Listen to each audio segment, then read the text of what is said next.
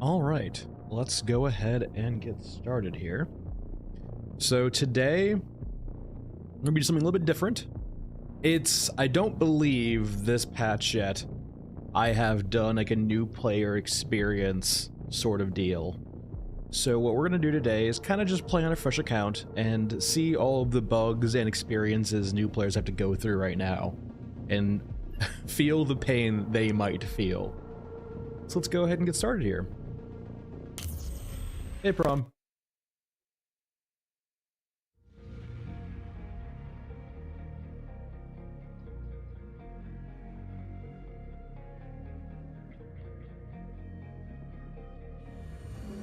Yes, the lovely innards.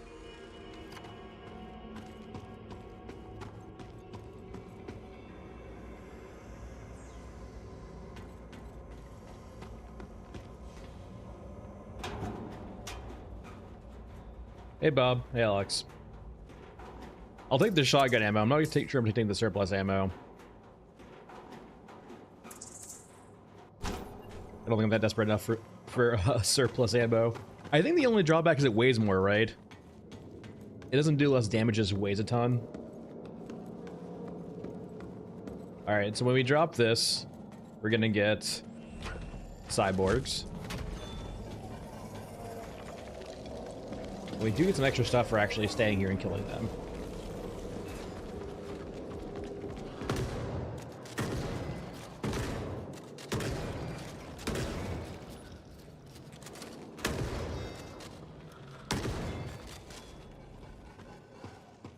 Hello. Sir, you appear broken, sir.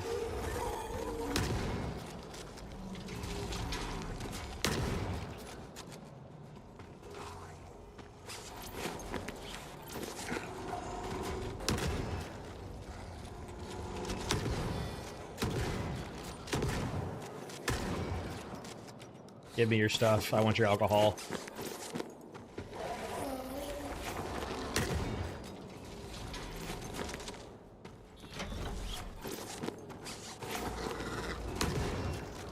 There's more.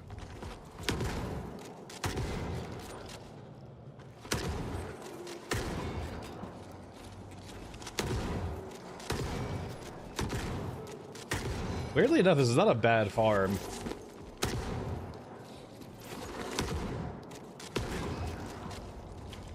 Yeah, I mean, just all shotguns are, right?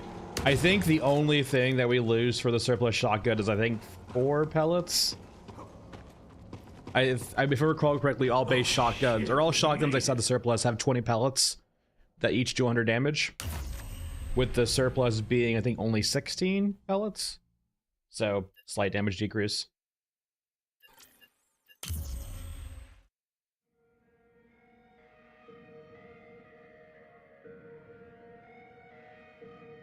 But all in all, yeah, shotguns are just amazing versus everything in this game. Only downside is they can't be silenced yet, which I don't, honestly, considering how strong they are, until they do armor, they probably shouldn't have a silencer. The red light.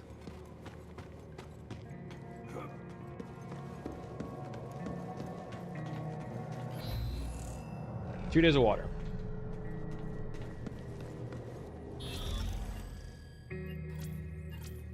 So we can complete this quest, get a bit more water.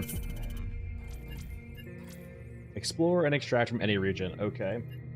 Yeah, I did notice, I was talking to one of my friends who was getting into the game a little bit, and he like noticed how like the beginning quest lines were quite different.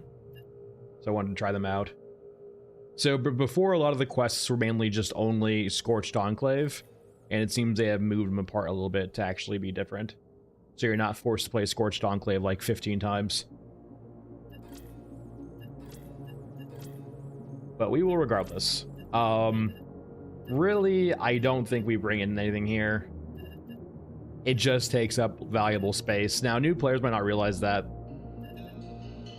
Some of them might, like, carry over ideas of, like, keeping only your surplus weapons, so that tracks, I guess, but it does feel like right now bringing in any items right is, like, a big trap, because you can't really carry much. Alright, we'll start cemetery. Like, the base The base backpack is just really bad. And I do hope we see... It would be neat, for example, if like the base rig was like a great stealth option. It made you stealthier. That kind of help out newer players.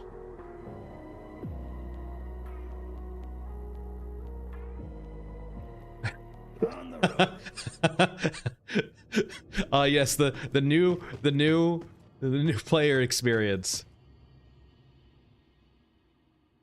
Smoke, there are silencer for shotguns. Go look them up, man.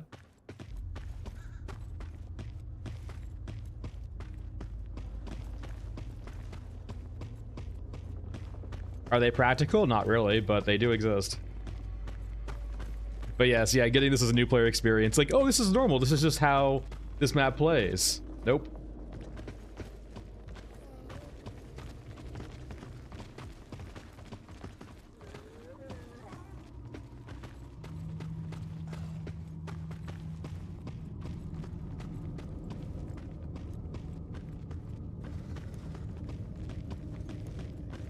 Though, as long as you aren't, like, I guess, too cavalier and start shooting things, it kind of probably is better for you to be on this map than the other Scorched Enclave. As long as you don't start shooting. I think we want all of this, don't we? I think so. I don't think it's time to be picky about loot just yet. Carry the fire in these buckets.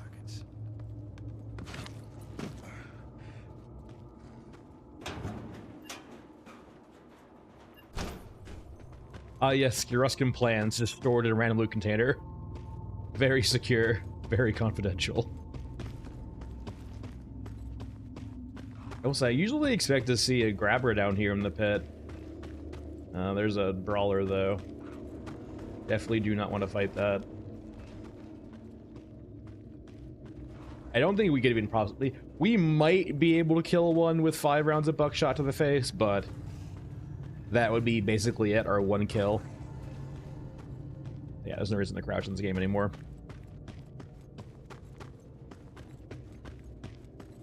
I guess only for visual aggro, but that's about it.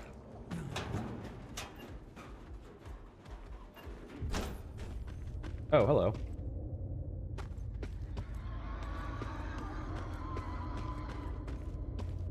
Six meters. Though, like, that's the thing, though, too. No new player would realize that. The whole 6 meter thing. Oh, it's a hand, okay.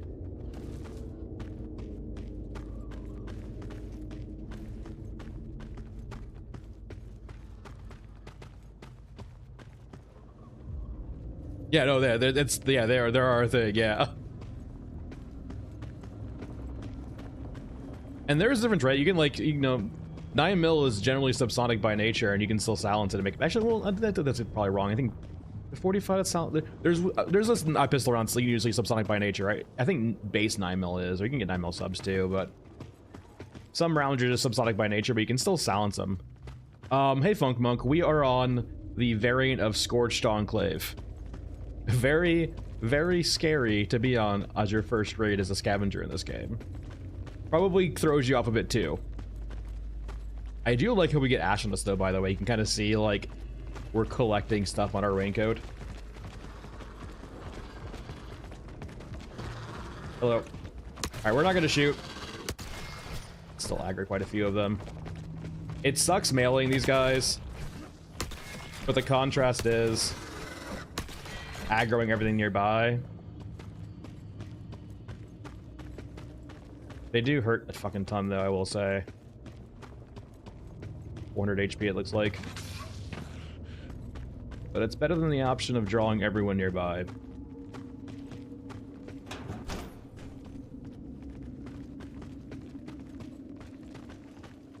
How full are we? We're full volume-wise.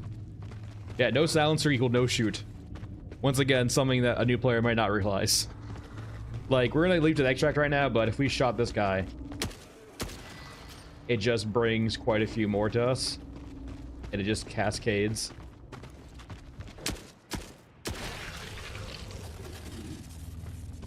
Time to skedaddle.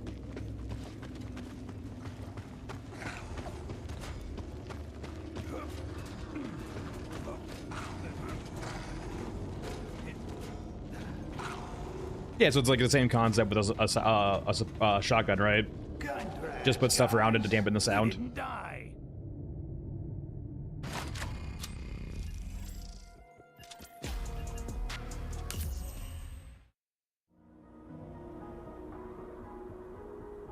I will say though, like, it's because we have prior knowledge, it's fine. I feel like a newer player on that map might just die their first time, because if they don't know the cardinal rule, if you ever shoot your gun on a map like that, it just cascades out of control if you don't have a silencer. It does make me want to have the ability to control day and night cycles a bit, just because I don't think it would throw them off the game, but it might confuse them on why just there's nothing going on. All right, our next quest, rig, is this, I think just, oh, we collect water, right? And we have water, so cool. I guess that's a cool feature too, right? You actually complete these quests now with stuff in your inventory. So we don't have to do both quests in one raid. We can do, oh, sorry, rather, we don't have to do 2 raids for 2 quests. We can do 1 raid for 2 quests, though kind of accidental.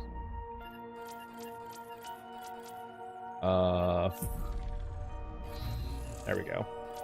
Here's the worst quest of all. 3 European drone components.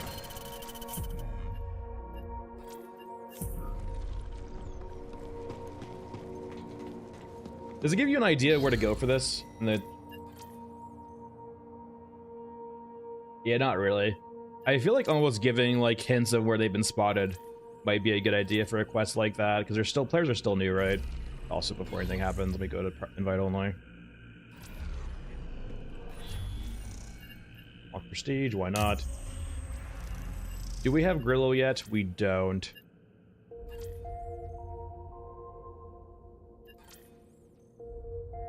F5. Now, unfortunately, yeah, we do not have Grillo yet. So this will be unsilenced. Just looking for a few drone kills. And I still think Mesa is probably the best one for this map. You could do mech trenches. Mech trenches has this nasty tendency now, though, to like aggro things to you without a silencer. On Mesa, it's much harder unless you're in Shantytown to have like a bunch of additional aggro. If you have a silencer, mech trenches is probably better, but I think without a silencer, probably Mesa's better.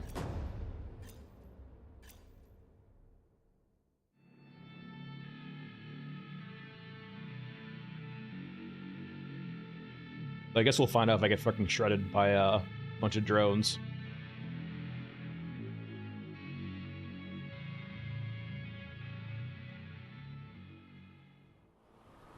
Yeah, well, that'd be kind of a thing though too, right, Smock? And the day and night cycle is like, night cycles will be optional, but it's also a way of like getting ahead or like making up for shortfalls, or like the way I see it, right, is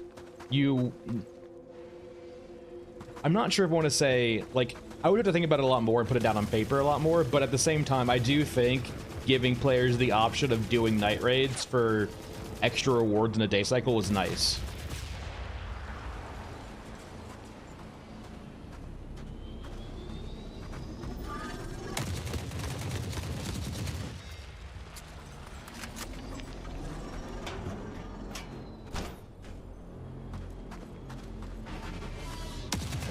Yeah, I mean, I feel like the new stealth system is not really, like, it's so underbaked right now. And I also feel like it maybe got snuck into the game by accident because it's so underbaked.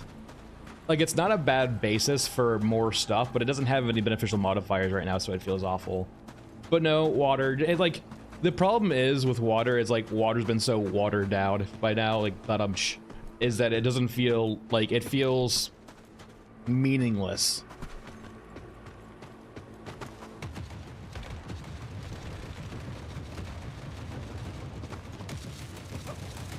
I mean, insert. Remember, it's philosophical in nature to some extent, right? Do you want to be punished for not playing a game?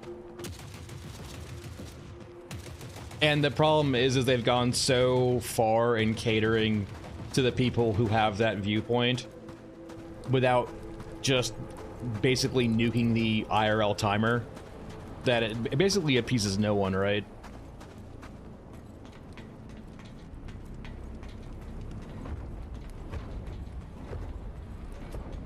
For something that was supposed to felt like, yeah, different teams, I would say, though, right? I don't think the person who's doing managing your gunplay is the same person doing your water system. And optimization is definitely not, right? Definitely different people. Hello, water.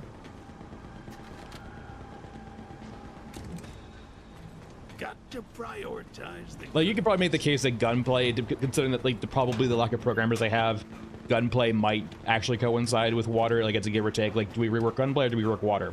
That's fair. Optimizations, though, that's an entirely different person. Different set of skills.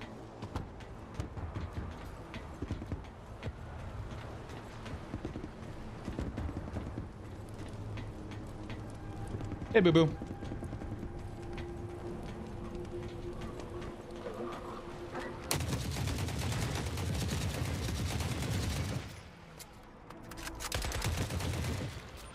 All right, I need one more drone component. Strong drone.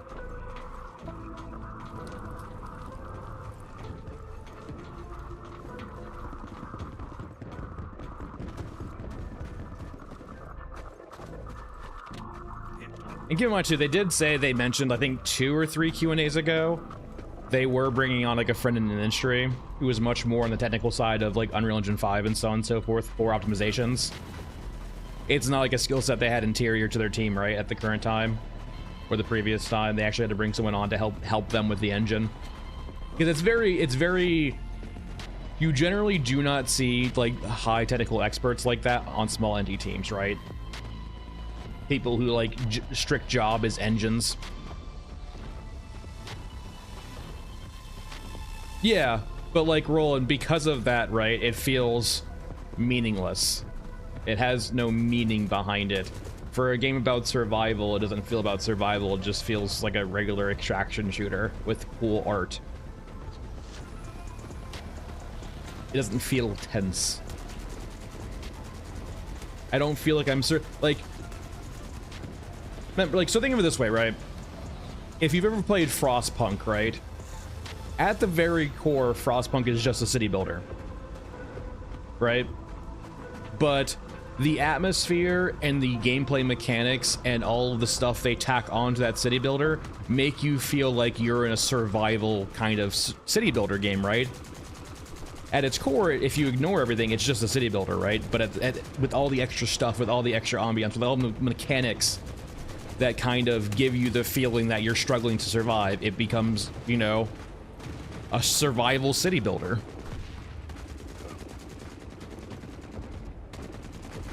And that's kind of what we're missing right now on top of the base game, is we have this cool, like, really artistic extraction shooter, but it doesn't have that survival element. It doesn't feel like you're trying to survive in a wasteland like this, right? Also, where's my drones?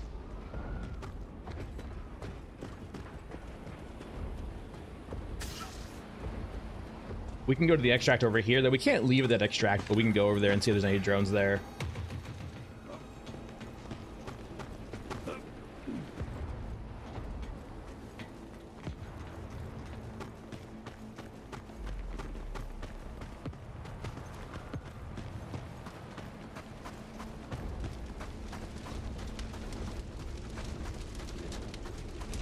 Fire sounds.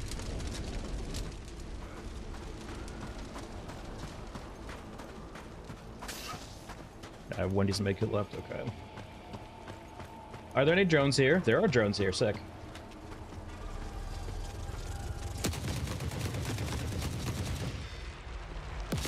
Hold on, reloading.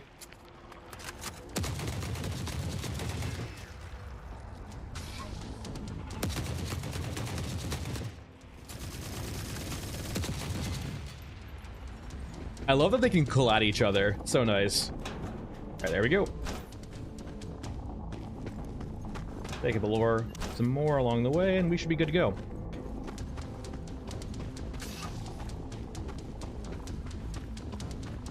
Yeah, and I can't like stress enough like how my first time playing Frostpunk was fucking an experience. I would say that Frostpunk 2 misses the mark a little bit. It's still a really cool setting, Frostpunk 2, but Frostpunk 1 is just like, it's goated, right? If you like city builders, if you like atmospheric games, Frostpunk 1 is just so damn good.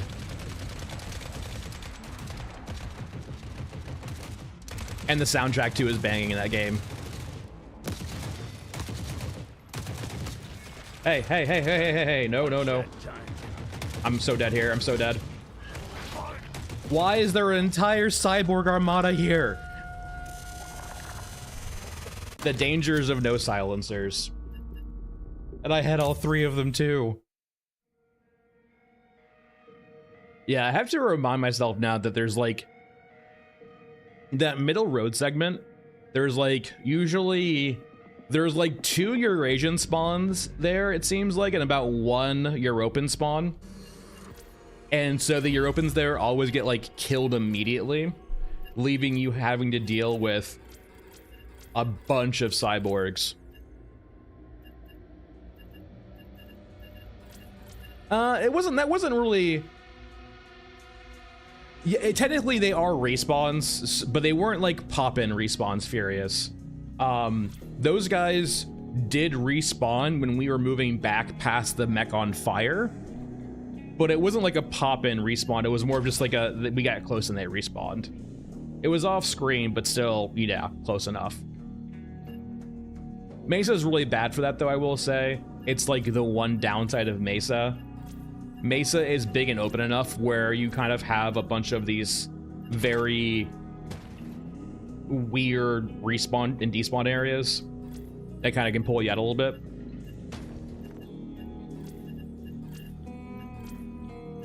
Like, once you play Mesa enough, you get very used to where the respawn and despawn triggers are for things. And it's not organic at all. It's just like it's a flat just line on the sand. If you go past this, they will despawn. If you go past this, they will respawn.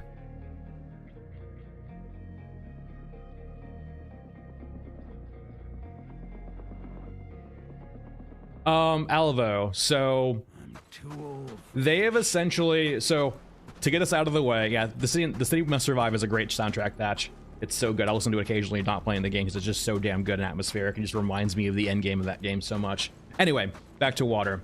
At the current time, water still ticks down when you're not playing the game. Just gonna say that right out the gate. That being said, they have made water much easier to get. If you play for like 20-30 minutes a week, you get enough water for weeks of game time, basically. And in addition, if you progress far enough, you can basically buy upgrades to your innards that essentially will always keep your water full. There's technically, I guess, a small chance of you getting insanely unlucky, but it's probably never gonna happen. Never gonna happen. So, yeah, it's... If you philosophically hate the idea of a time clock clicking down when you're not playing the game, that's still there. It's been watered down enough, though, that it doesn't really matter anymore. The core thing I don't like about water right now is it doesn't really feel like it means anything. Yeah, there's a downside to the inner upgrades. You'll get raided by water raiders. It's 3 NPCs, though. They're really easy to kill. And thanks, okay, appreciate it. Oh god, pictures. This is such a trap for newer players too. Oh god. Don't pick up the pictures.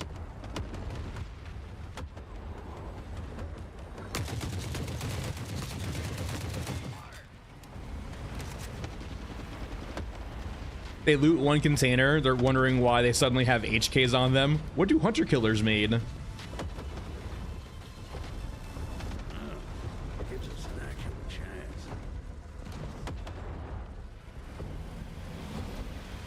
All right, let's go back to our spawn. Actually, we missed our drones there.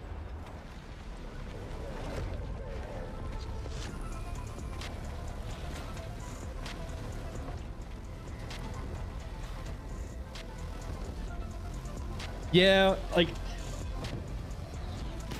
they really haven't balanced the economy at all, and nor do I think they really should at this current point in time, because the game is that early access, where I think the economy should be like almost one of the last things you start trying to balance. Like, maybe do like very broad changes to get a feel of things, but like minutia balancing a game like this, I wouldn't worry about right now. But because of that, guns are really cheap. So there's not much point in using the surpluses. I'll still end up using the surplus shotgun because it's good enough. And like, I just don't want to micromanage having to get 2 good guns. It's okay. We can go around. We'll just cut through here again. But yeah, there's really not much reason in using the surplus guns, considering like this AK is super cheap and credits don't mean a lot. You can farm credits really easily. And it would be one thing too, but I think the surplus gun also does less damage also. Oh, sorry, it has a lower rate of fire. So you're really just gimping yourself if you're using a surplus rifle. Like, the only case I'd bring, basically, if you're doing like a naked run where you're basically running nothing in your rig, sure, surplus rifle with surplus shotgun if you're planning on shooting at all, right? But the second you're taking a fight, the ability to constantly stagger with an AK is really important.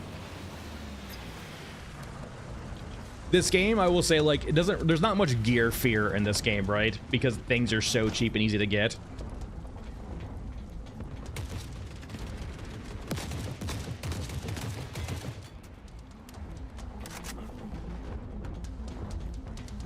All right, I need drones. Now, occasionally they'll spawn over here too, but I do not see them. Hey, civilians. Be free. No drones.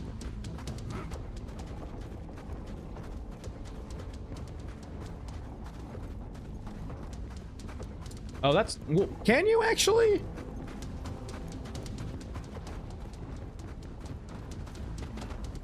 I thought it was only weapons and rig components that you get back from picking up your drones. I don't think you get anything in your inventory back. But we can go see.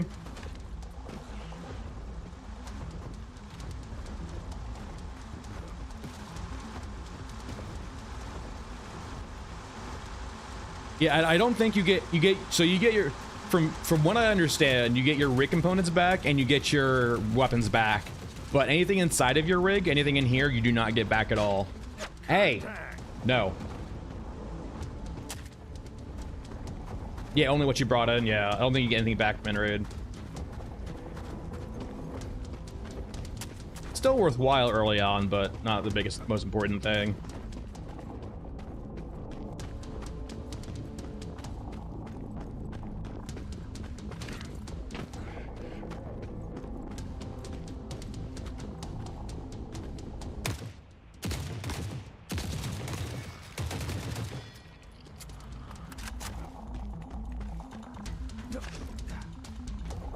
Okay, so what's gonna happen here, right, is right now this road is empty. As you can see, everything here that was here like fought and died. Not this stream yet, Roland. We're on like our second or third raid right now on a new account.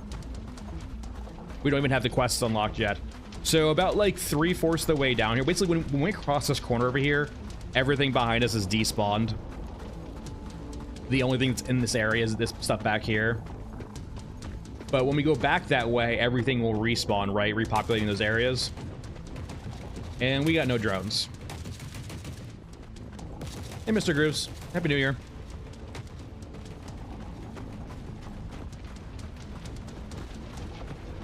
And so what will happen here is we'll cross the corner, those guys will be respawned, and the guys on the road will be respawned, which is much more important, guys, because there's always potentially a lot of people on the road over here. No respawns? Ada? There, okay, there's the cyborgs at least. That were not here before. And they're running off. Okay, so you're open drones. We need... The last place we can probably check is the bunker. Though I really do not like the bunker at all. It's always like a death trap. The respawns at the road aren't great, but the respawns in bunker are worst. Because they'll just respawn while you're there and head back to where you were at. Do I hear a tank?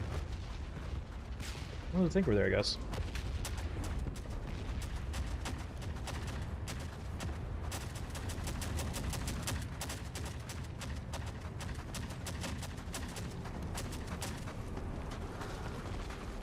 Alright, we have cyborgs.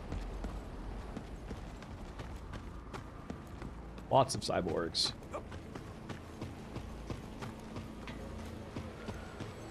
Are we gonna see no drones this raid? Really?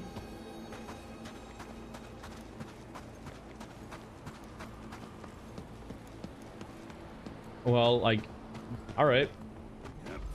That feels pretty rare, but it happened, so it happened. And there's an Orgamech here. Hey, friend. Who's a good boy? Who's running into a wall?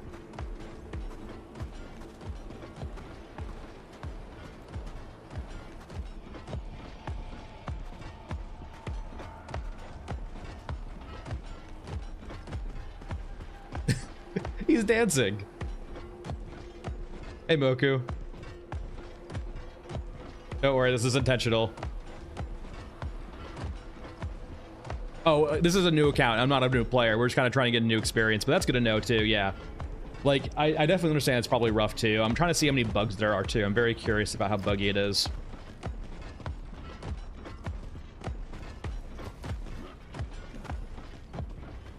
All right, time to leave. Goodbye, friend.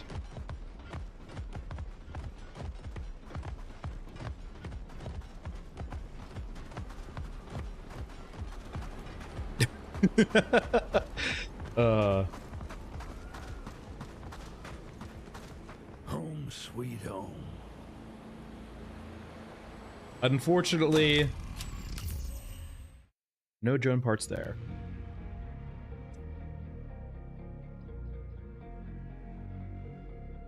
So getting water is fine too.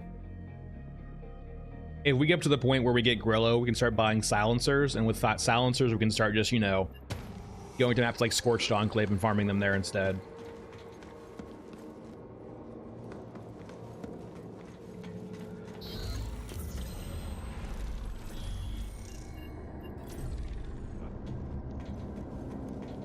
I don't think it's wrong.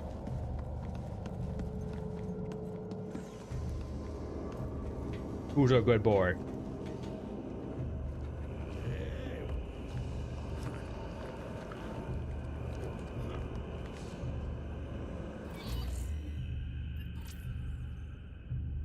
So, I just need to make a video on this.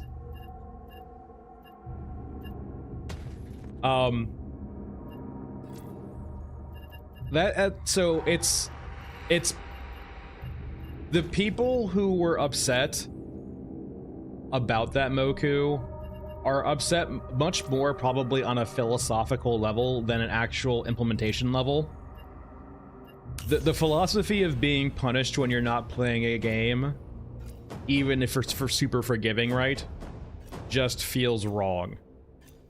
And from a balance perspective, it's really hard to balance a gameplay experience around someone who might play an hour a week versus someone who might play 5 hours a week, right? Because they're going to have vastly different amounts of water.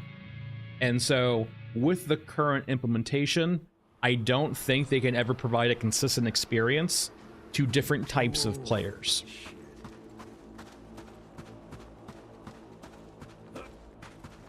And because they're trying to cater to that crowd without just caving into that crowd and just getting rid of the real life timer, it's watered down the mechanics so much that it essentially feels meaningless. Water right now, like for your example, Moku, having 90 days worth of water pretty easily, right? It feels like a joke. It doesn't feel like it has any impact. Also, where are my drones?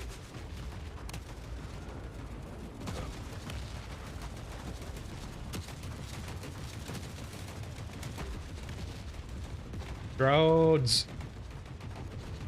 There we go. I summoned them by complaining.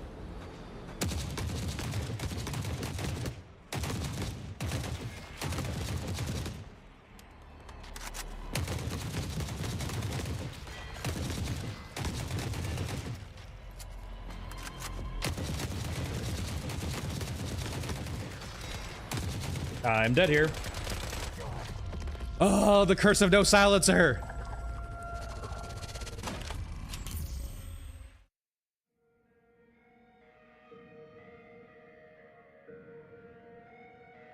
I wonder if it's just like that's the play, is not even try to do the drone quest until you get a silencer.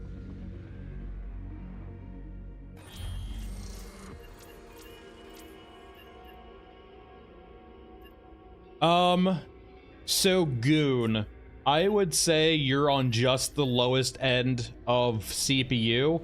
I feel like you would try the demo out, Goonberg. It is a hefty demo in regards to size, but I definitely feel like you could probably try it out and see how well you do with it. Now, keep in mind too, there have been performance improvements since the demo. I've heard they've been hit or miss. But I think it's worth downloading the demo and see if you get like 60 FPS on some maps on certain settings.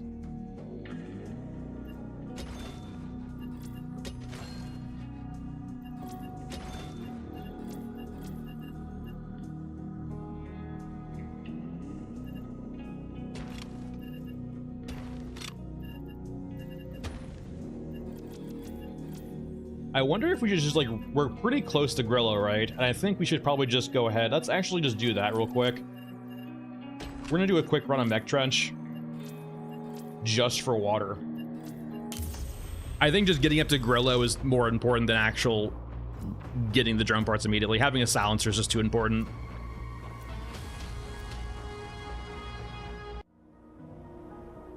Something like that. I go over it last stream too, Moki. We talked about water quite a bit.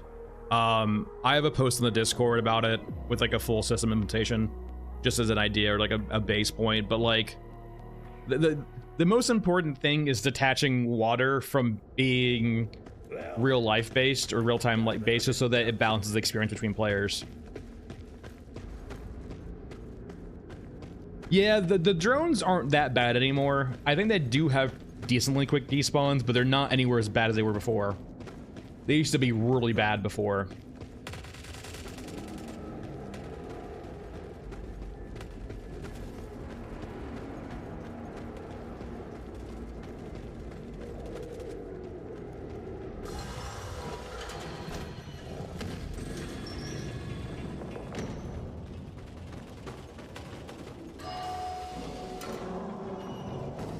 All right, there should be a water case down here somewhere. If not, we can go up top and there'll be one there.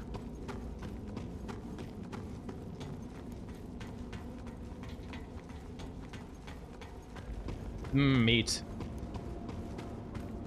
There we go. Jackpot.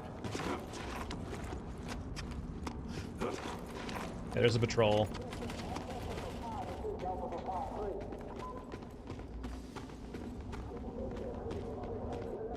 I made a mistake by sprinting there. Thankfully, they do have to go around to get to me. It's on their Steam page. It should be on the Steam page, a Discord link.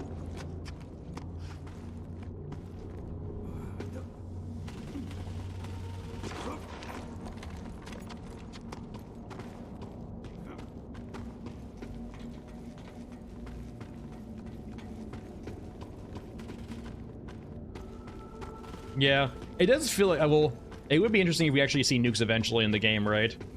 Like maybe off in the distance. Like, are they actually still actively nuking each other? Yeah, I don't have a Discord server. Their Discord server works perfectly fine enough for now. Thanks. I do not be pulled into moderating my own Discord.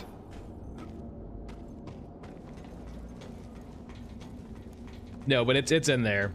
It's in the feedback section. It's like 6-7 days old by now.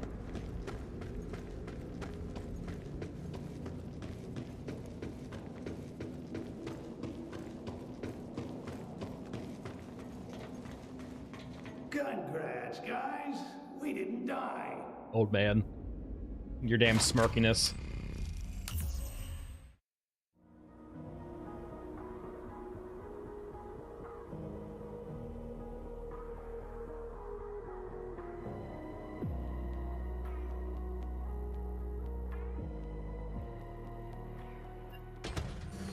All right, not a bad run.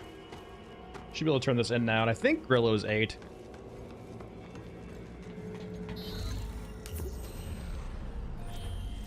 What is it? Great, is Grillo 11? Might be misremembering. What are you at, Grillo? 11 is water, okay.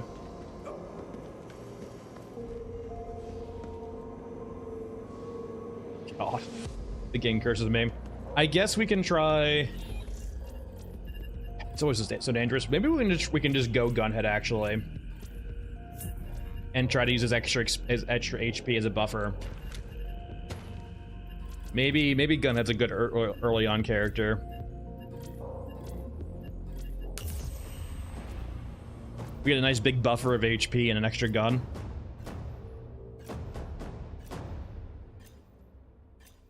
The only problem is we do make a lot of sound now, but at the same time, we're already making sound with our AK. Rad. Peak rad. Yeah.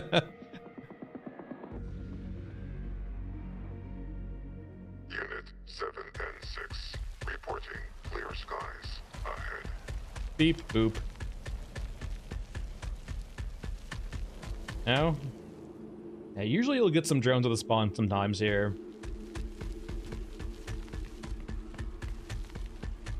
I will say, this is not a very Chad game. At least the premise of it's not very Chad-like.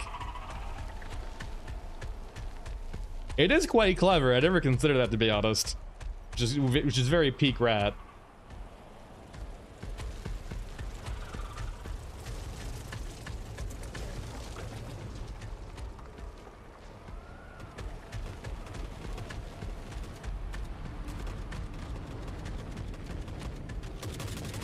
Oh yeah, I know, yeah. Ground, please, no. Are you gonna shoot each other? There we go. We're just gonna let this happen.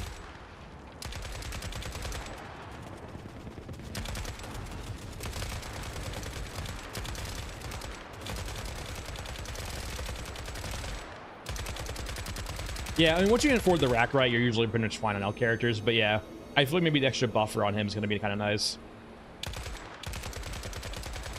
You usually don't have good medkits early on. Enemy contact. Scanning.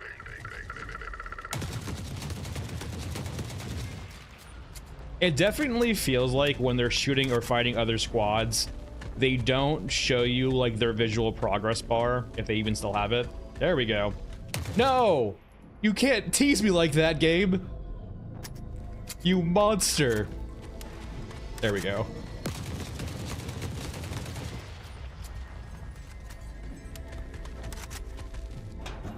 All right, there's one. Check.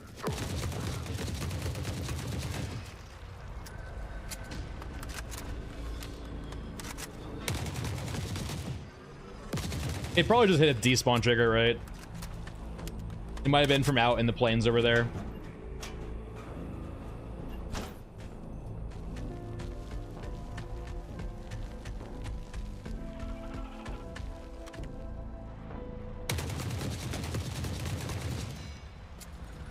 I'll loot you, but I don't really need your stuff.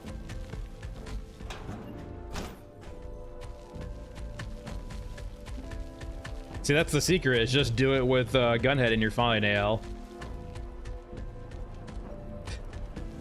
Oh no, I can't ADS. I can only aim third person. Alright, we're at a similar spot as last time. We have 2 out of 3, and we need one more drone, and we're gonna go over here to check for it.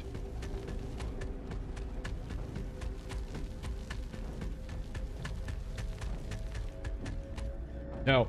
No.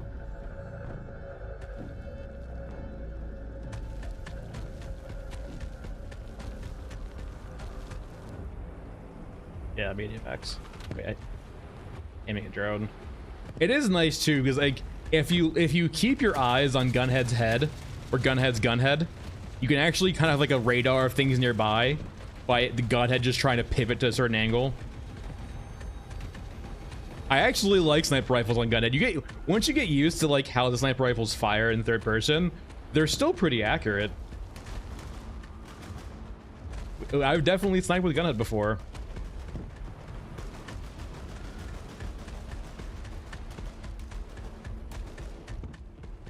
That's good to know. Being able to do it while staggered is actually huge. Though I will say, staggering is sometimes too a lifesaver, because while you're staggered, they actually make you invulnerable. You ever notice that? Like, you get shot by a shotgun and suddenly you don't take damage anymore?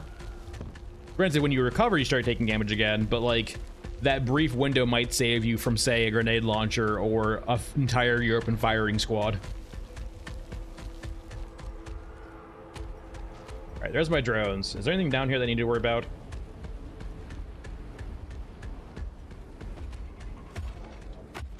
Whoa, whoa, whoa, whoa. Hey, Fred. Where the fuck did you come from, sir?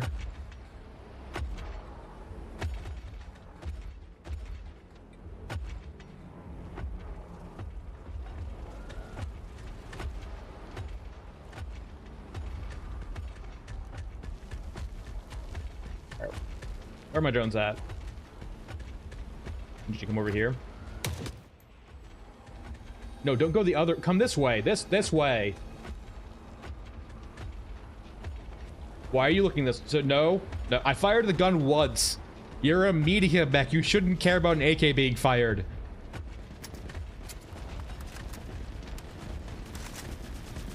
Don't die up there. I need your corpse over here.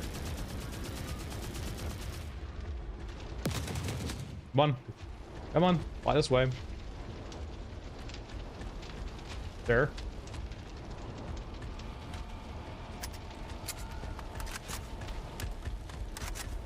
It's abusing the terrain. It's not fair. There's some over here. There are, thank God. That one's gone. Contact.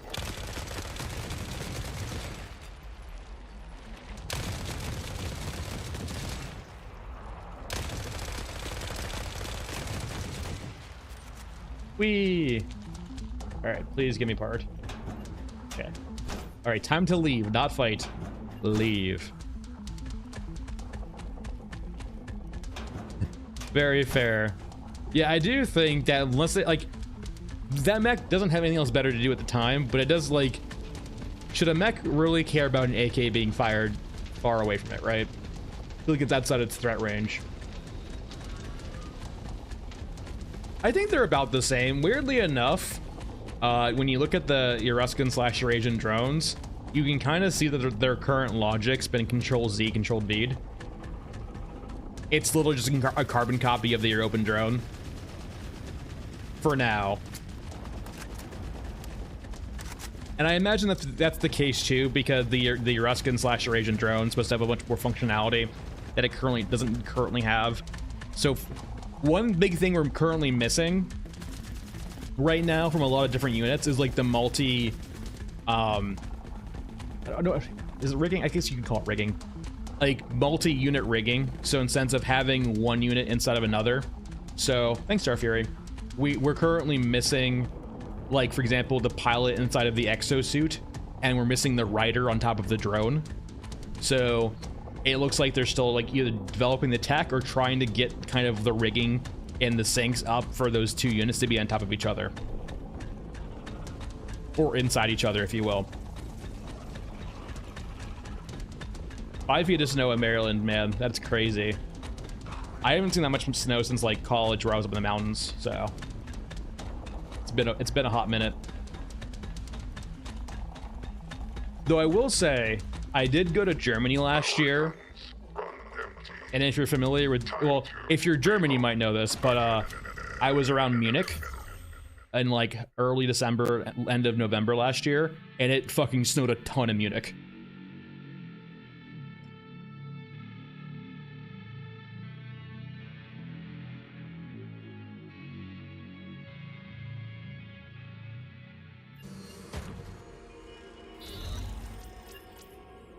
All right, so we have 2 out of 3 now. We have time to fly. Guessing we're gonna have the precursor quests here. Yeah, kill your opens. And then we have staunch the bleeding. Yeah.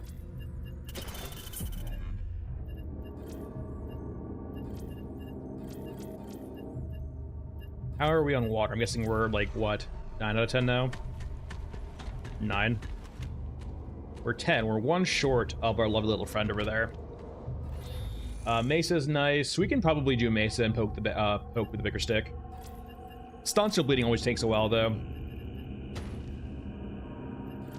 I wonder if Gunhead actually is just the goat early on.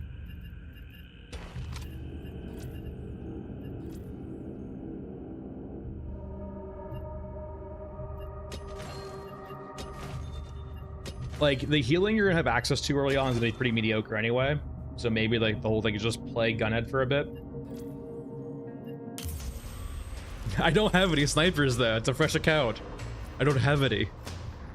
We can buy some later, but I have access to nothing right now. Yeah, he probably should.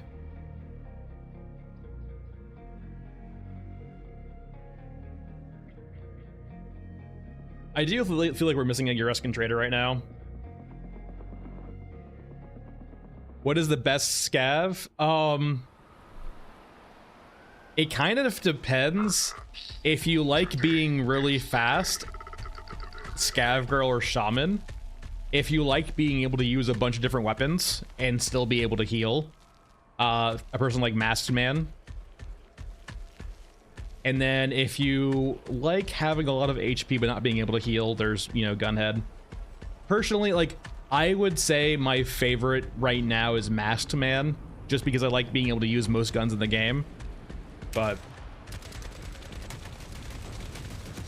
if you want a good trade-off of looting guns and other things, I would say Shaman. Yeah, I like... If you like fast characters, I would say just go Shaman. If you want to use all of the guns, just go Masked Man. Gunhead's fun, but the ability to heal makes up for a lot of bullshit in the game currently. So you can just get unlucky as Gunhead sometimes. Though I will say, if you like the tense experience of not being able to heal, and like feeling like you might die at any moment, Gunhead is nice.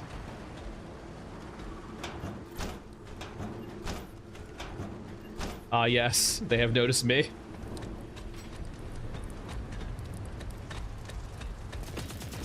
Yeah. Gunhead also has the issue right now, right, where he has a larger aggro radius. So I would probably say Masked Man if you want to just use all the guns, or Shaman if you want to be able to run fast and loot a lot.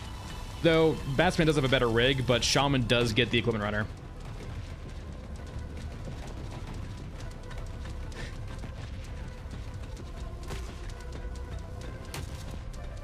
It does make sense, Star Fury, but like it also has the whole element right now where it's a cylinder. So him making more noise does make sense, but at the same time, like through walls, regardless of elevation, is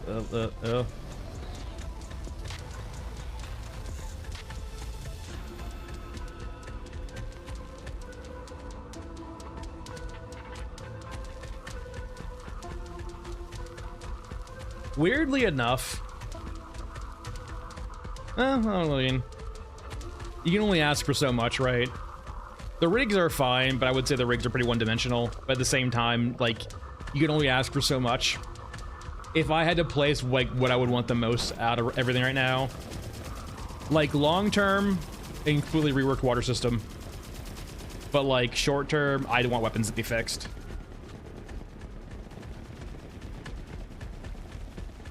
And, like, pop it in reinforcements and weapons, I would say take priority over water, because water's gonna be much more of a long-term goal to get fixed, but yeah.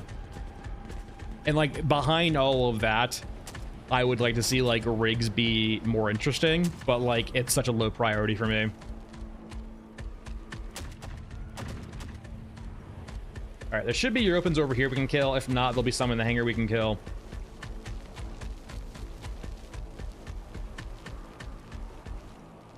Yeah. I feel like armor might come pretty late though. We'll have to see.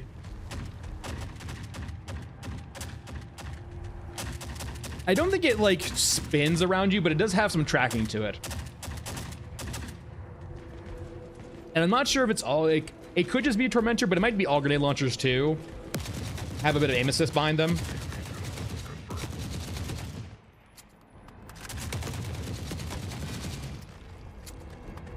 The only problem with the Scar is it can't be silenced. It's a fun gun to use because it makes big chunky noises, and it also has this tendency of just like deleting things in the head. But it has no silencer, so you just end up aggroing everything with it, which can be fun at times, but it's like it just aggroes everything.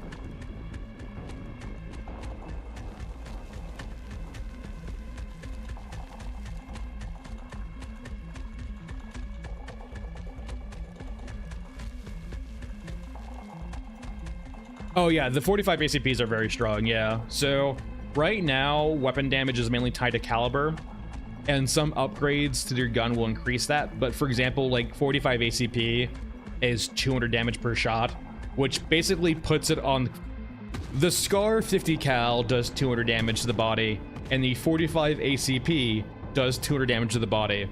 And one weighs a lot less than the other.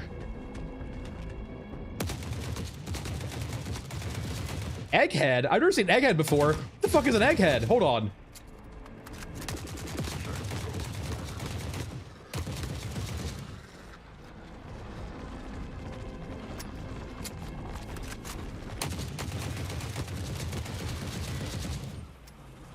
It's not Easter yet, though.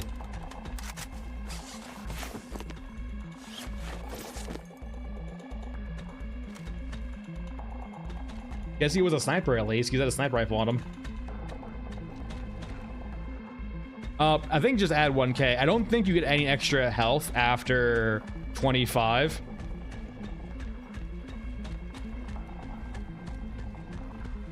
So just an extra 1k. So he's at 2.25 right now at 0. So he's gonna have 3.25 at 25. And then I don't think he gets increased at all past that. They've been good so far, Sesh. We're on a new account right now, so it's been hit or miss a little bit. We don't have silencers yet, so it's kind of rough at times.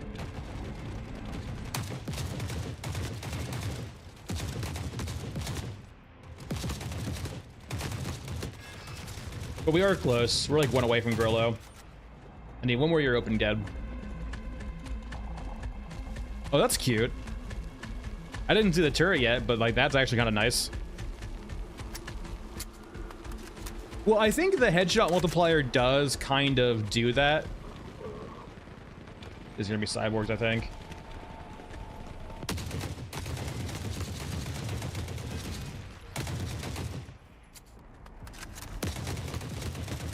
All right, I have 3 shots left. I do have my gunhead though.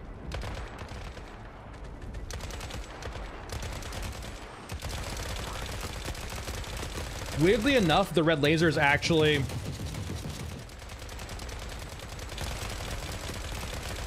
Time to leave.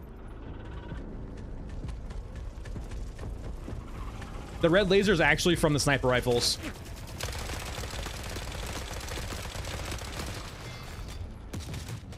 Frickin' drones, man. Every time.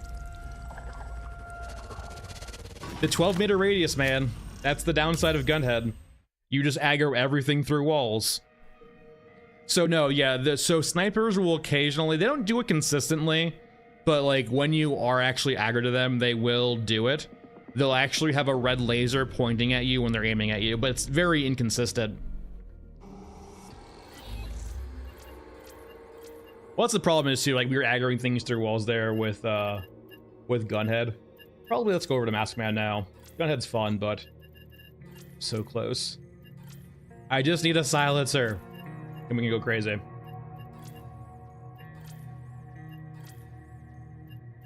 Let's just get this quest done real quick so we get enough water for Grillo.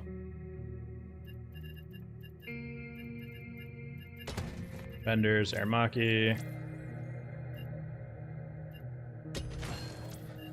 We'll bring like 60. We're not trying to fight here. Meds wise, we have plenty.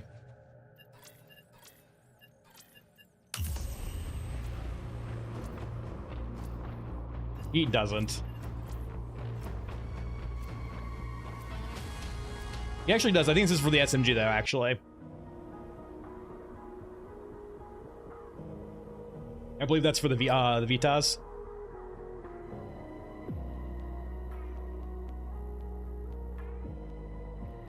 believe the only rifle suppressors are on Grillo. Hey, maybe we could find one in raid though, like we tried last time, forever ago. All right, quick in and out. We need to kill one near open, and then we're good.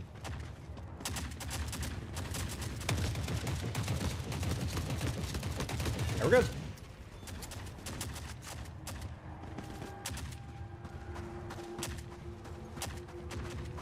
We'll do a quick loot on the scaffolding, then we'll leave.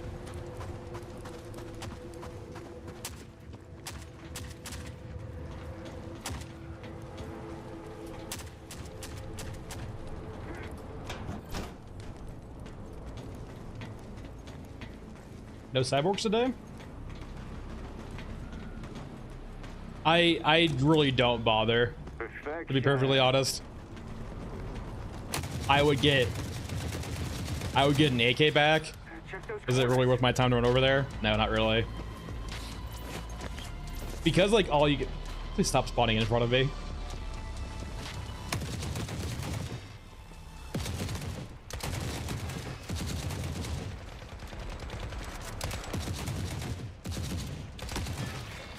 And I'm out already.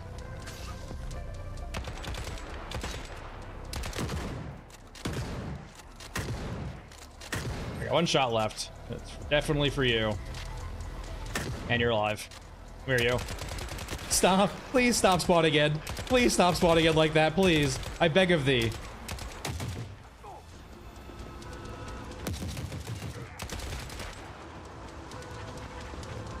Game, I beg of thee, please stop spawning again on me like that.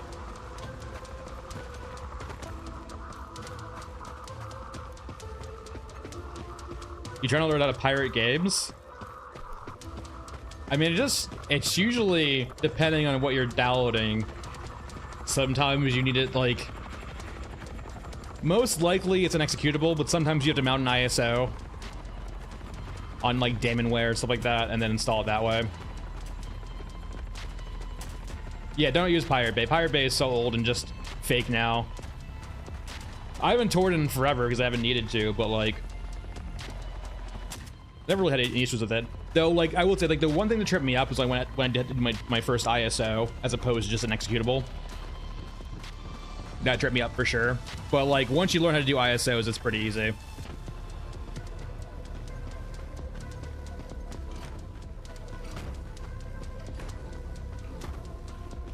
Oh yeah, that's usually, yeah, that'll be part of it too.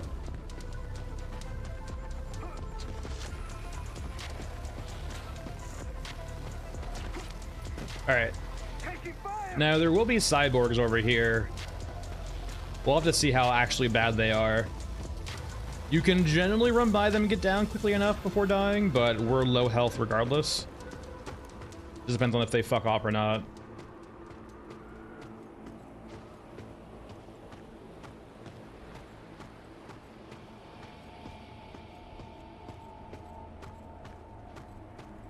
There's one right there.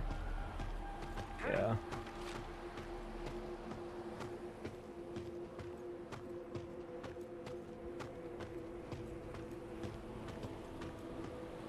Hey, zombie. Okay, we probably should be okay to run down. There is a chance we might die here from our low health, though. Thanks, Noel. Appreciate it. Alright, let us sprint down. Looks like we lucked out with the cyborgs being up top and not coming down here.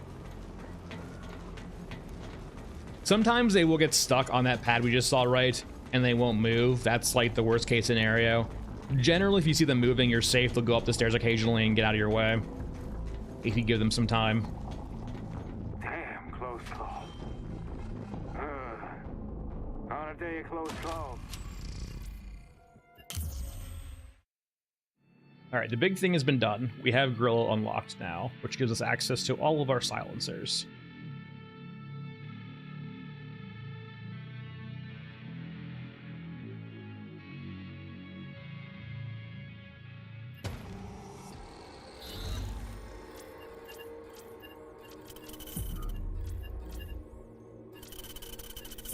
All right, the 11 water now. We should have access to Grillo. That's kind of how I feel about it too, like Ludroth. If there's a legal option, I will always usually go for the legal option now.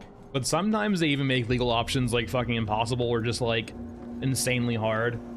Some movies won't even be on streaming. Like, buy the whole copy of the movie for 20 bucks if you want to watch it. I was like, can I rent it or something? Just like, give me an option to watch it. Please. Anyway. Vendors. We have all of our vendors now, thank God. So our first things we're going to be doing here, go to attachments, deselect hiding compatible, go to muzzle devices here. And I can never remember which silencers go in which, and they're cheap enough. I just buy one of each. That way I make sure I have a silencer for everything. And we're good. And now we can go to our character here, go to our Ake, and do the most important thing, put a silencer on it. And now we are fine. We'll still aggro things from proximity, but we'll no longer pull the entire world to us. And despite the fact now that we have Grillo unlocked, I still think... Oh, we have the RPK here. Getting Air Maki up to level 3 is important, level 2 is important. Because the RPK is just like the goated rifle. It does just so, it's just like the all-around best rifle, and it's not even close. It's also really easy to get parts too, parts for, because you find our AK parts all the time. And it uses the exact same parts as an AK. Now, I heard recently too that apparently the rig is broken.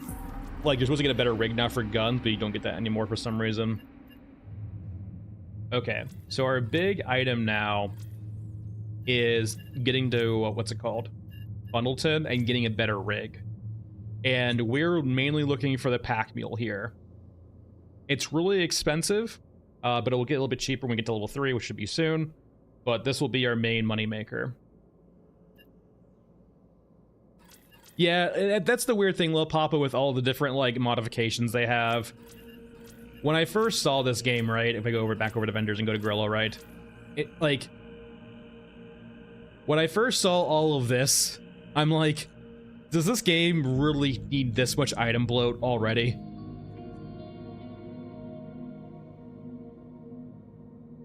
It feels a bit excessive.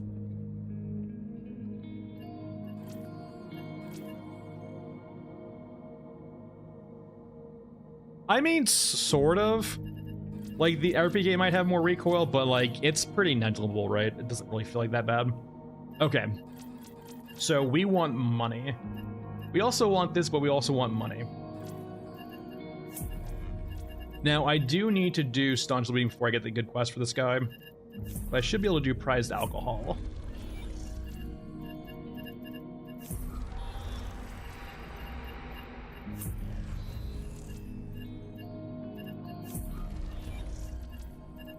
Maybe not?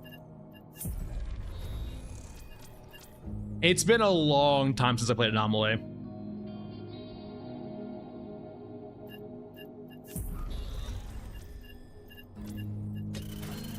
There's Sea for the Night. And let's just go ahead and do plug pull perhaps, though. Plug pull works.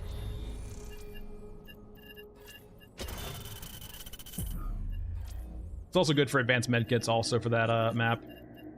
So RPK 762. We're probably gonna want like 300 or so. We will empty this out as we use it, so it's perfectly fine. We'll be killing for a bit. We'll try to find most of these in raid, I think.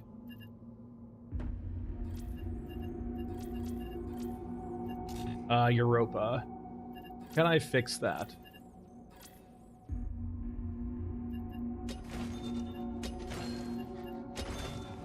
Oh, probably not. He really doesn't like me right now. Which is fair. Very, very quite fair.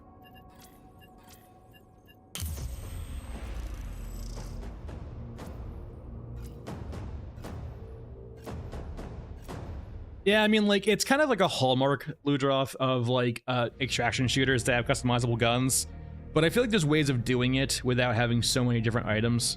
At the same time, I wouldn't be surprised if most of these are asset bought. And so they was like, we have all these assets, let's go ahead and use them.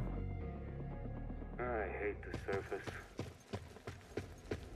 I don't think many of their guns are ones that they modeled themselves, which is why we see so many modern guns.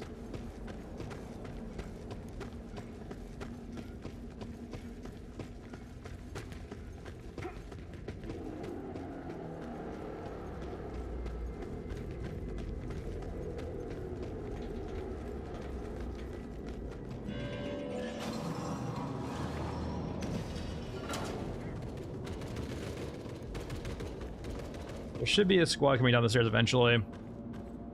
I mean, most of the guns look bought, to be honest, if not all of them. If I went to the Unreal Asset Store, I'm sure I could probably find most of these. Painless is like, yeah, Painless is like one of the only home-cooked guns. I will say that. And you can tell too.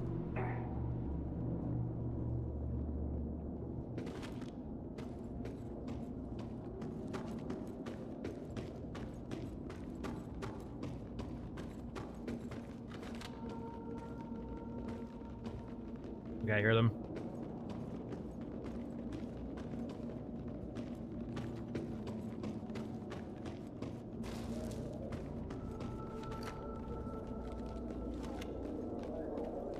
Only 3?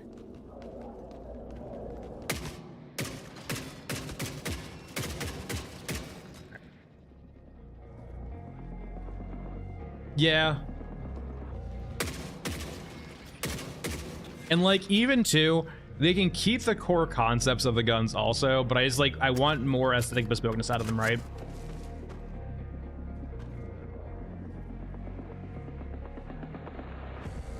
Yeah, I mean, here's the thing though, right? Would you considering that like every gun is broken in ADS, would we really call that decent quality?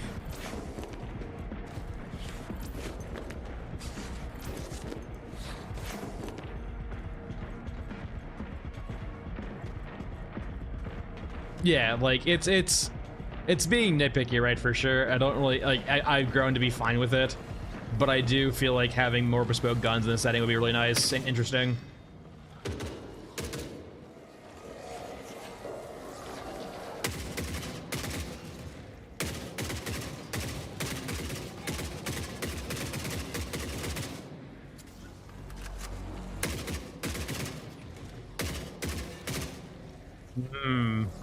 ASMR.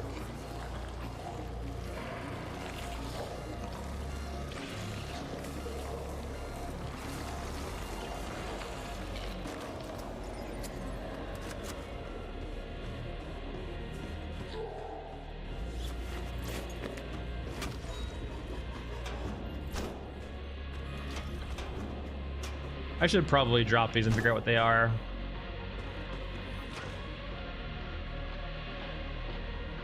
I am looking for advanced med kits. I don't really care for 50 cal at all.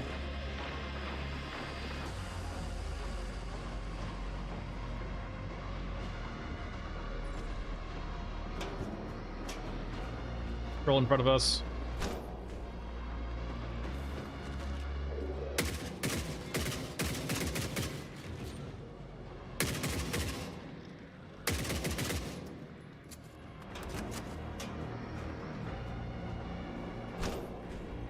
Yeah, I know like the biggest thing, right, is they were bringing in an AI engineer, which is huge.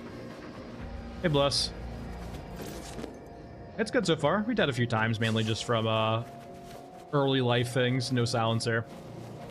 But now we have a silencer, so we should not die very often.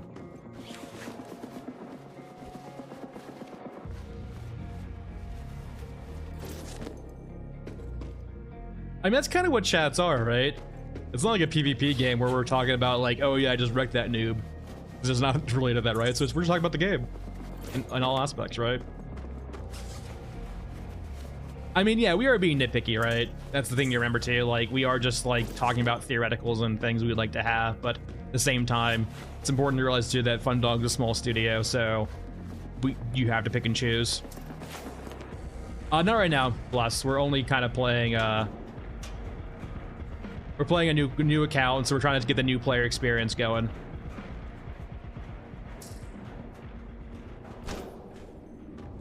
Also, where's my thief?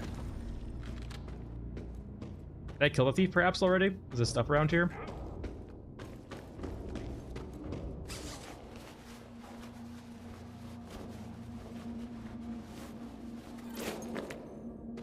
We'll be doing some community stuff in the future, though.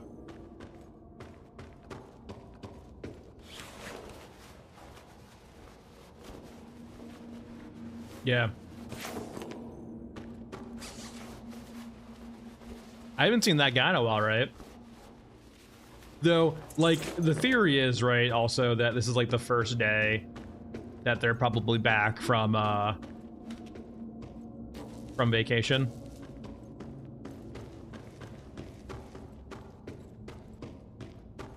Yeah, there's also like a fine line too between like being like just shitting on the game and being constructive.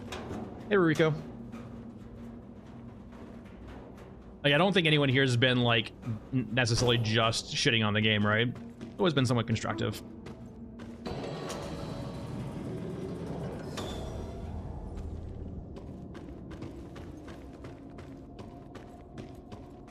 Oh, just don't use the Steam forums.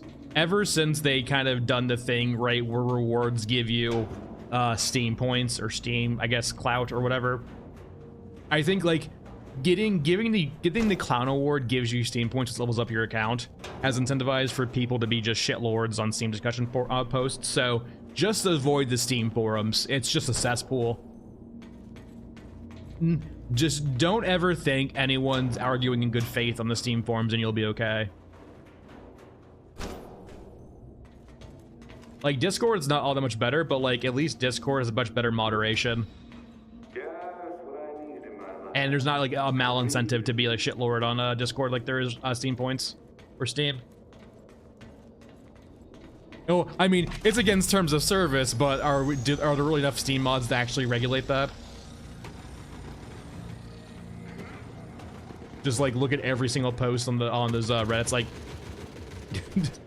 like the whole woke and anti-woke things on like every other thread. Like one thread's like saying make the game woke, one thread says make the game not woke, and it's just people farming points.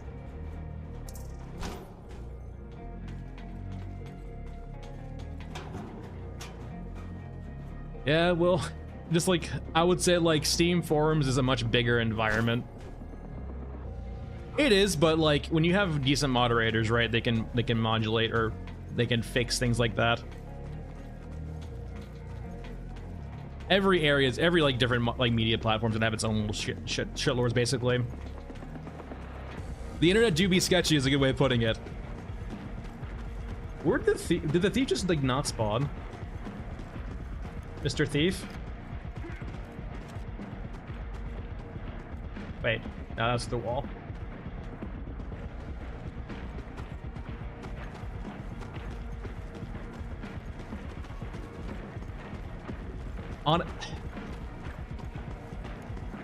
Here's the thing.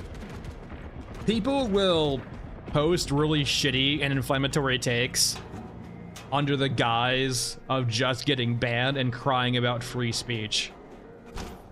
It's a very thanks, Rico. It's a very common tactic, it feels like, for people just to like, they want to like say something really shitty, and so they say something inflammatory and then get censored, and so they can take a valid argument. It's like, oh, my free speech is being, you know, violated because you're censoring my really shitty take. Check those corners.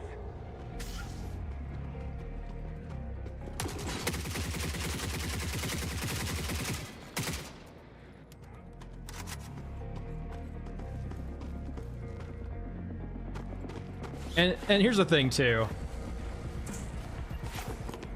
This is not a political channel. I have friends on both sides, and I'm perfectly open with talking with people on both sides when they're being genuine, but there's a very clear line between being genuinely disagreeing with someone and just trying to be inflammatory.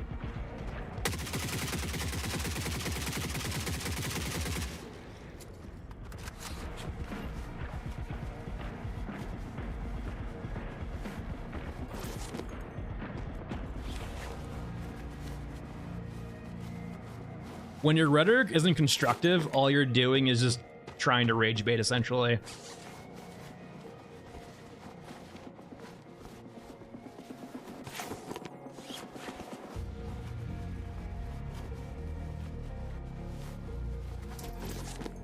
Come on, one for advancement kit. Come on, give it to me.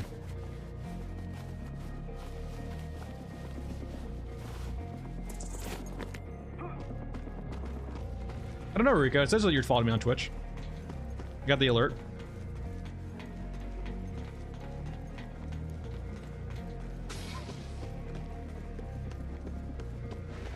Oh, no, Pixel. That's like the first thing I'll notice too, right? Is people will like immediately start accusing each other of like logical fallacies. It is what it is, man. It's why I try to steer away from it. The rhetoric has just gotten so inflammatory on both sides, right? Where it's hard to siphon through all of this shit and have an honest discussion about things. Which is nice because that's what we're seemingly doing here about the game, right? We're actually talking about the game. We're not trying to be inflammatory. We're saying it's got bad things, it's got good things. We like it for this, we don't like it for this. We'd love to see this change. And naturally, in our discussions, right, people have different priorities. I know some of you would want to see guns fixed first. I would probably want to see other things fixed first. Hey, David.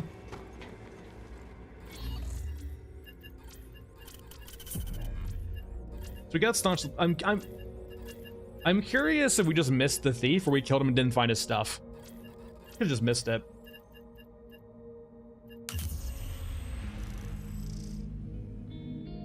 Attachments don't matter too much. They are nice to have, but the biggest thing is just basically getting a silencer. Once you have a silencer, like a drum mag is really nice, but the silencer is the most important thing of all.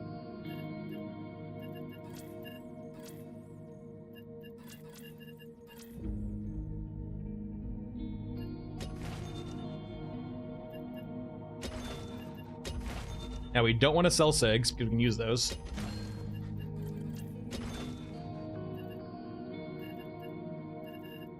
Let's do one more mech trench because I want to get, hopefully, find the thief. Let's rush there too. I'm very curious if he's actually there or not, or he's a different spot. I could just bring these in and drop these, right? I think that's how that works too. Hold on. Let me try this again. I'm curious if that actually still works.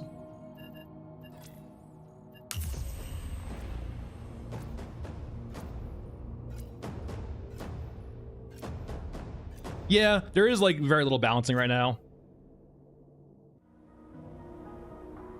How many Vepers? I don't think I have any Vepers at all between my both accounts. I usually don't farm. I usually don't go through the trouble of trying to farm things like that, right? Yeah, I do agree with you, David, in that regard too. Like right now, there's not. I imagine we'll see it with armor, right? But like right now, there's not a reason to run. There's no reason not to run a silencer.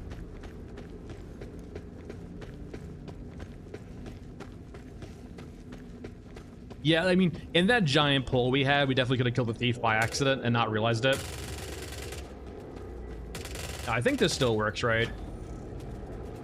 Yep. That still works. I don't need a Vepper now.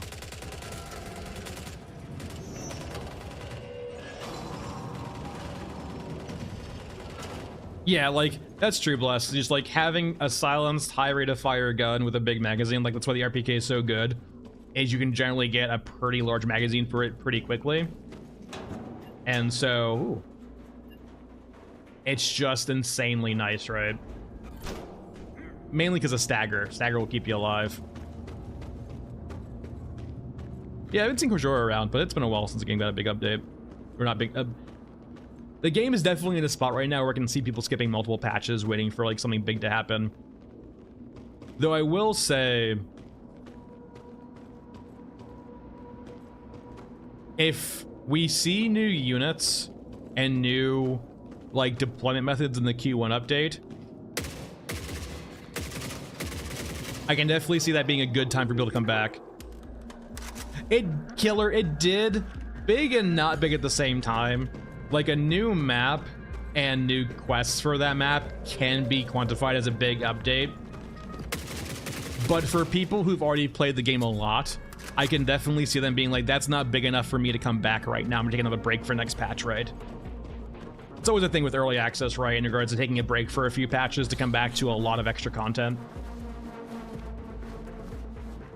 And there's also the big thing too, right, where like there's like 3 big things people are waiting for to get fixed before they jump back in. One being the pop-in respawns, which should be fixed in Q1 allegedly. The water system, which has been kind of changed multiple times, but probably doesn't get to the people who actually want to see it changed. And that, and just weapon polish, right? The weapons right now feel pretty kind of... The gunplay is fine, but if you actually try to aim down sights with all the guns, it feels not so great. All right, there he is. Yeah, there he is this time. Drop you, I think.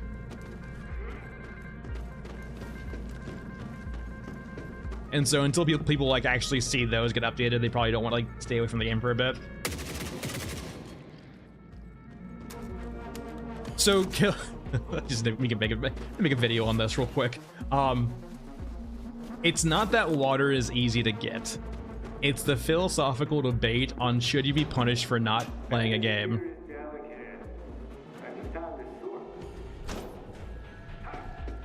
And then that on top of basically being that water doesn't mean anything anymore, right?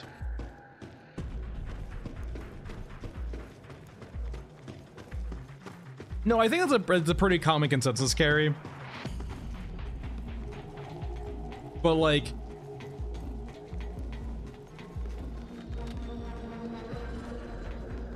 the people like who are like doom saying it on the Steam discussions are not really arguing in good faith because it's a joke mechanic, but it's also a joke mechanic at this point, right? Because it's been so, it doesn't mean anything, right? Like, what immersive qualities are you feeling like you're getting from water now?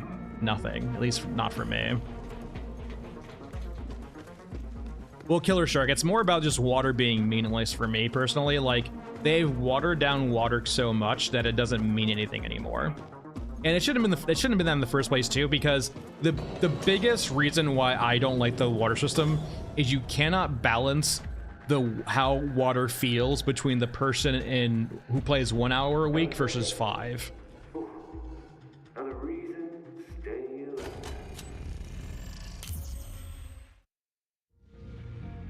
Yeah, like, don't get me wrong, there is definitely some like artistic vision here that they wanted to implement for like there's a reason why they put like their intent was almost assuredly we don't want to punish casual players, right? Like it's almost assuredly not their intent. If you think that, then you're just being naive, I feel like. Their intent was to try to give you some form of like stress or some form of feeling of like water's important, water is scarce, I need to worry about water. But they've gone so far away from that vision now to try to accommodate the players who do not like it, that it doesn't even fulfill that goal at all either, right?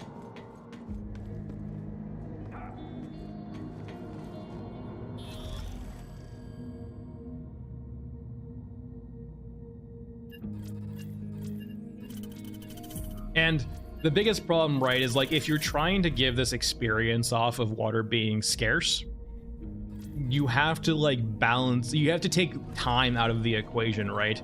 You have to standardize how water feels between different types of players. All right. So Staunch Subwitting is now done, which is important because now we get access to a really good quest for money. Macrack. Macrack is an amazing quest for money.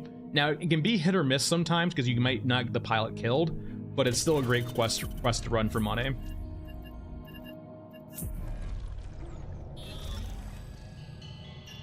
I feel like Avio, you can kind of do both at the same time.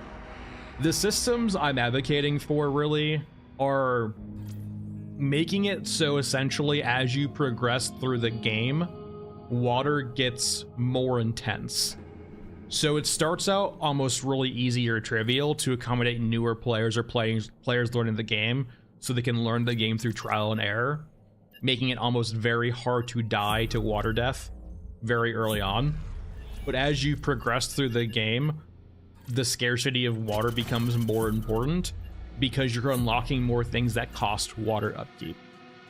And so as opposed to making water important early on, you do the exact opposite and you kind of make water more important later on. And you provide means of different types of players to get water in different ways, depending on whether they want to go fast or they want to go slow, or if they have good skill sets for survival or if they don't. Like, say for example, right now, to make water a joke, you have water delivery bots that you can buy. Naturally, they're really expensive, 90 days of water and 6,000 credits, 600,000 credits. But say, for example, someone who has a really high survival rate in a much more standardized system doesn't have to care about this. They can say, I survive enough, I get enough water on my own, I don't need this. Which is currently kind of the case too with these, right? But say, for example, someone also feels like, I don't survive enough, I actually need extra forms of water income. I could do something like this to help me get to later parts in the game, right?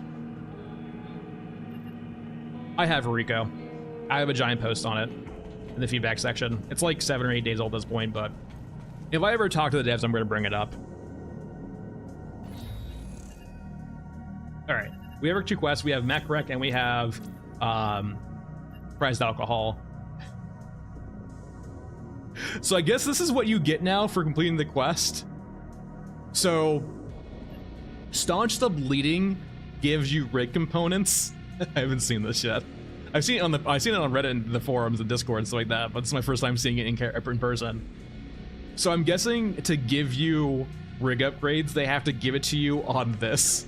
Can I equip you? I can't. That's so funny. Lorem ipsum. Is hubby. Yeah, I'm guessing that's the way that they deliver you upgrades for your container. Speaking of, we should get one actually. Oh, we don't have one yet. Let's go talk to Bundleton. Top. High quality.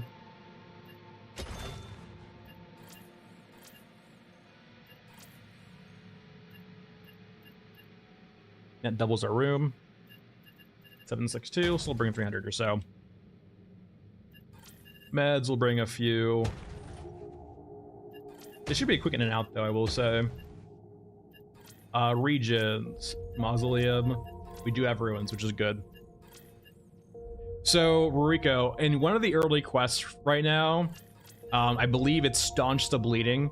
One of the rewards for Staunch the Bleeding is rig components, and it seems like the way they give you that rig component is via this. I'm not sure if this works or not. This is essentially a bug. Thanks, David.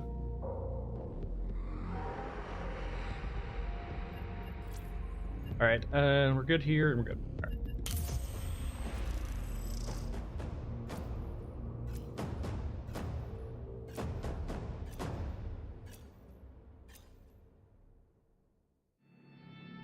And I will say too, if they ever wanted to pursue more roguelike elements in their game, that could be a way of doing it. Like, the natural progression in Roguelike Strike is like, it's very hard to complete a cycle of a roguelike on your first playthrough. You generally need upgrades or advantages to get through it. Not saying it's impossible, right? But it's usually upgrades you get to help you along the way. And if you move water from being important at the beginning to important later on, or much harder to get later on, or much harder to hold on to later on, you kind of do give the game a roguelike element to it, right? Where you might only be able to progress ever so much before you not get soft locked, but you feel like you're losing and you might eventually lose your innards, right? And so you start again. Not saying that would be a good idea, but just a thought, right? Of like placing water more important later on than early on can create like almost like a roguelike in a sense for this game. Okay, we need to hurry, by the way. So the mech pilot is never long for this world. They spawn in this area near cyborgs, and the cyborgs will murder them if they find them. So, all right, so they're probably across the way.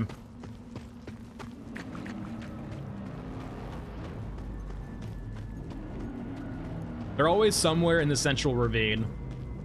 Bringing attack cam, I would say, is nice once you have a bigger rig, but since we only have one slot, bringing attack cam is kind of sus because there we go. There they are. because we only have one slot. Easy 50k. The concern always being is you get there late and the pilot's dead to cyborgs. Yeah, so Killer, there is that roguelike element now, right, where you can store a lot of stuff now in that vault, giving you kind of a way to jumpstart your future runs. So they've already included like a very light roguelike element to it, right? And 10 mil credits, I will say, is insane too. 10 mil credits is like a very big jumpstart, I will say. That buys you your best rig immediately, so like it's not even a big deal that you die.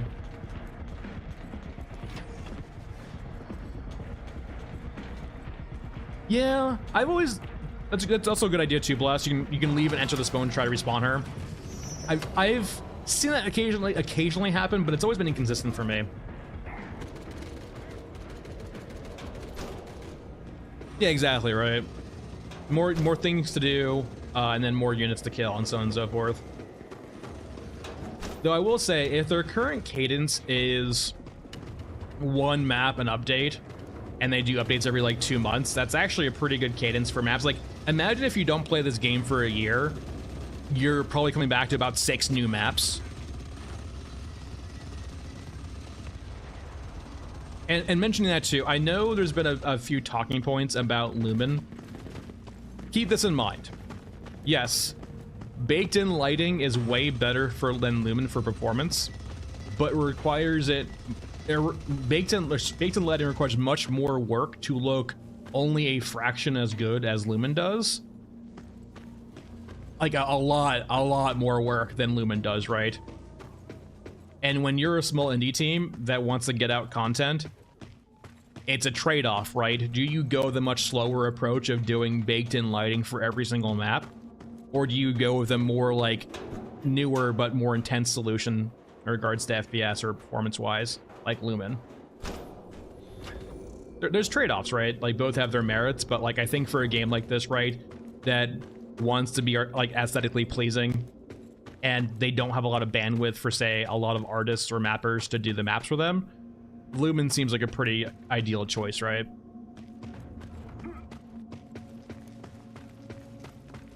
That is also true, Lil Papa. It does increase sizes by a lot too.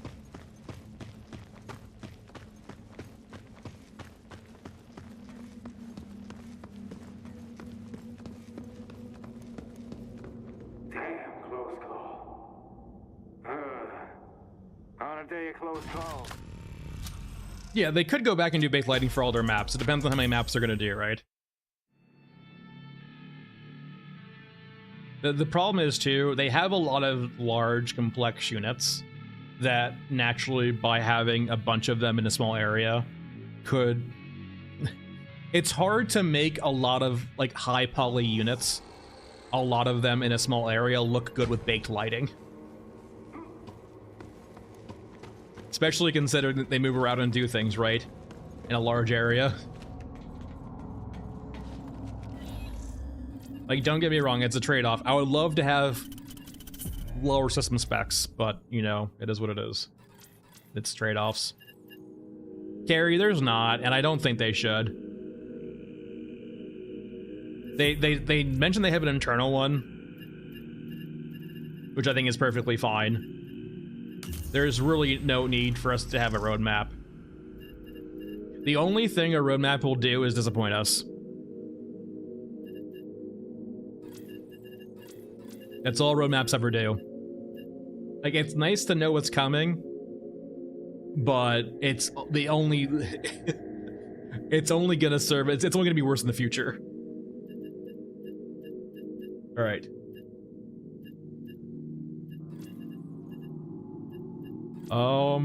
Hit on level 3 first. Are you close? Yeah, you're 3 now, so Bundleton... a third of the way there. We could get this first and then go up to this pretty easily, but let's go talk to Grillo. God, he hates us.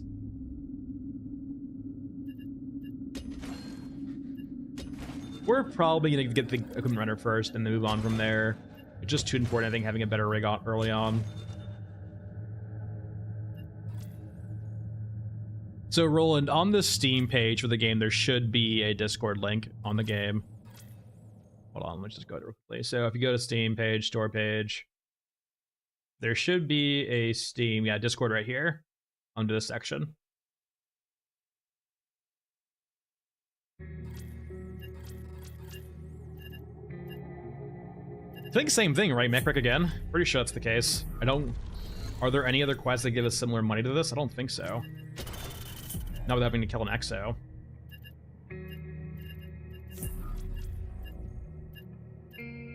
Yeah, 5,000 credits, 5,000 credits. This is 50,000, but it's killing a tank. This is actually not bad when we get a better rig.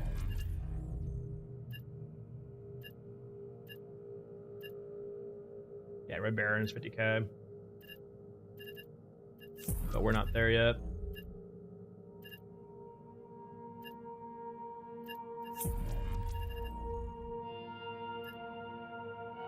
I guess year 50, yeah, 15k is not bad, but it's not, doesn't seem worthwhile considering that quest. Lost Cash is actually pretty easy. Let's bring a little bit less ammo this time. Let's only bring like about 80 or so. Oh, let's bring maybe like 120. And let's bring maybe like just 2 of these. I need more space for loot.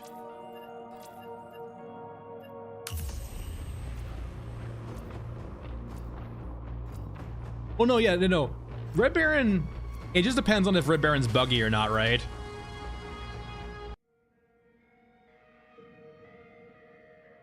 Because you could get Red Baron's flag before. It was just like a very low probability of you be able to find the crate and then get the flag. I've done it once before, forever ago. Yeah, his box was always a spawn. It was always just a question of it getting blown away and not being able to find it.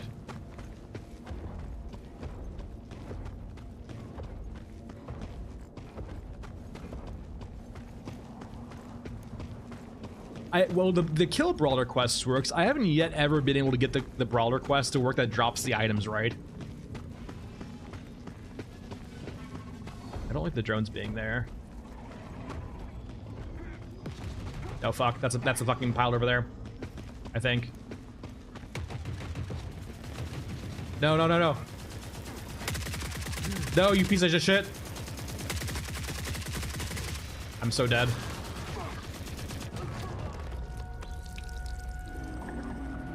I hate drones so much now. Oh no, we've been dying a lot. Mainly to drones. Well, mainly to the new aggro system, right?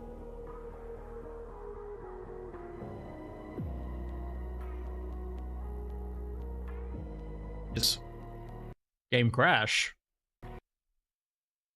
Not very often I see that.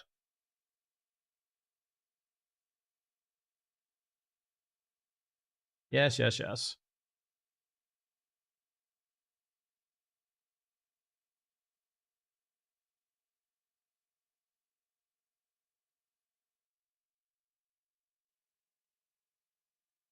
Yeah, I'm not a big fan of the rip system too. It's kind of weird, for example, how like every single unit has a data feed telling the home base what killed it. Like I always find I find it a bit weird how like killing any single unit on the battlefield instantly tells that faction that you killed it.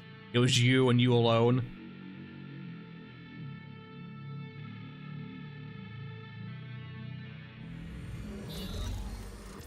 All right, run it back. Yes, yes, yes. Restore.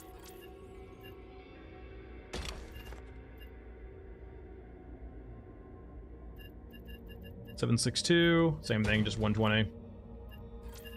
That's a problem too. Is we just don't have good enough meds to deal with drones either. It's kind of how I feel about it too. Is like drones are kill on sight now, but I just didn't have enough ammo to kill on sight yet.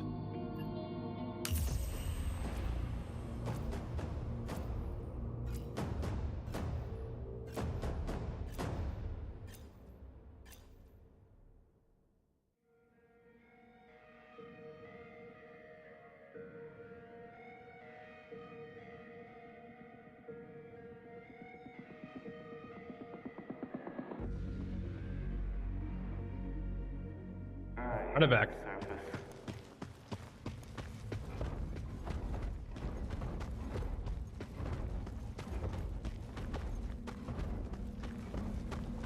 We're gonna go ahead and knock you out of the way real quick. Not dealing with you today. Yep, that tracks. So Beefy Boy, but not as when they first mentioned they were gonna give him like finite HP and couldn't heal, I really thought they're gonna be like 5k. I thought it was gonna be like way more than they currently gave them. All right, no pilot. So like usually be over here, and if not, they're on the other side. They will occasionally pass through the middle though.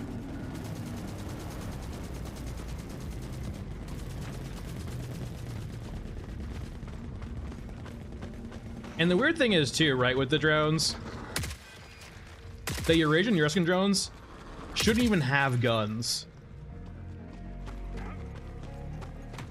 I hear one. They already dead. Yeah, I think they already got mauled to death.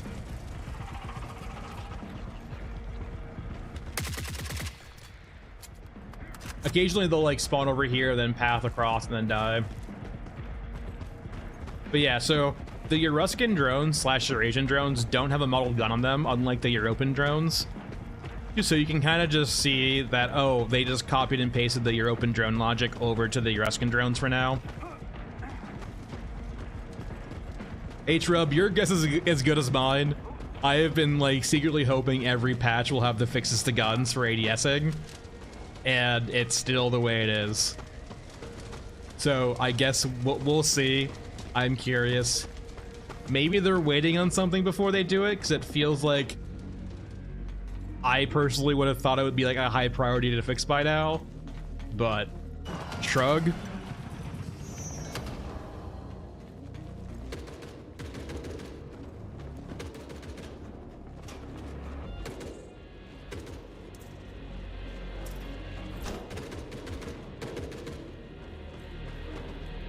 Like maybe it's a bigger fundamental issue that requires more work to fix, and that's why it's not fixed yet.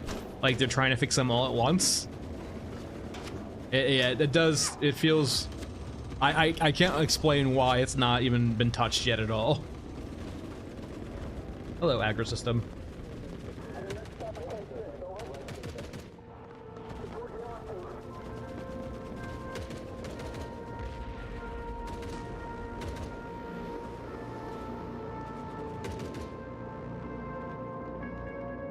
I think that no, doesn't that there's a central little area in the European drones that has like a spinning little like barrel. It's not a very big barrel, so it's probably like it's way too much considering its size.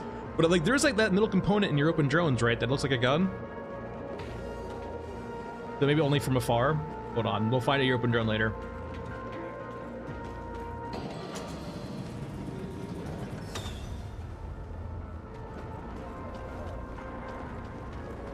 We got one done. Some more meds and then leave. Yeah, it's always weird though, right? Like my experience with any companies, right? Granted, I think the company I'm talking about right now is much smaller in regards to how many devs they on a single project.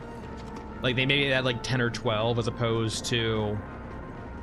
Well, it's weird too because their art department was a company-wide, not. So the company I'm referring to, right, I won't name the company off. I won't name the company, but I'll just talk about them a bit. It's a big company with their own in-house engine, and the way they do things, right, is they would have teams working on particular projects, different games, but the art team for that company was throughout all of the projects. So you would basically have like a work order, right, and you would give that to the artists to do something, right, but they would be split between all of the projects. So despite the fact that this game only had about 10 to 12 people working on it at a time, they had more people in the art department working on it too. But they probably had like 30, 40 people working the game total, maybe with art department, if that. And then Funlog is 50 or less people, right? And from my talks with this company, right, they only had about 4 to 5 programmers. Actually, everyone else was doing different things or different roles on the project. So Fundog might only have, you know, 5, 6, 7, 8 programmers to do all of the work while, you know, there's artists and other people doing other things, right? So not a lot of bandwidth in regards to developing things. And they mentioned that too, kind of in regards to like how they have a bunch of units ready to be implemented in game. It just takes time to implement them. They need the actual like animations, they need the logic and so on and so forth.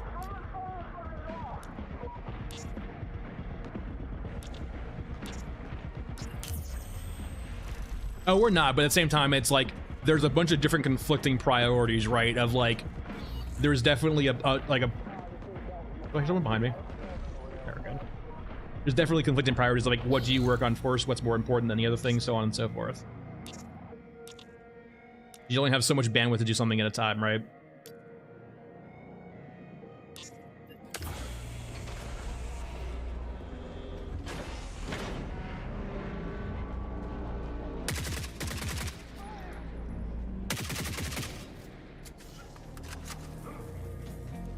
Yeah, I can believe that zombie.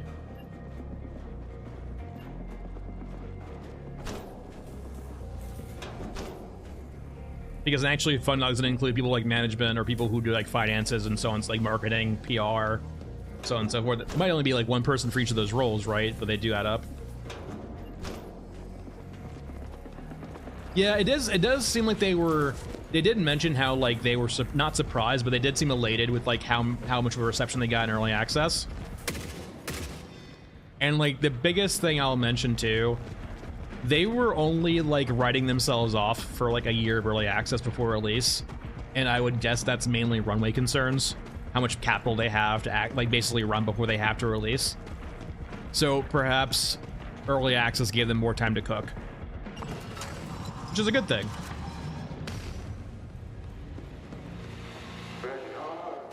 Yeah, H-Rob, I can do. Let's say that like be the case too, that where like maybe some of those artists have like maybe learned to do some Unreal stuff too to help out.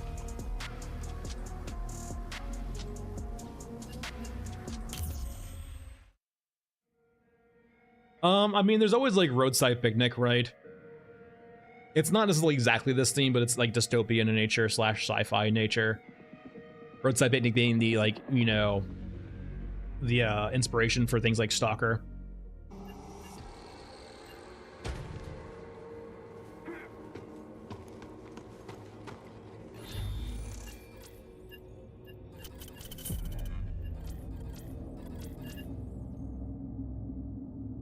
Oh, the job.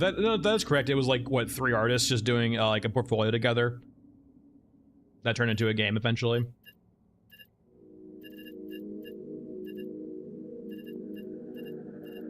You were just running it back, right? Let's go talk to vendors. Let's talk to Grillo.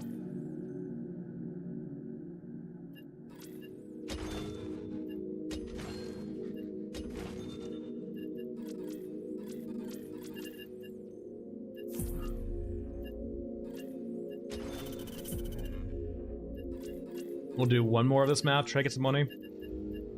We're really just trying to get, I think, get to Equipment Runner at this point for a better rig. I will say, like, this is probably the biggest slog, I will say.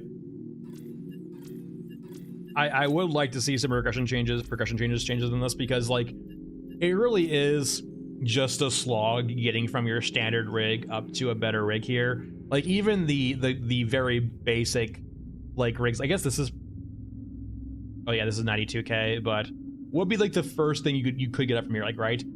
Yeah, this is 278, and then this is 281.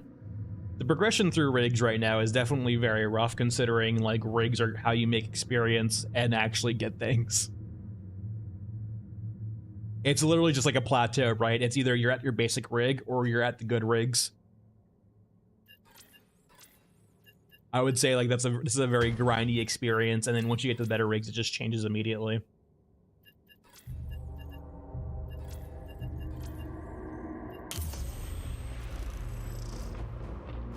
Yeah, H-Rob, that's a good point too. There is some Death Stranding influence in the game also. Like, there's definitely some Kojima vibes, some Metal Gear Solid vibes, and so on and so forth like that. It definitely feels like it's quite a few different genres or inspirations. Some anime, some Kojima, some more just like Western influences too.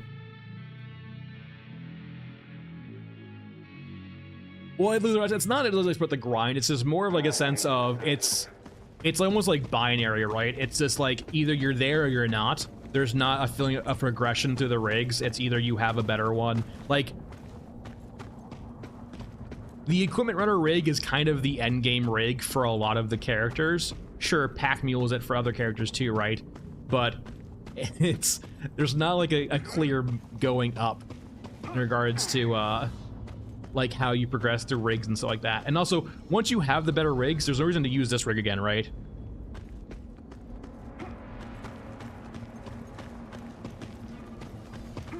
And like you're always looking for the sheer amount of space a rig can carry for you.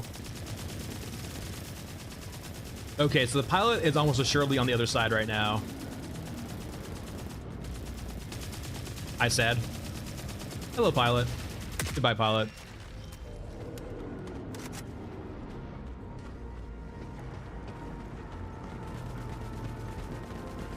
Oh, the atmosphere is great. Carrie, the biggest thing I want to see, it's weird. So like quest-wise, there's always the cool idea, right? In regards to Cemetery, having some cool quests to it. Right now, it doesn't really have. Like, imagine, for example, quests, like, right now, there's only a few quests in the game that are one-and-dones. Like, you can only do it once, and that's it for the entire account. I would like to see more things like that that might not work for older players who play the game multiple times, but for newer players, too, it's kind of a surprise. Like, for example, a quest from a Euruscan guy who might give you a quest to go down into Cemetery and ring the dinner bell, you unaware what that means, and so when you do that, it actually summons the dog. Things like that, right? Things like that. Cool experiences like that. I want to see more quests that aren't like just generic go kill this unit and fetch X item. I want to see quests that have some like interactivity or some storytelling in them a little bit.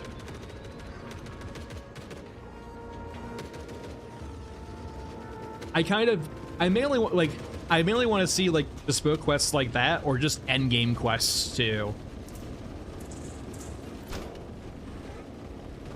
Yeah, no, Cemetery. I will say I feel spoiled now by this patch because it makes me realize how bad the previous patch was. Because Cemetery just sucks in comparison. Cemetery is not a terrible map, but like in comparison to Frozen Swamp, it's just awful.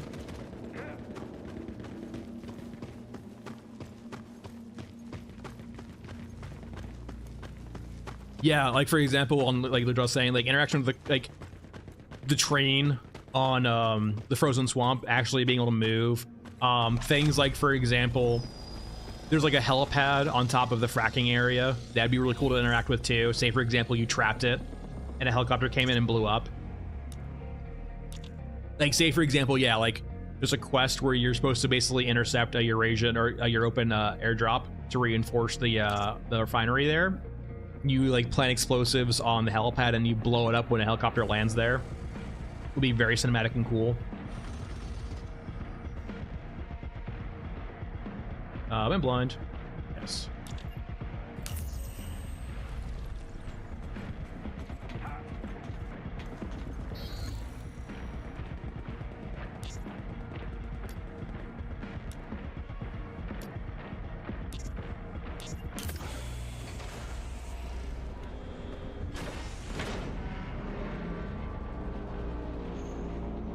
Yeah, I do want to see more indoor areas. I think a lot of the maps right now are lacking indoor areas.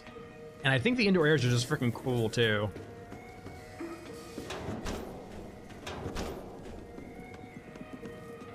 Like, areas like this, for example, are really atmospheric, and fights in here feel tense. And the cool thing about indoor areas, too, is they let you get away with some very aggressive, like, calling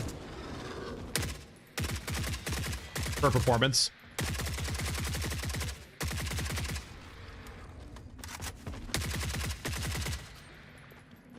Like in large open areas like this, right, there's only so much you can degrade or call before just no matter what, there's gonna be impact on performance. But like indoor areas, like especially like vast indoor areas where you can like literally de-render so much of the map and load it in dynamically, can help out so much.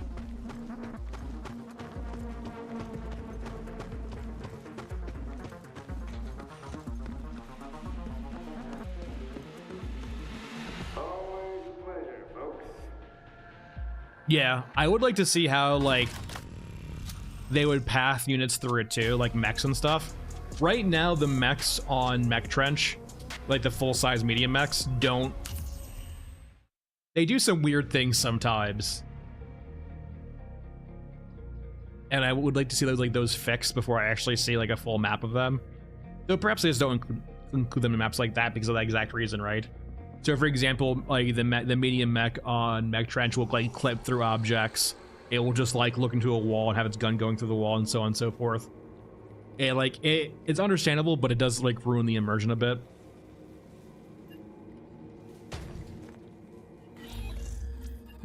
Flying tanks is a feature.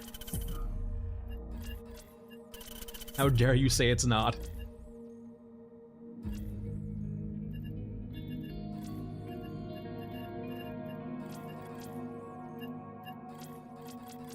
All right, how much money do we got? Let's go over to janky mechs. Yeah, I mean, yeah. It is nitpicky, right, too, and it's not really something you can easily fix. Bundleton. We're close.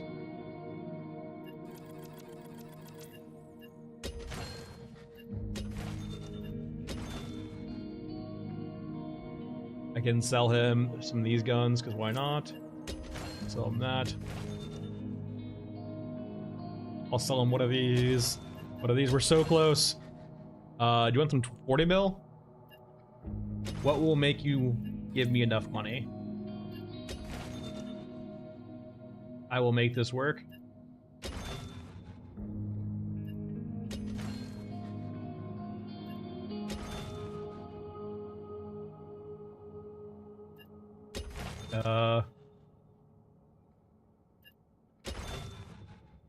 Don't want to sell you because you actually use you right now.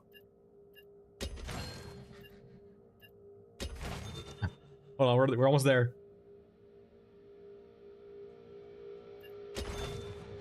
Probably sell all of you, to be honest.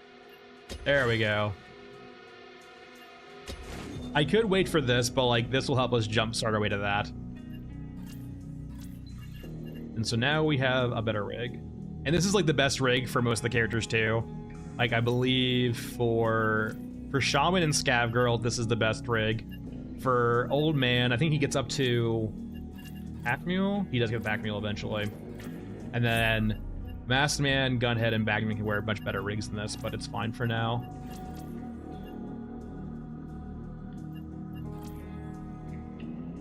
So we have small top. I probably can't afford, I imagine, the upgrades right now, considering that we're just broke, but we can fix that real quick. Let's go over to the AK next. I actually have 545. Did I actually get any more mods for you for quirk first? I did. Nope, nope, it's just the black one. Okay. Does not matter then. Let's get like one. Let's go up to 300.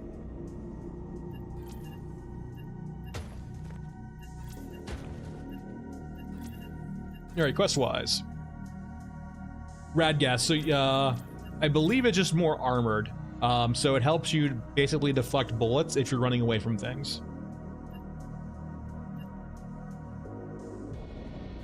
So like if your slots are full, it helps you deflect bullets, and reinforced objects there will help you deflect bullets more when you're running away.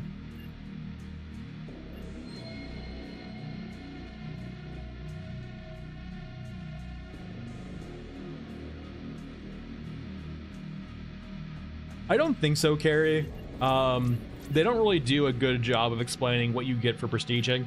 I honestly think a lot of this is basically pretty, I'm not a big fan of the character leveling up system right now.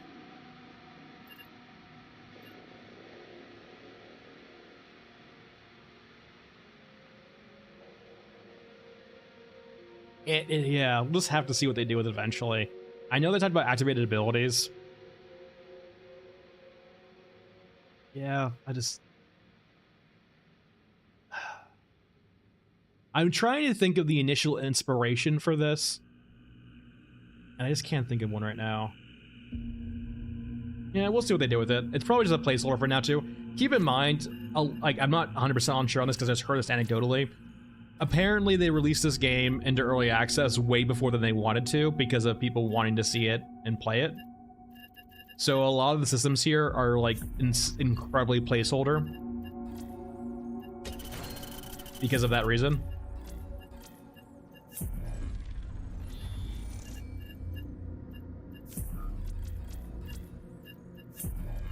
Yeah, I'm personally not a fan of leveling up and then having to prestige constantly just to lose what I unlocked. It feels like a very weird system to me.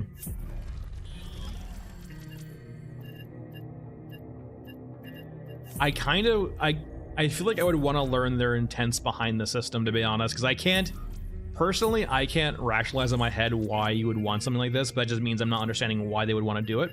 Because clearly there should be some rationale, right?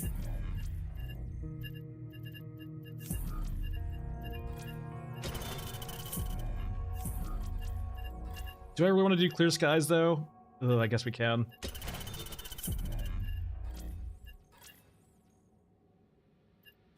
So I guess we will start over in railroad tracks.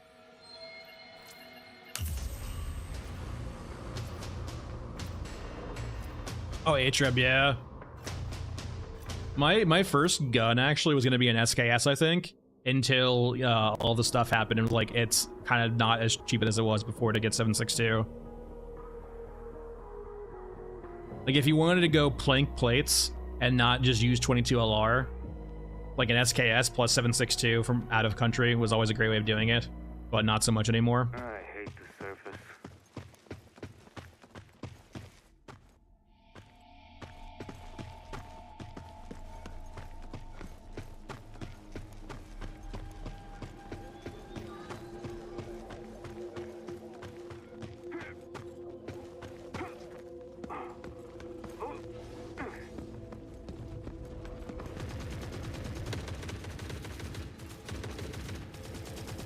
Alright, so we kind of want to deal with the drones first.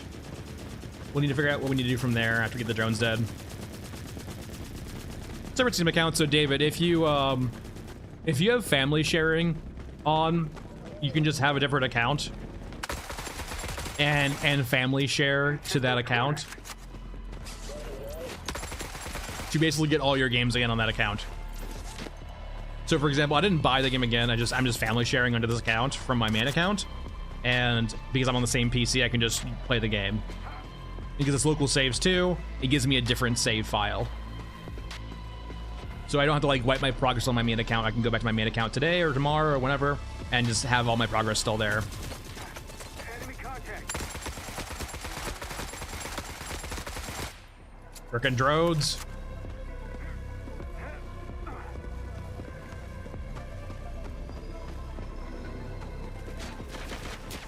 I brought my bullet-resistant coat.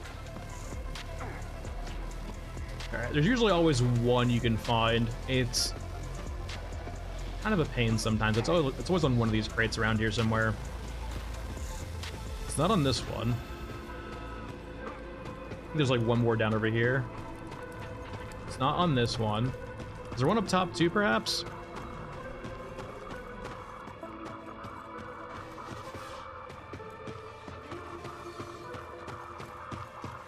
Huh. I have always been able to find this jammer over here. Is there one I'm missing? Maybe it's up top? Let's go look up top real quick. I did not bring a drill. I've always found this device over here on top of one of these outside ones. I haven't needed a drill ever to actually do this quest.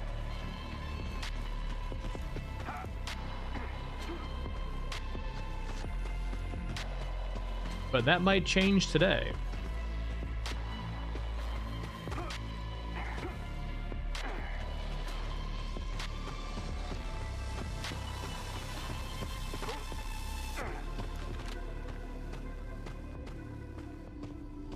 Yeah, I don't see a jammer here. I guess it's only inside. Interesting. All right, now we know.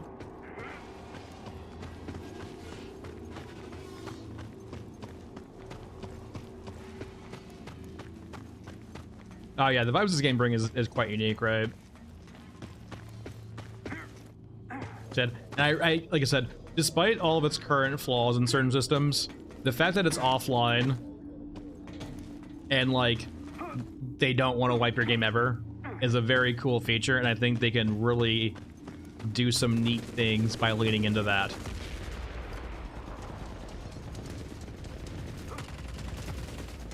You could almost do like a weird, like long form roguelike.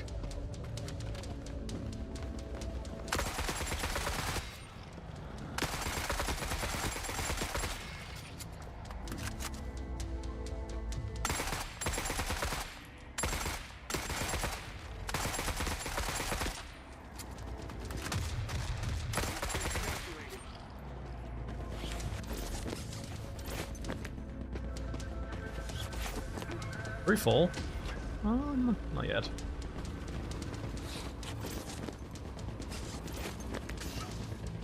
Alright, so let's go deal with the sniper real quick, and then we can go to the central area and then get the train schedules.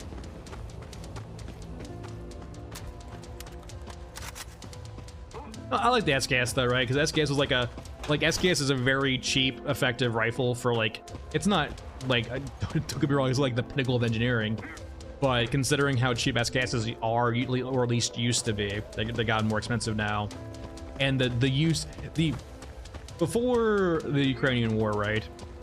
Back when you can actually import Russian ammo, like buying an SKS and buying 7.62 ammo from across the states. Granted, it was dirty ammo, but who cared? It's an SKS.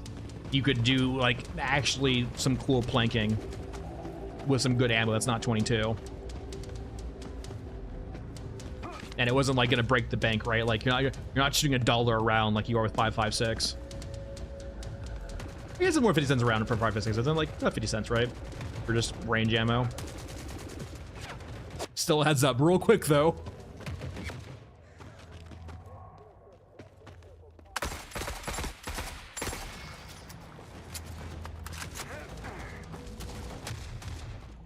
Yeah, I actually think, Carrie, that any other extract than Scorched Enclave Cemetery, you're just asking to die.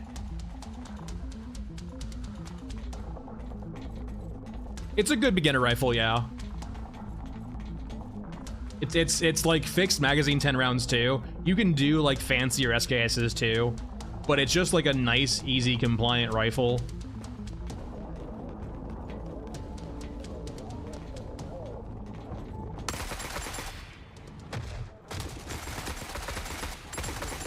I'm gonna die here. What are... Those damn railings, man.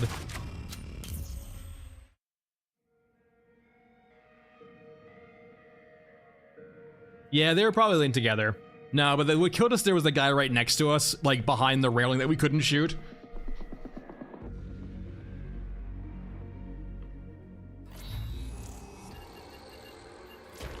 Alright, I didn't buy some 5. I'm poor, aren't I? I'm very poor. I can fix this. Alright, let's buy one of these for that damn quest. And then... How much ammo do I have? Probably not a lot. Yeah, definitely not a lot. Hey, Aramaki. 7.62.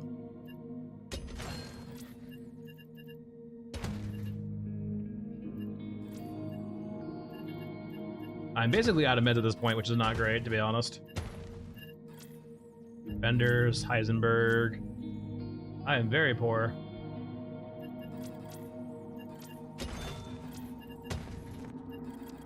Regions, Frozen Swamp, and we'll run it back.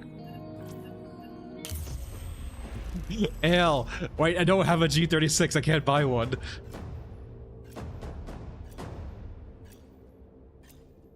Oh, that's fine, Carrie, don't worry about it. I don't mind, that's what chat's for. Oh no, yeah, the assassin of the Japanese Prime Minister used the homebrew shotgun. I mean, to be fair, like, shotguns are so low pressure rounds that you can basically just put them in a pipe and slam fire them and it'll work. I hate the surface. Wait, no, yeah, he homebrew a shotgun. Like, yeah, 9mm and then, you know, shotgun rounds, both easy to homebrew. Got a looty SMG.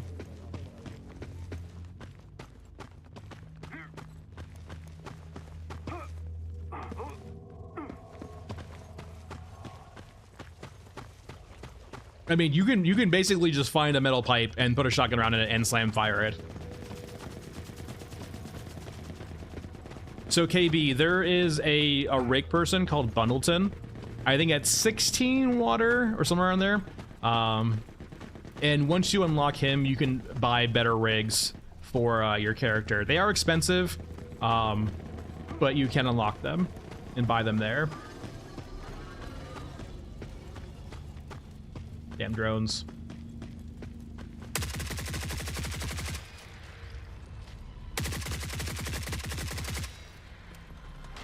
All right, let's see if it's spawned without me having to use this damn thing.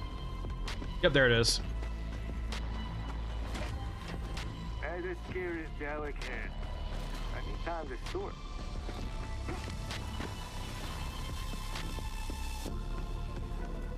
Yeah, it's currently broken. Yeah.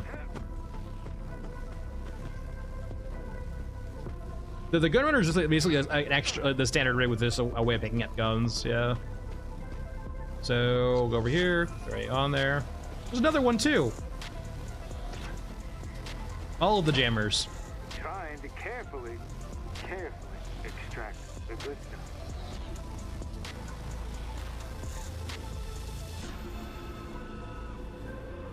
stuff. Brawlers aren't really that hard to kill though. They run at you in a straight line. Well, I guess it depends on if you're talking about the heavy brawlers or the brawlers who actually shoot you. The brawlers that you shoot you are very scary, I will say that, yeah. All right, let's go deal with the drones real quick.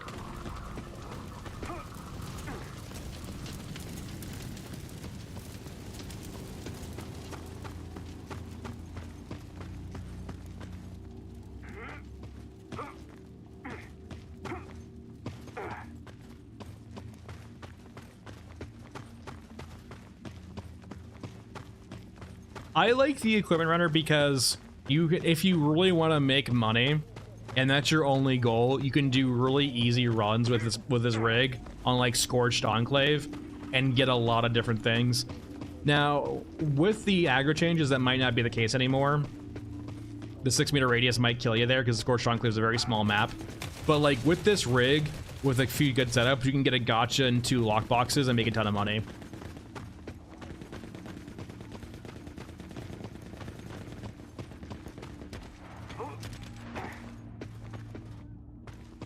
So, poor pause. Boys, a lot of like the statues and geometry here are like printed from machines or created from machines who have been like so corrupted by time, they'll just do weird shit like that during their construction process. So like, there's not really much reason for them other than the fact that it's basically just corrupted machines.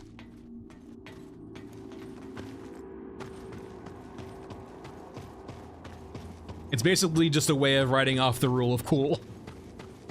This is a really cool thing. How do we explain it? Broken machines. Got it. Understood. Say less.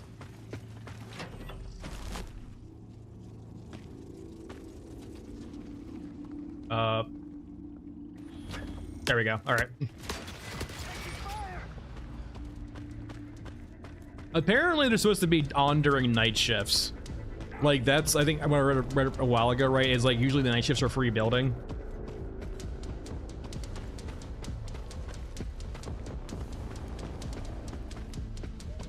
I mean, are these alive though? Like maybe?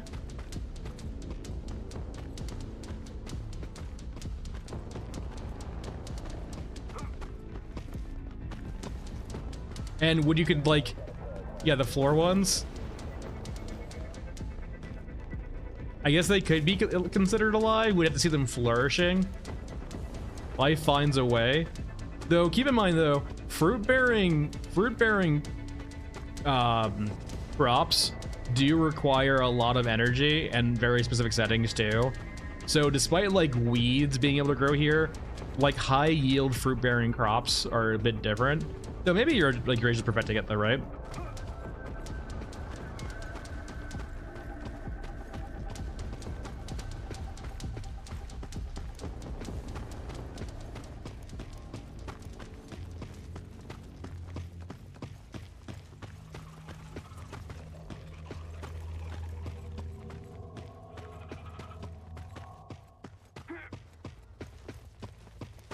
Yeah, I would not be surprised if they use hydroponics. You pieces of shit. I hate how we put a jammer in, but we're so far away from the jammer it doesn't even work. There's the staircase of death.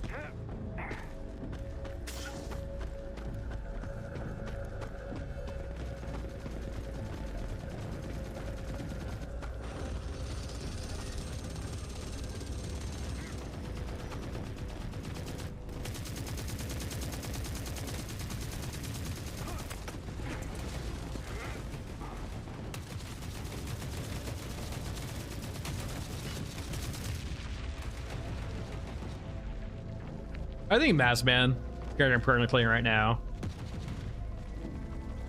he's just like got the best all-around kind of like vibe to him, where he's like the best middleman, right? He gets a lot of guns, gets all the rigs, he's not too slow.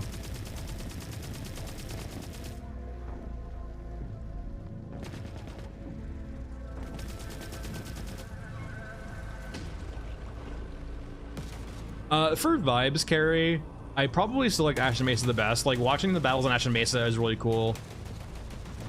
Though, like also Ashen Mesa, what's it called? Like any Ashen Mesa clips is just like always cinematic, right? Because it just looks so damn good.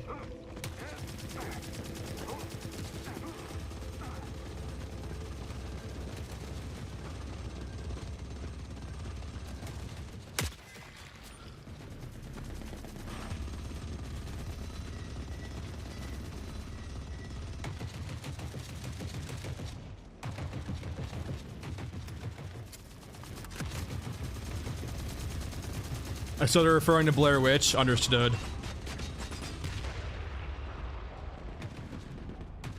Oh man, yeah. Imagine it would be cool if they ever included fauna. Or sorry, I guess more fauna than dogs.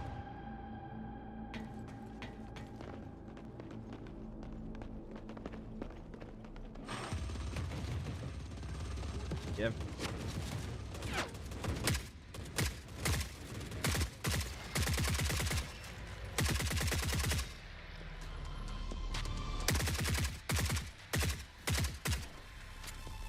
Killer flora, killer fauna.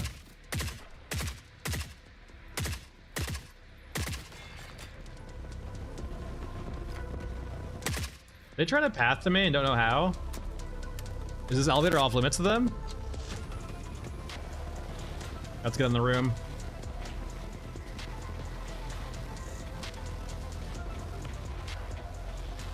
I don't care about ammo right now, really. Regulate, don't need that. Oh, mine explosives are actually worth quite a bit. Carefully extract the good stuff. Mods. Actually, mods are kind of useful.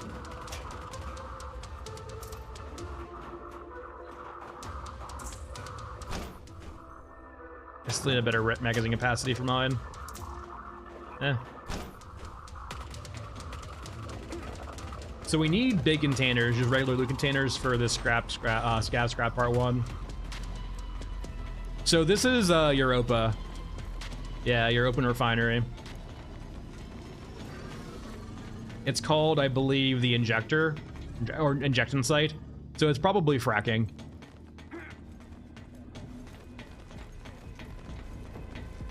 The water on the surface too really gives the vibe off of its fracking. Okay, there's one.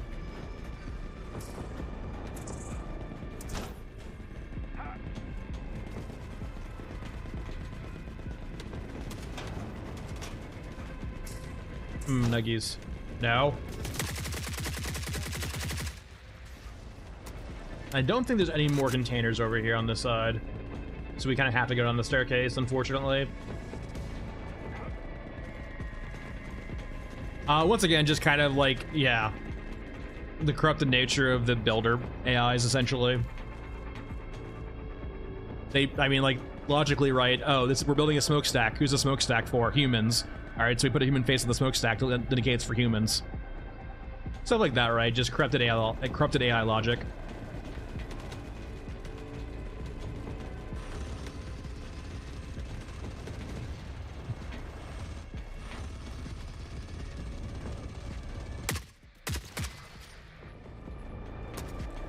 Yeah, be very careful. It's a pretty like prominent respawn point on this area up here, and they respawn there all the time very quickly.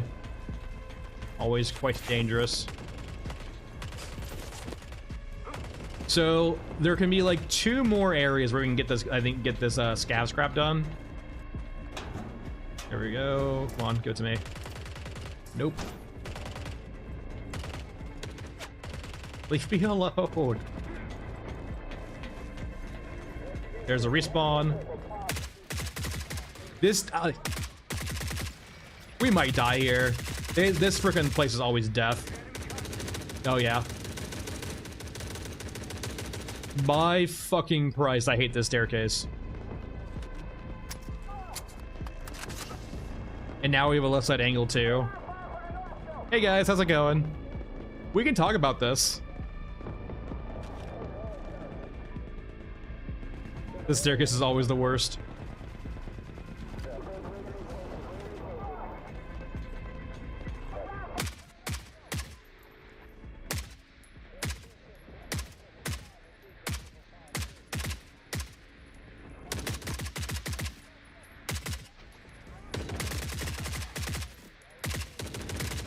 The problem is you can't tell like what you're hitting. We're hitting like invisible wall here mainly. All right, there's one.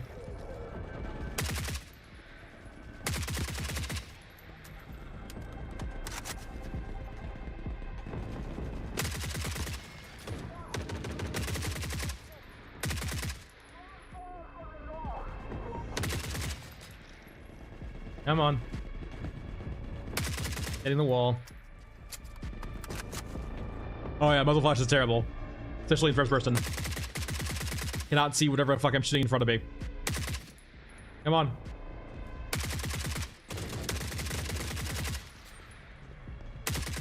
Okay, can I loot and get some meds actually before I need to retreat?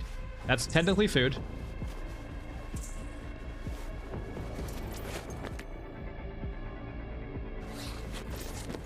Good.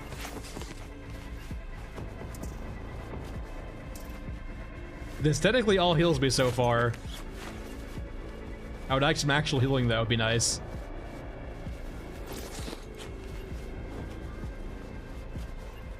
More technically healing.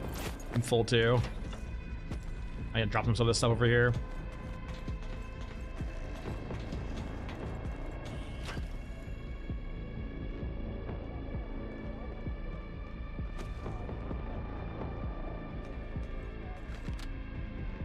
It's not even that, just like a lot of the terrain on the map too doesn't properly reflect its hitbox.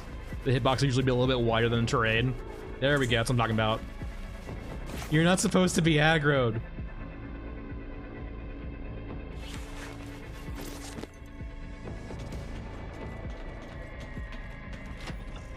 Drop some more stuff over here we don't need. Those are worth a lot though.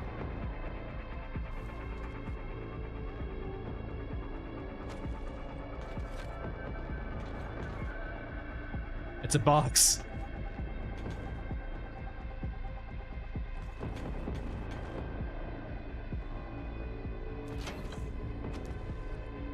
Oh, dude, I mean everything. Everything is for the eating.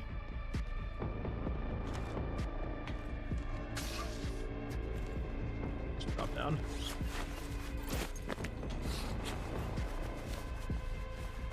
All meds are good meds.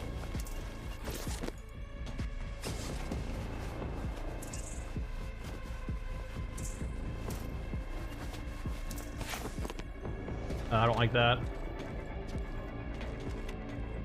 I think we have to use the elevator to get back down. We won't survive if we head back down the normal way. Wait, that's a container though. Agreed.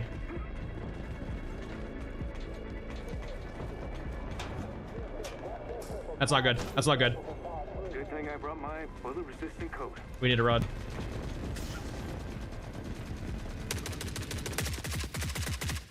I hear them above me. We need to run.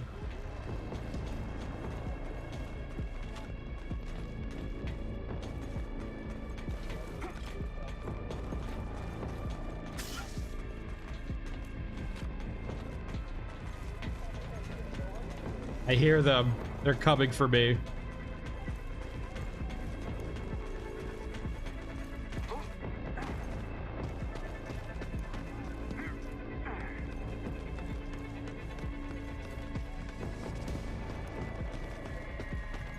Okay.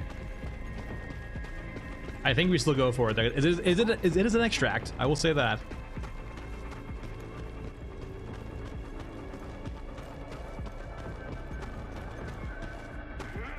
Yeah, the HKs don't really make a lot of sense right now. They're just kind of a mechanic. No matter what, you basically just get a mishmash of HKs from different factions, based on different circumstances. It's a bit weird right now. So like you'll kill like a bunch of European units, but sometimes you'll get like a Eurasian HK. Sometimes you'll kill a bunch of Eurasian units, you'll get a European HK. The EOD HK is the most common one, but like it can be any of them.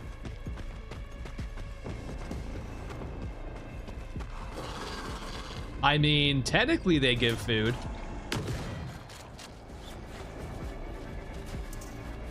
There we go.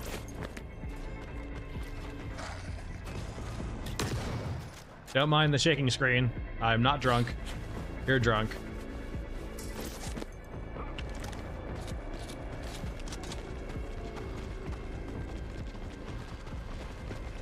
Now, I will say, this has a bit too much verticality. This is kind of risky what I'm doing right now. We should be able to make our way to the sniper without having to aggro too much, but famous last words.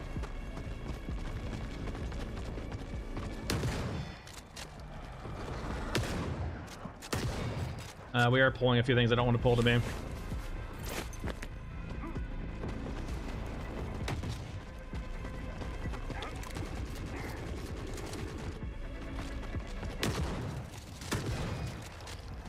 Yeah, I'm not vibing with this. We're gonna leave.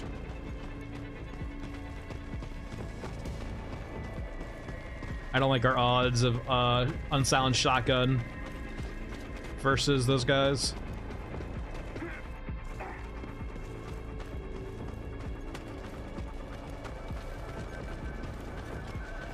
Yeah, so there's the AODs, there is, oh my god.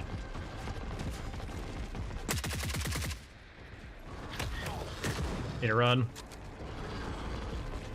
There is the EODs, there is the medium mech, there is the grabber, there is the scramblers. Yeah, I don't think I think there's only 4, right?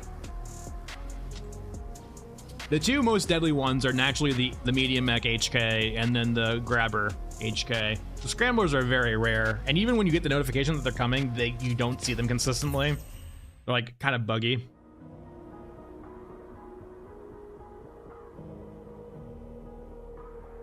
Like very rarely will actually see scramblers being spawned.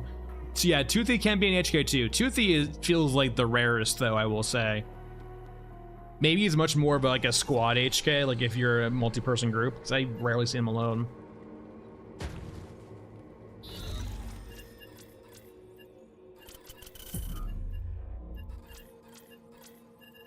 Okay, big thing here. Let's actually go over to like one of these guys and start selling to him instead.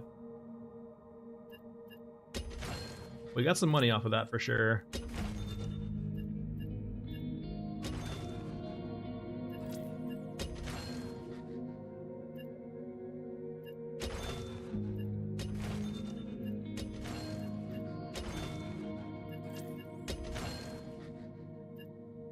You're a quest item, so I shouldn't be selling you.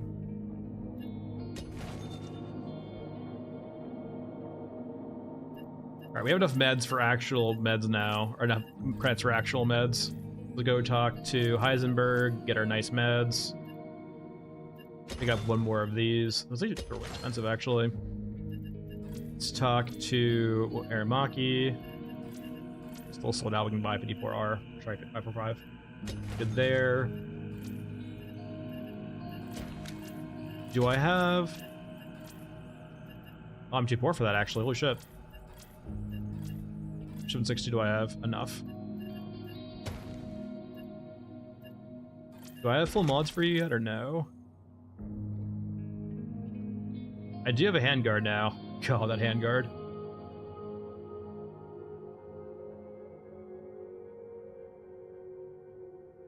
Is it better though? It is. Okay. The abomination. So, Carrie, there's a thing called it's basically animation level detail. It's a feature that's usually pretty much baked in, I think, at this point to Unreal Engine 5. Essentially, for performance reasons, when you get further away, it will kind of essentially skip steps in the animation to save basically performance, right? It'll basically break it up into smaller segments or bigger segments, right? So as opposed to an animation playing at 30 or 68 frames per second, it might start playing at 15, 10, or 5, depending on the distance away. It's basically it's like a level of detail. Like, for example, if you ever see a game with trees, the farther away trees are, the less detailed they look. Essentially the same thing happening in animations here, right? Though I do agree, it's pretty aggressive in this game, and I would like to see it changed. It kind of pulls me out of the game pretty quickly, and I'm not a big fan of it. So I like, it's, if they could make it an option, I would love it, because I would much prefer lowering different settings than lowering my animation quality. It's a personal preference of mine. I would much rather have smoother animations than higher fidelity. But that's like my personal preference, right? Some people might prefer visual fidelity closer than worrying about things further away. Yeah, like the big thing about the helicopter, right, is just like the stun lock and the chain gun, really. It doesn't kill you instantly, it basically just stun locks you to death. And it doesn't lose aggro, right? It's just like, it's either you kill it or it kills you, right?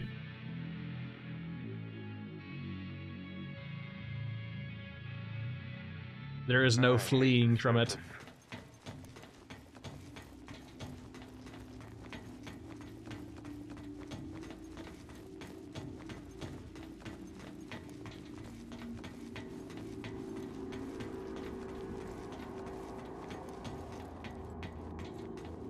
Yeah, Orgamech has like a very few areas where he actually does stuff at. But if you go to a set areas, you will see him pretty often. Yeah, the helicopter definitely needs some love. It kind of just moves around like it's on a plane in a video game. Like it's being dragged around as opposed to actually moving. It looks very funky. It's kind of funny. Perfection.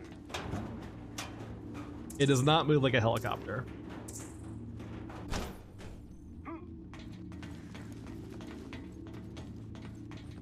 There's a sniper. It's interesting too, like the sniper doesn't actually engage people down here too. Kind of weird.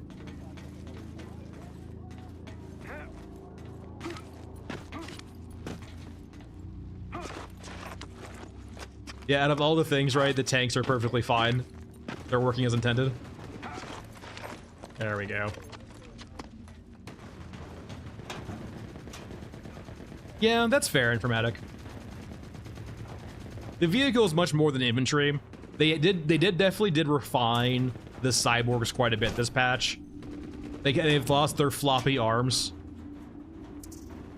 The flying and bouncy tanks are the future.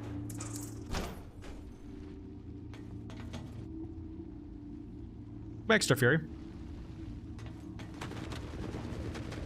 Yeah, I mean, like, so far, right, it seems to be a patch, every patch is a new map. And, like, if all of the maps now are gonna be like this quality, I'm gonna love it. This map is so great. It's definitely got its quirks considering the drones and the vertical aggro, but it's forgiven.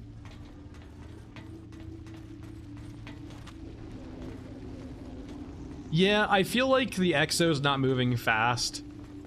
I don't know. I kind of go over it in my Exo video. Like, it might just be the fact that they don't have the pilots right now, and it's essentially just the AI controlling it.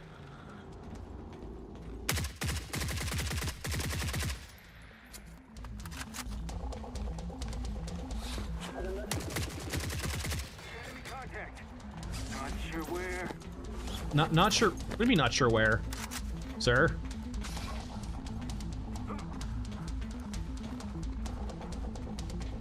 Yeah. I think a lot of things too, right, with Mother Courage, it's supposed to be so imposing that you never got close to it in the first place. But naturally, everyone tests things out eventually, and you'll see like kind of how janky things are.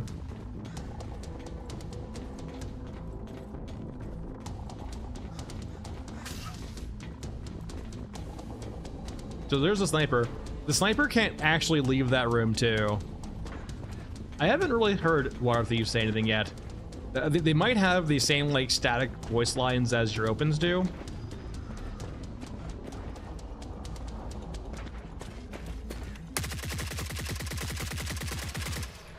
right, he is dead. Phew. Good luck. Nah, but like this is why this rig is nice. This is 9K. There's like 11, 13K. You do not. So the way it works, Firebomb, you can do this. What I'm gonna do here, right? I'm gonna hit E on this. I'm going to hit tab once, and then you're gonna see kind of what happens here. So tab, and at the very top there, by hitting tab once, it will highlight loot all, and when I hit space, it confirms it, and so I will loot everything in the rig. And what happens is it will move into my rig as a question mark. And so I won't know what it is, but I'll know that I have it. It still takes up space and volume that would normally, but now it's in my container. The downside of that is, though, is there might be things in that loot pile that I don't actually want. Like, for example, that guy usually carries a lot of 50 cal, and I don't really care about 50 cal at all.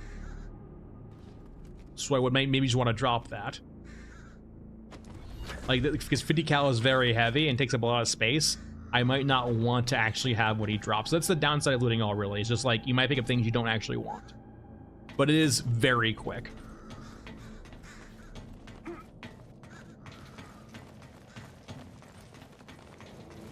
We'll have to see if they keep the tab loot all in the game. I personally think it's a bit too strong, and just having to mouse over the loot all is fine.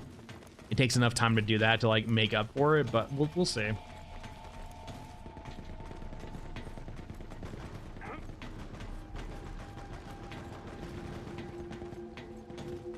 No, he actually uses, he's more of a the sniper up here is much more of a reskinned gold brick than a reskinned anything else. He uses the same 36M as gold brick does and has similar like tanky HP to gold brick. So if it was a reskin anything, it'd probably be gold brick.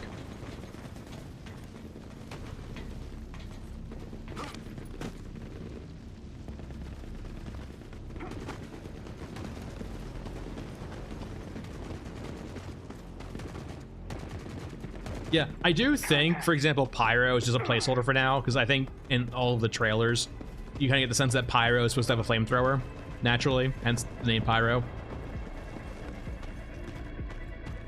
Yeah, so hitting tab will basically highlight the loot all for you. You'll notice that when you get into an inventory and hit tab on it, or go into the loot all and hit tab on it, you'll kind of see a blue outline around the loot all. It's gonna find that you're kind of actually selecting it. So like, once again, if we go to this, right? If I hit tab once, you can kind of now very faintly see a indicator around this, a blue outline, which basically means loot all. So if I hit space now, it selects that and loots all. Well, Yuruska actually is the one who hires you to kill Goldbrick, right? So I'm not sure what attacks him. I think your opens kill him too.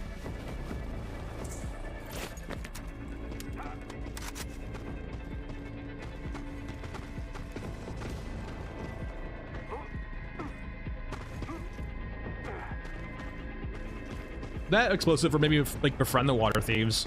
Like maybe, for example, if you paid like a treaty, or paid, say for example, if you paid the water thieves a water tax, you can maybe get away from them having to raid you, right? Alternate way of doing it too.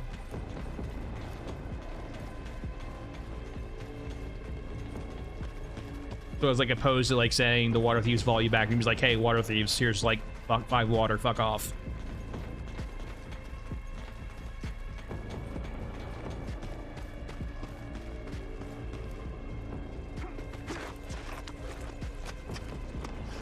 Yeah, the water racket, the water mafia.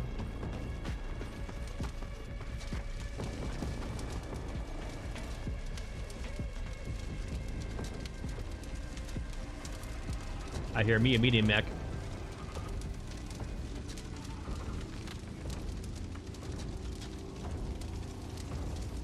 Don't you do it.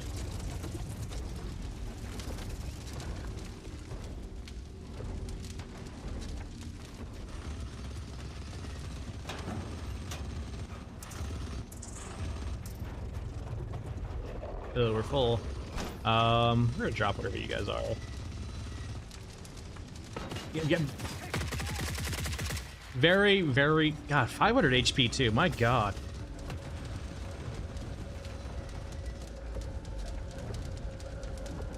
I saw something here that looked interesting. Yeah, that. Oh, it's like it's the hand grip for the AK, the base one. And no thanks.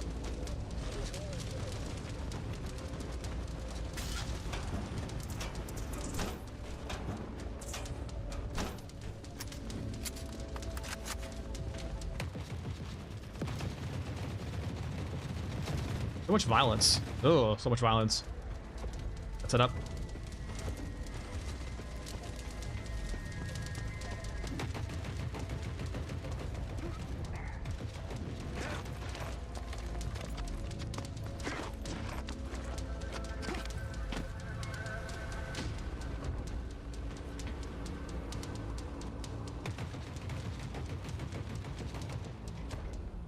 Yeah. Like, the grenade launcher destroyed sells for pretty well. It's like 29k, I think, for the destroy grenade launcher, but still, like, do I really want to farm your Eskimos who can one-shot me?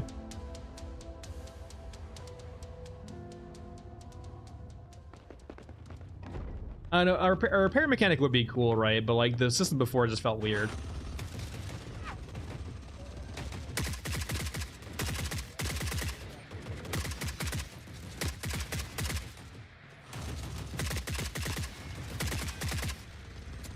Keep it together, man.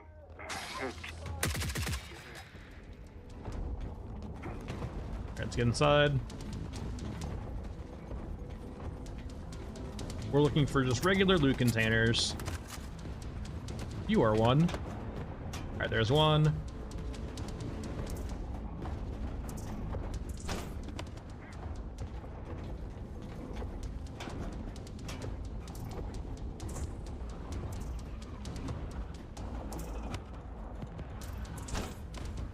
A little full right now. I think you are worth more than that, so you're worthwhile to pick up. There are you. Just what I needed in my life. A reason. Your ammunition I don't really need right now. We're gonna go up top to the left.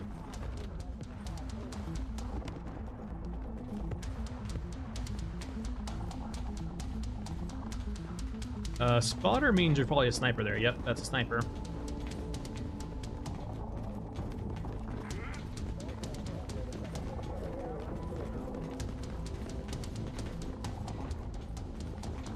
Alright, we're good. Bunko is a scammer, yeah. Someone just shoot at me? Oh yeah, the turret did. And there's nothing up here.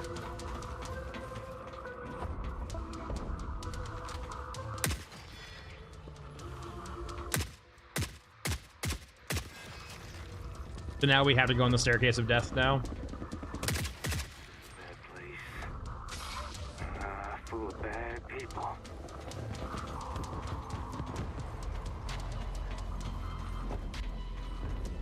Yeah, your open snipers are crazy. Though, I haven't been getting like one shot from them across the map recently, which I guess is nice. Anything worth dropping for? No. Let me drop a few bum items quickly for enough room for the plans.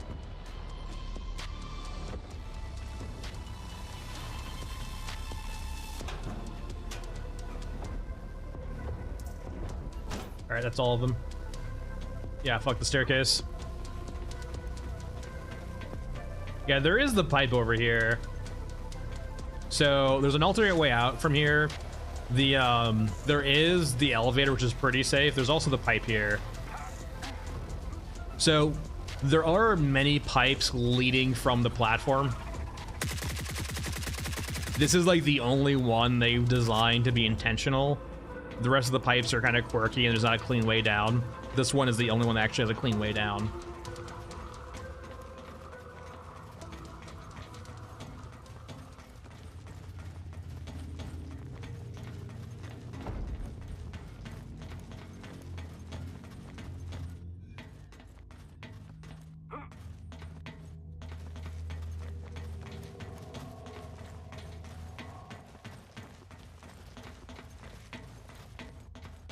Usually the units I find at elevator are usually distracted.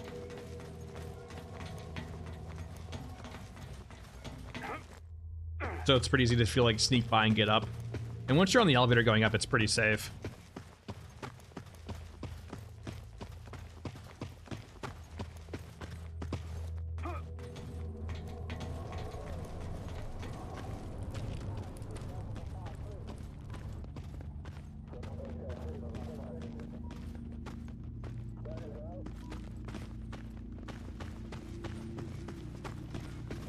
Oh yeah, up top, like, yeah, going up the elevator, I definitely will see EODs up there for sure. Yeah.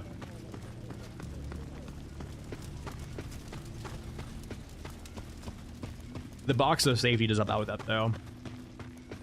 The only problem is like, it can be hard to see sometimes up there with all like the smog and smoke, especially with muzzle flash. It's like sometimes you're basically just firing blind into a mass where you assume EODs are there.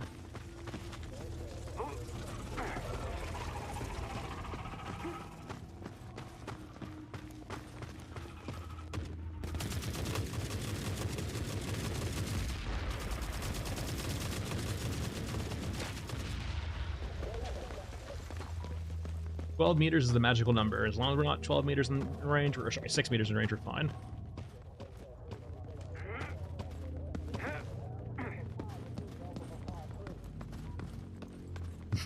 Rub, yeah. Trying to do California compliant. Basically just run the surplus rifle, essentially.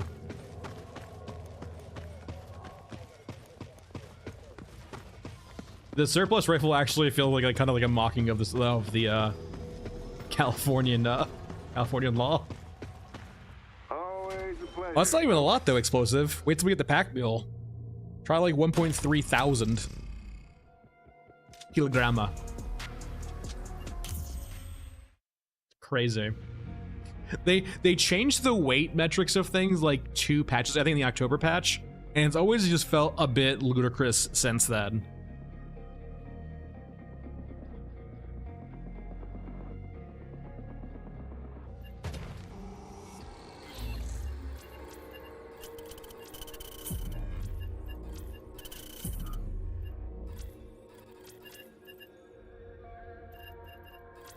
Prestige. All right, let's go talk to Aramaki. Let's sell him some lockboxes.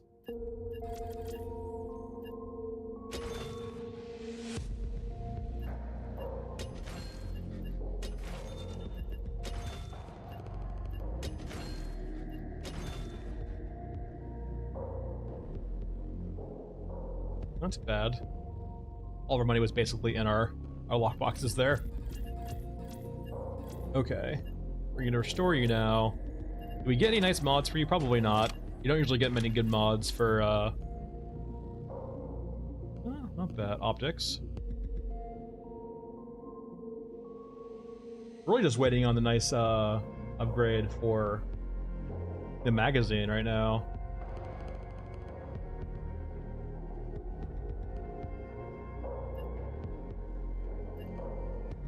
We're at level 13. Maybe let's buy one. Let's go to Aramaki real quickly.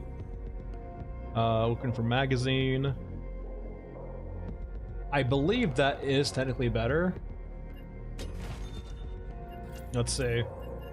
But it might be a 40 rounder for the regular AK. I guess not. It's probably the same magazine that it is for this. Okay. Let's go over to the 545 AK. Sorry, the regular AK. Customize. Yeah, it's the 40 rounder.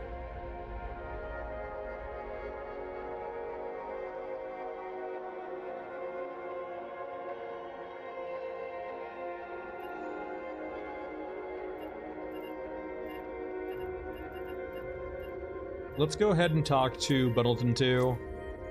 We want our small. So yeah, we have middle and smalls right here. Ta-ta.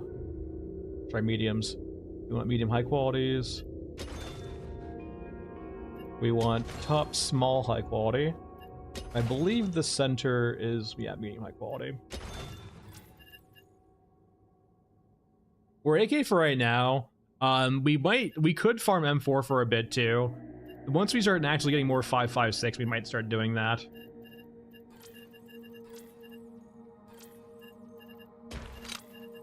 We probably already have the magazine upgrade too for 5.45. Sorry, 5.56. What was I doing? Yeah, there we go. Rigs, we're gonna do customize.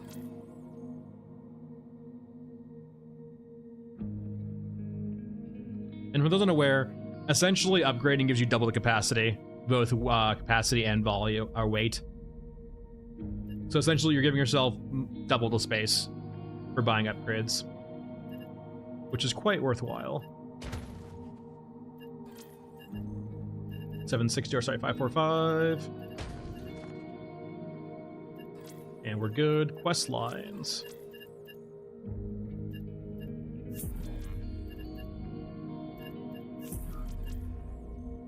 We haven't done a Nexus yet, but Nexus is always dangerous. It does get expensive if you die, yeah, with the new upgraded rigs. We're still kind of in the poor area right now.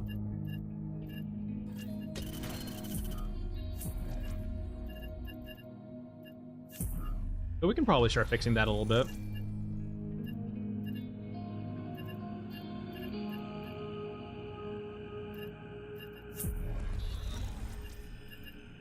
Come on.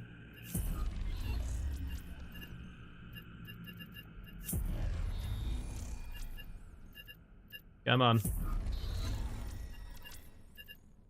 There's one. We can do data heist. Oh yeah, the restore doesn't give you the discount. That's right, yeah. So you get a discount for being high rep, but you don't get that discount if you do restore for some reason. Come on, I know you're here. There we go.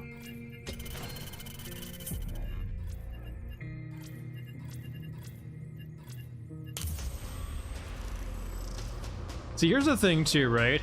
At no point where I have been like, maybe scrapyard, maybe elephant, maybe X map, maybe Y map, I have never consciously thought, oh, let's go do cemetery.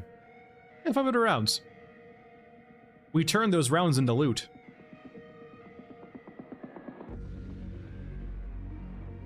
Like, that's the thing about cemetery too. Like, why would I ever go to cemetery?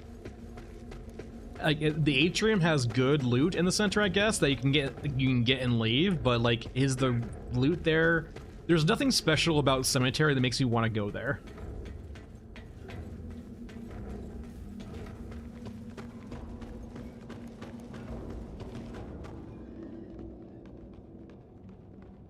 Yeah, but like, it's hell, but there's nothing there to like be like, oh hey, cemetery is like, it's got X, it's got Y. The risk isn't worth the reward. Hello, sir.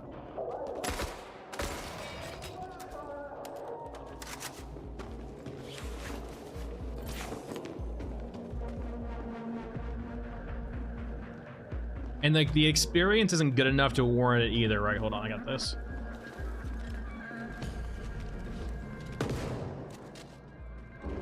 Yeah, I'm not a big fan of the aggro behind me too. It's might have been a mistake. Alright, they're still coming. Turn around.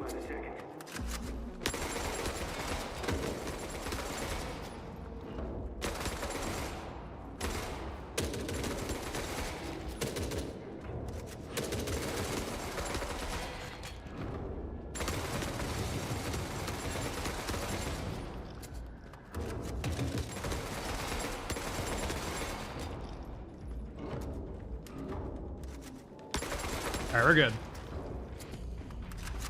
Give me your stuff, please. So, like, this is like one of the scenarios, right, where we just want to hit loot on everything.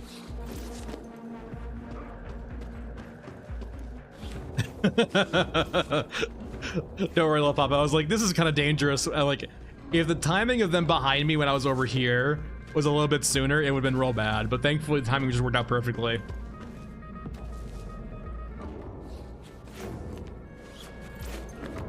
But like, that's the thing about between like the new map and then that map. Like, sure, the risk versus reward on the new map might not be insane either, but like, the cool thing about Frozen Swamp is it always feels like a journey going through that map, right?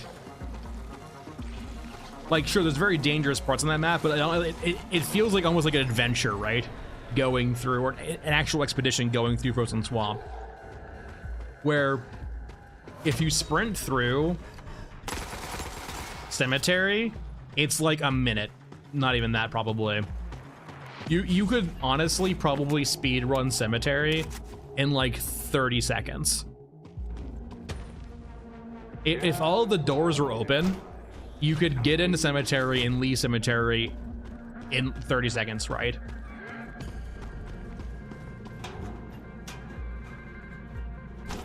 There's very little journey to it. And like, the only area in that map is really the atrium, right?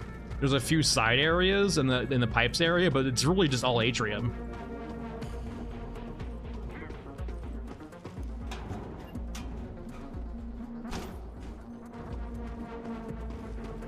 All right, let's go hack the servers. We're already full loot-wise. Probably mostly full of 50 cal too.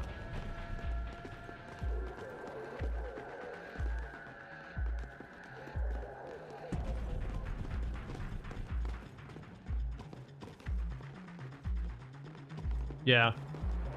I mean, here's the thing too, right? They did something I think that's really smart level design in regards to the water.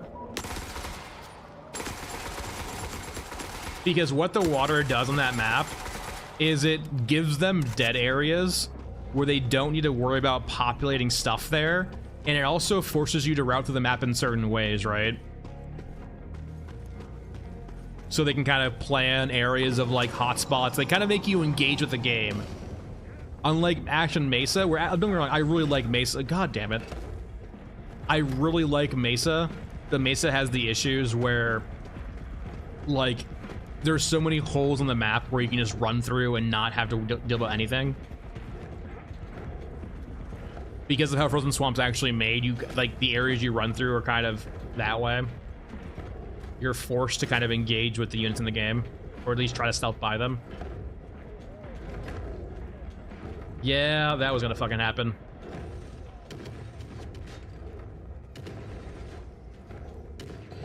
This scaffolding is so dangerous now getting to this area of the map because of the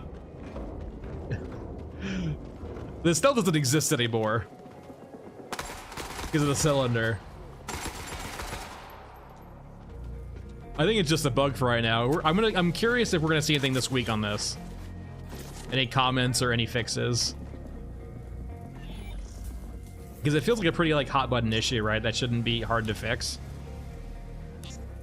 Or at least neuter until the next big patch.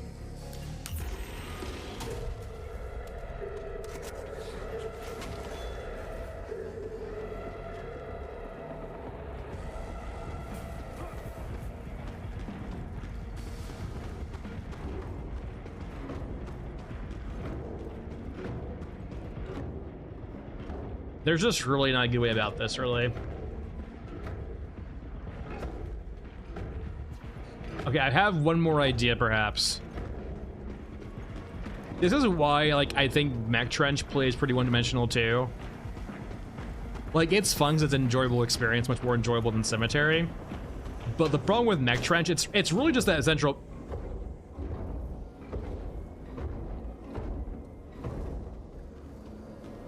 It's really just that central medbay area, right? Ludroth, just go through the pipe area. It's fine, Ludroth. Just go through the pipe area. I was considering that.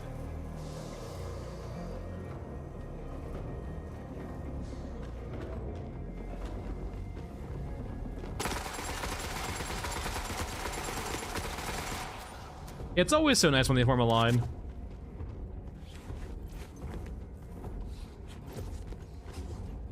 Yeah, unfortunately, this is it. Like, I need to run out of here. and just pray.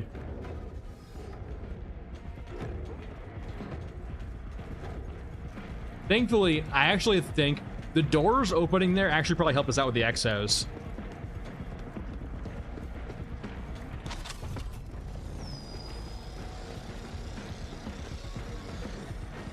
The door opening there actually gave the exos a better way to path to us, or try to path to us.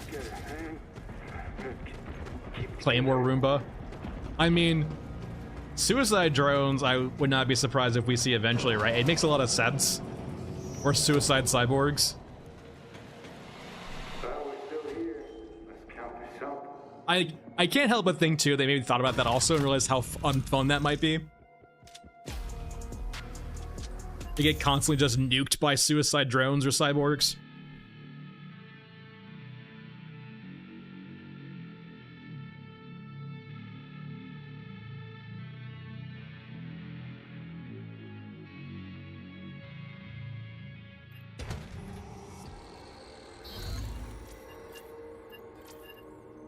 I feel like also too, explosive, we're not probably seeing the actual amount of cyborgs we probably should be seeing, which is why they seem to get stomped so constantly. I imagine for performance, we're not probably seeing the endless hordes of cyborgs we should be seeing. Like, you know, you have a squad of Europans versus, like, you know, like 5 times their number in cyborgs.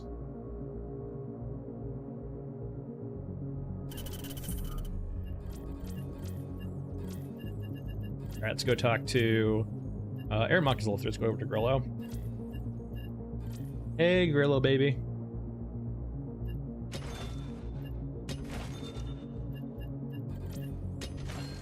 How would you like a glue gun?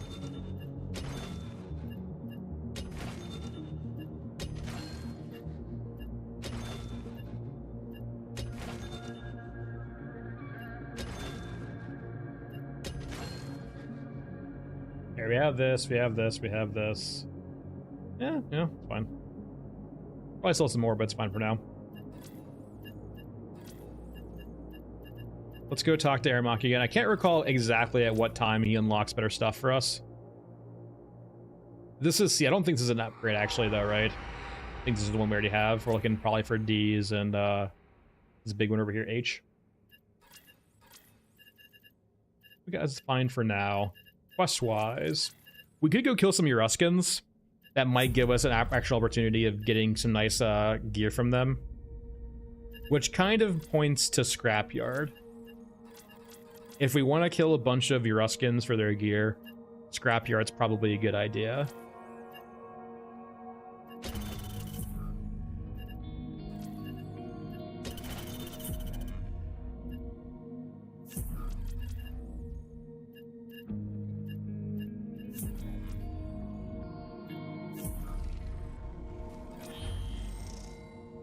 Not really H-Rub, it's just really good high damage weaponry, like the 36M and the NTW50. They both just do insane damage considering the caliber they're in. They hit really hard, but they don't, like, there's not any really armor pen in the game currently, it's just HP amounts. Typically, the more armored something looks, the more HP it will have. Are you worth doing right now? 5,000 credits, 500 XP? Probably not.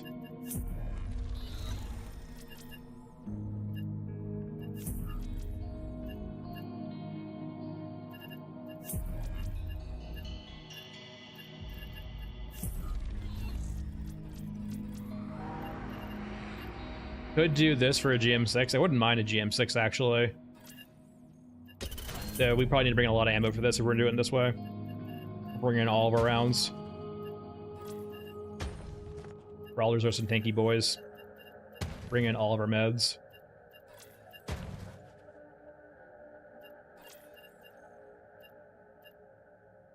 And let's go ahead. What?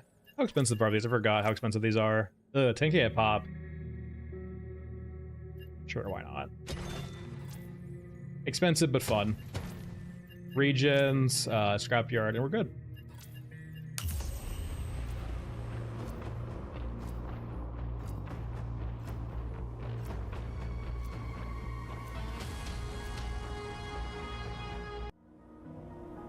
Yeah, cyborgs do hit a ton. The ants rarely ever get to you.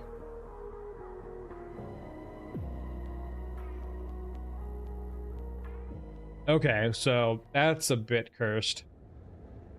No, I do think we get Euruskins on this map, just not as much. It's mainly Europans. I think I'm okay with it just leaving, though, and heading back in. Because we're not going to see brawlers on this map at all.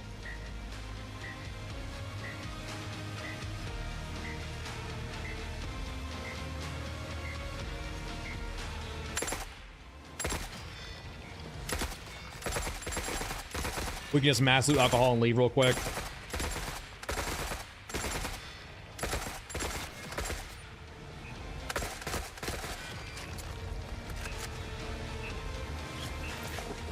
Yeah, we haven't seen, like, I'm very much excited for the Q1 patch because it should be our first instance of seeing new units in the game. And I'm very excited to see new units in the game.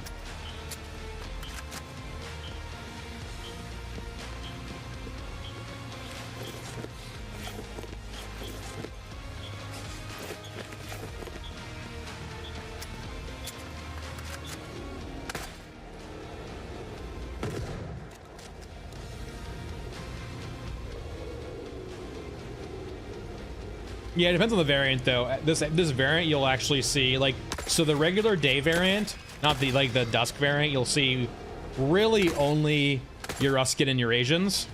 You'll see very little Europans, if at all, just mainly ones from quests. This variant, though, this kind of dusk variant, you will see a lot of Europans.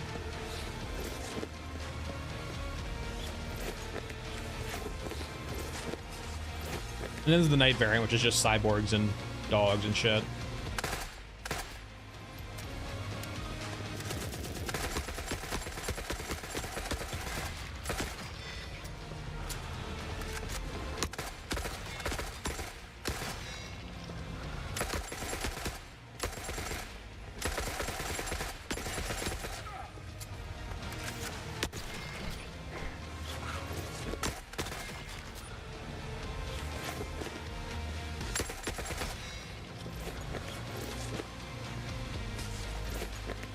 Are we full? Looks like we're full.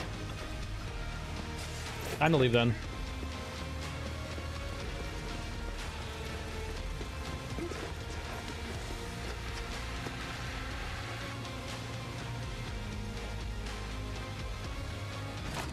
Basically, all the alcohol. It's not a bad money farm either. It's like insanely safe. It's like probably not the best money farm, but since considering how safe it is, it's not bad.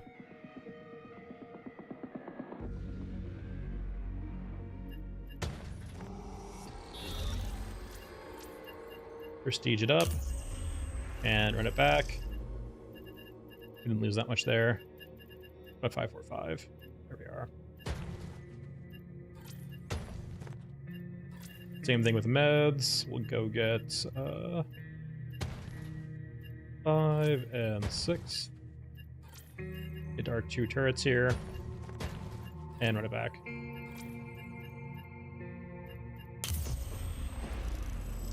Yeah, the biggest thing about that farm is you gotta make sure you don't go too far into the map.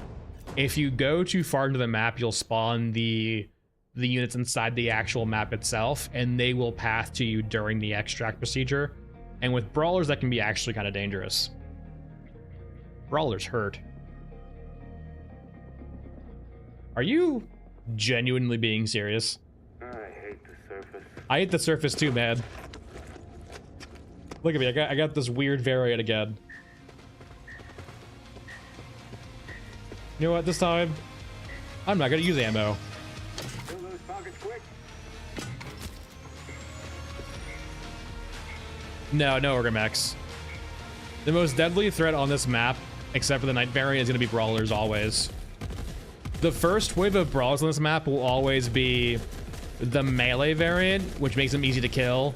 But every brawler that spawns after the melee variants will be the RPK variant, and they hurt a ton.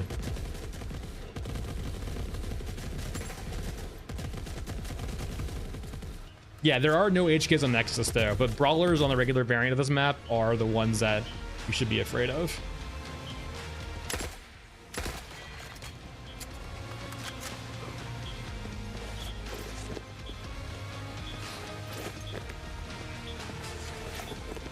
Considering how slow they are, I am very curious too. It felt like, so my theory is this. I felt like they had a lot of conventional bullet speeds, but then they realized a lot of the bugs they have in the game currently make that feel awful to have full velocity things like cannons like this, 20 mils, and so they nerfed the velocity on them.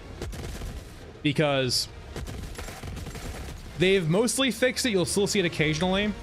Back in like October and earlier patches, there would be instances where the units would occasionally take pot shots at you, despite the fact they were fighting something else. And that's fine when it's a rifle, right? It's like, oh no, I got hit for 50 or 100 damage. But when it's a medium mech firing a giant cannon that one-shots you, oh boy, does it feel awful. So I feel like a lot of the velocity on weapons like that being so slow is because of that reason. They might not have been able to like realize why the pot shots are going off. Artistic is part of it, but I also think because it would feel awful if it was full velocity.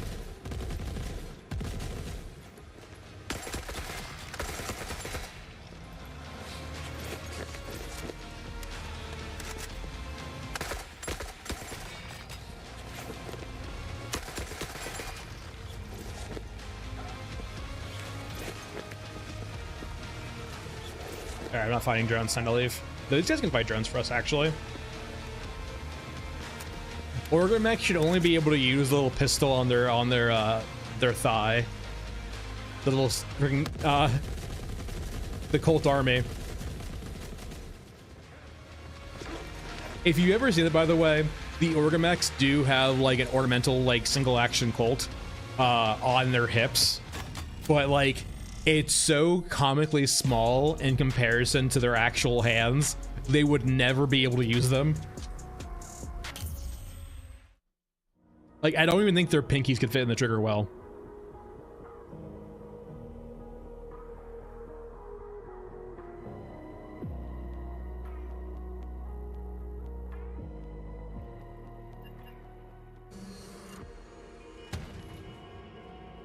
All right, Aramaki.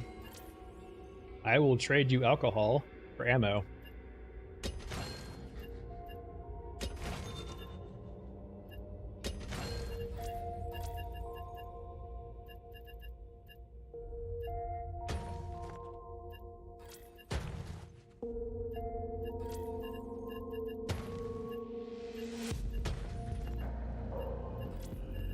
All right, please give me the right map or the right variant, please.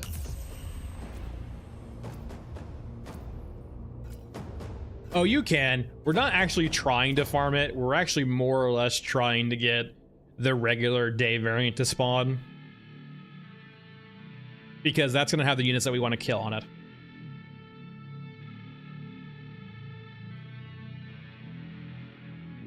Okay, yeah, so this is the variant of the map I see most often. This is like the normal day variant. And this is what this is the units that we're gonna actually want to kill on here for. It's gonna have the brawlers, it's gonna have the Eruskins, and so on and so forth. And it's gonna have basically no Europans on it. We're still gonna do this first because this gets out of the way this extract mechanic. But then we're actually go into the map proper and start killing things there.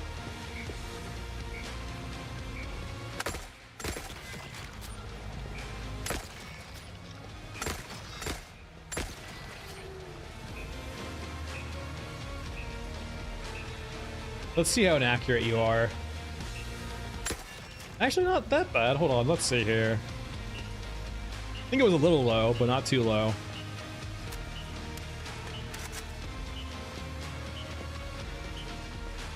Yeah, I think that damage was probably the same. I don't see them fucking with damage ammo, the ammo types of damage, but what it probably is probably just heavier. It is that heavy as cryo.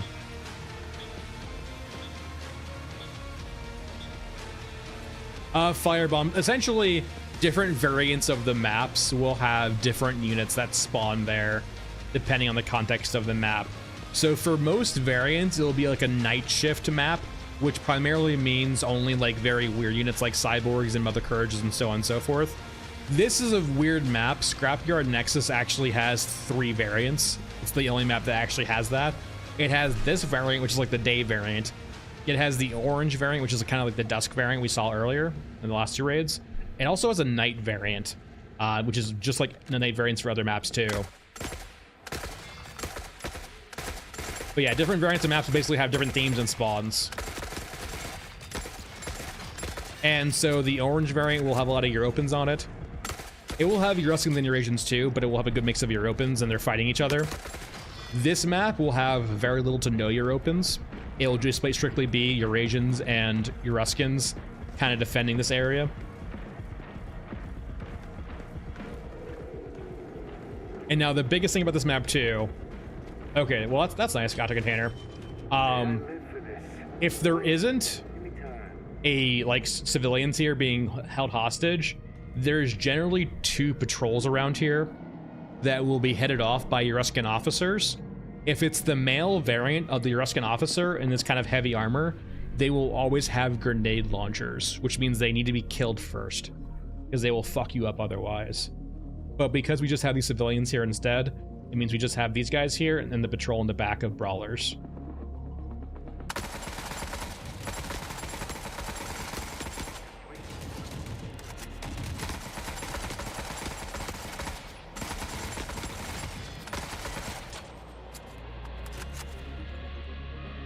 Alright, so let's go ahead and pull the brawlers now.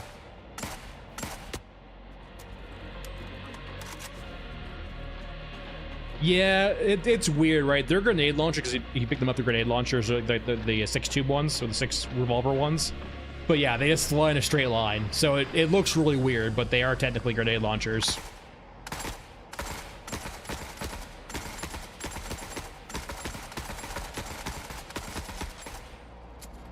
Now, I'm kind of concerned. There's usually, I don't know, let's get back there. There's always 3 brawlers here, so I was very scared when I didn't see the 3rd one, but it's over there. I guess it didn't aggro. Is it broken?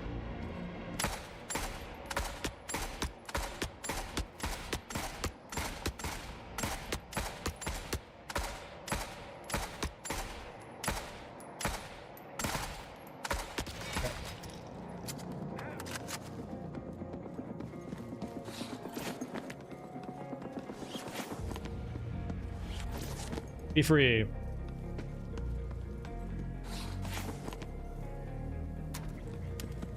Now, I'm very concerned why they're running into the place. It might be spies.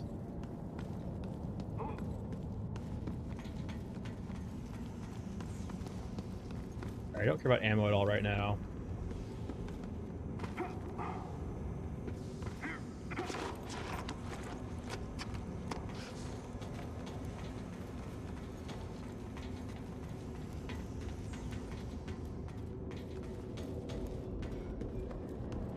They get the mech, oh no.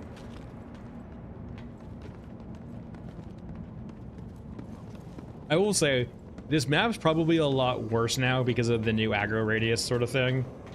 Just because you can't probably sneak by as well as you could before. So a bit more dangerous. Like scaffoldings are a trap.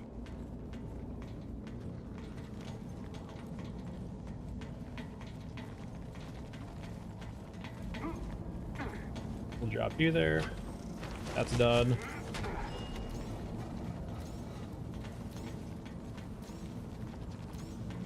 What's cool, it's making a sound now. Didn't realize that before.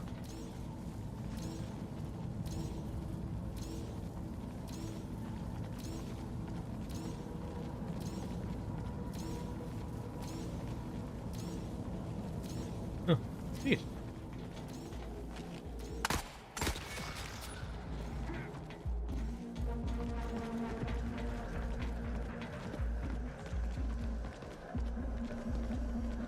No, it is Unicron. It feels like a placeholder for right now. It doesn't feel intentional, but it doesn't make it any less worse, right?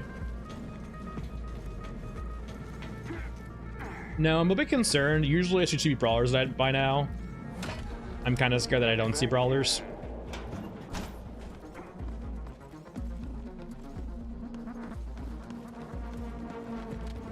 They usually spawn over here then walk in, so maybe they're just bugged out.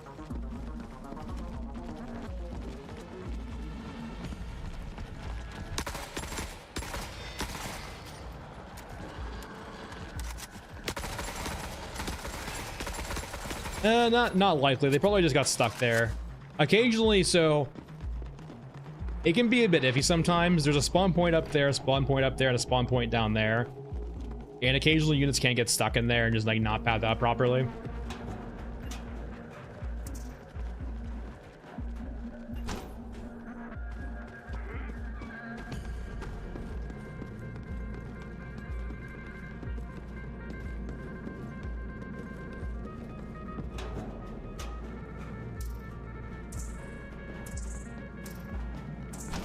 Interesting. The battle plans don't count for this quest. Curious. But I still have them now, so I can just pick up the quest after this and turn it in regardless.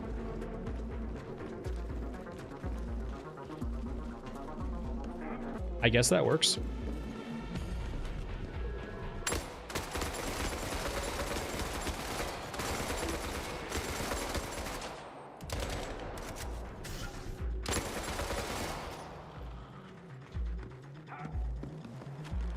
Yeah, I don't see any brawlers. Oh well. Honestly, considering we have a gotcha too, it's not a bad run.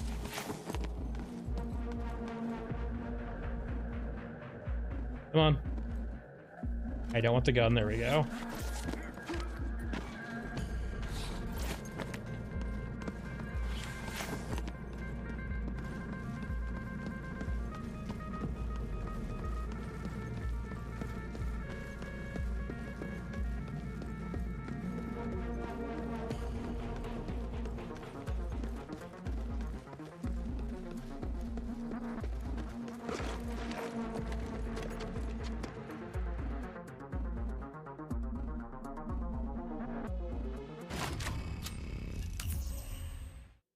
Yeah, gotchas are great now. It's nice that they're on every map now, so like they can spawn on the floor anywhere it seems like, but just being able to find one from exploring the map is nice. Nice little reward. I kind of do hope they create like high risk areas in the future to have them at, but I like them for now. 2 M4s also, Scar. Don't mind that. We go over to our M4 too, we can probably get it out. Did we get any upgrades for this, though, is a question. We did not. Not really. Let's go over to our M4. Yeah, we do have a nice drum mag for the M4 right now.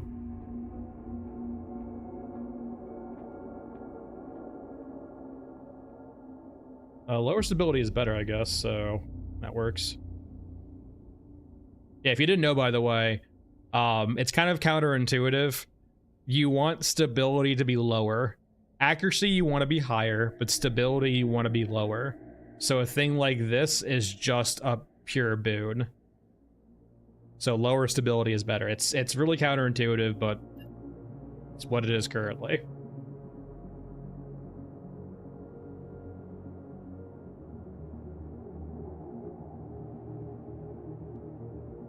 I can't explain why it is, just that it is.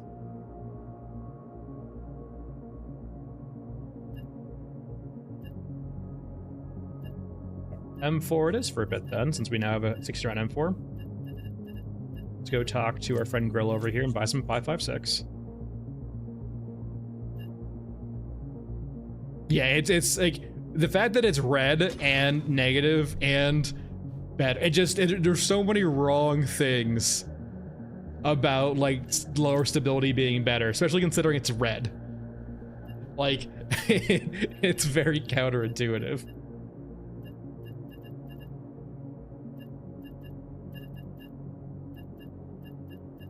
All right, 5.56.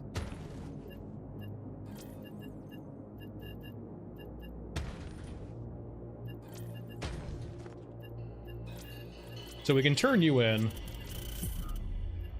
and we should be able to do the quest for just the battle plans now, I believe, because they're in our inventory.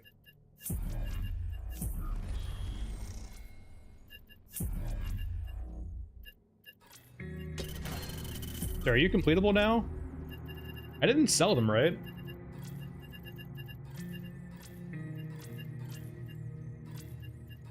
Fenders, Grillo.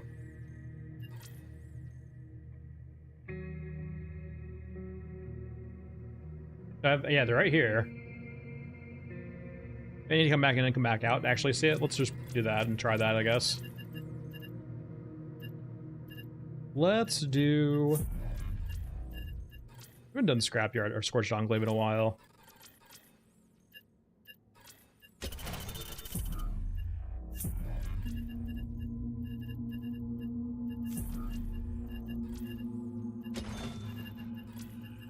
And then let's make sure we're Cemetery.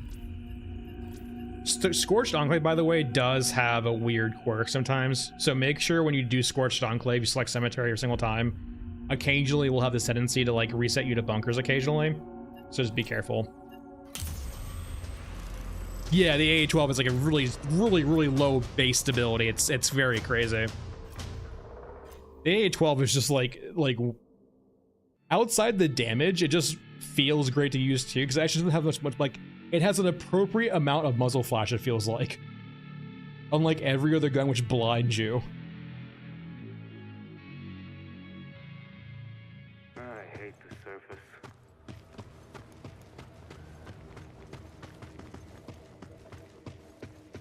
Alright, so is Toothy gonna be over here or over there? Oh, he's down here, which means his friend's down here too.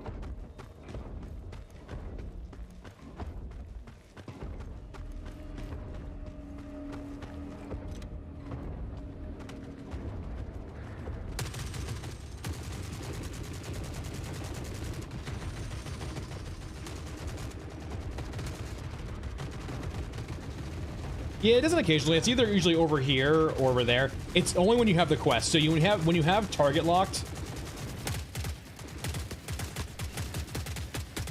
the bodyguard of the commander is Toothy. So he'll either spawn down here or he'll spawn over there. Alright, but the guy is dead now. That poor Exo is demolished.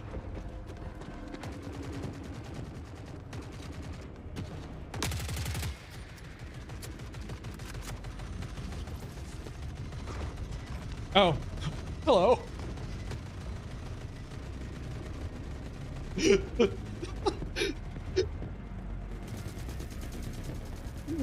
Oh, Titan physics never change.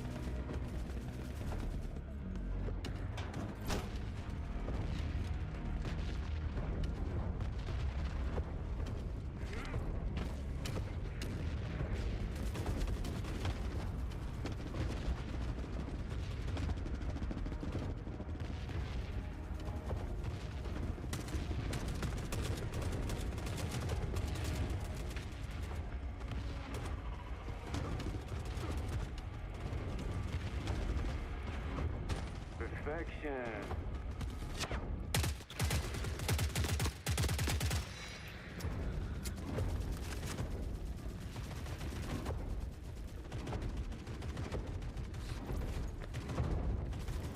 Hey, Toothy. No, don't you aim your gun at me. Oh my god, why? Oh, fucking snipers, man. Oh.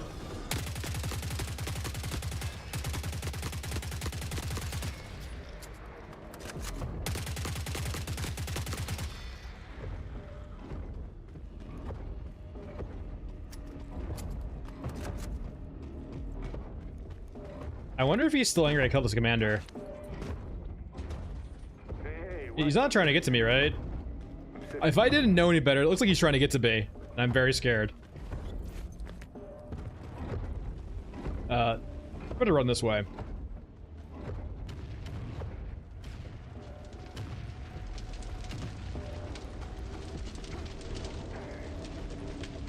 I think he's trapped over there. We're good.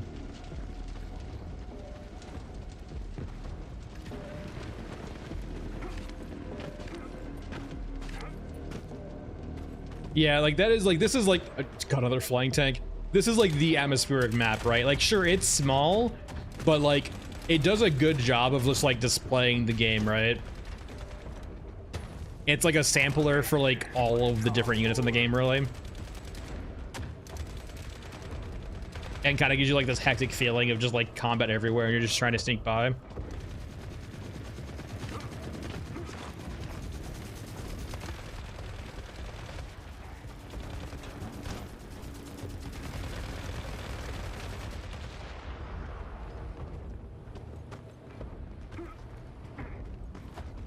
I think we have a little bit more room left.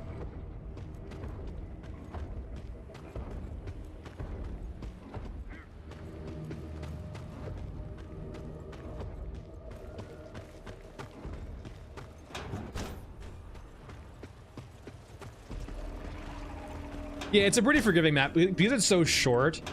Like once you know a good route or two, it's pretty safe to just like almost run through the map half the time, just around units.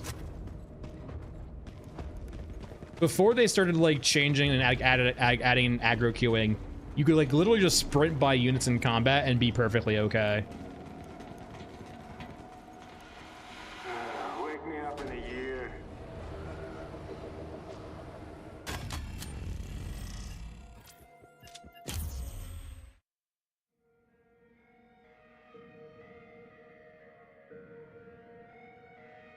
Yeah, Mesa's like the nice thing is like Mesa's like a good area to like watch a big combat happen, right?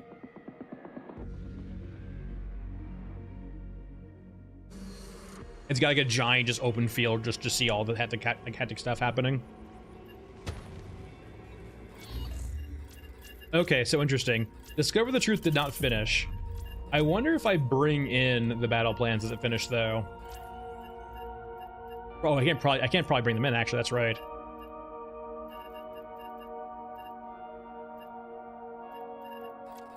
Unfortunate.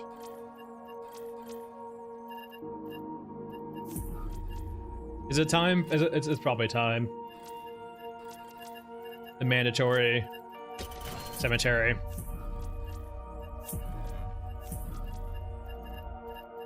Make sure we buy a jump.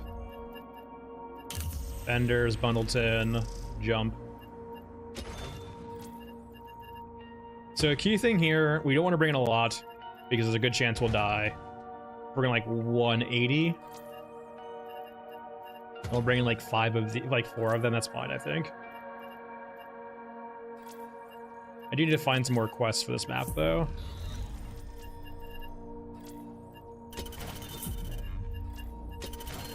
Region, cemetery, pipes, and we're good.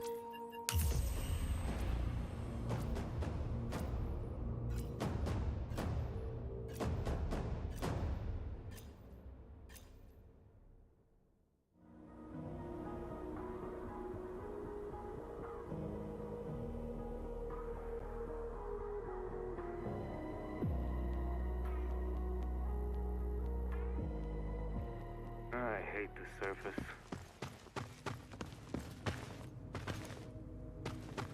All right, so first things first. Let's see if the logbook is over here.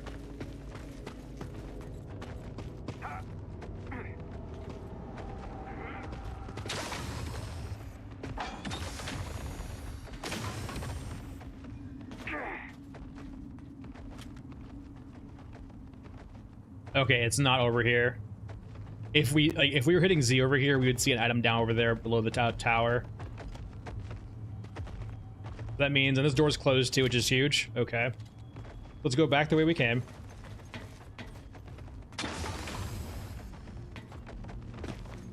Okay, a little bit of damage here.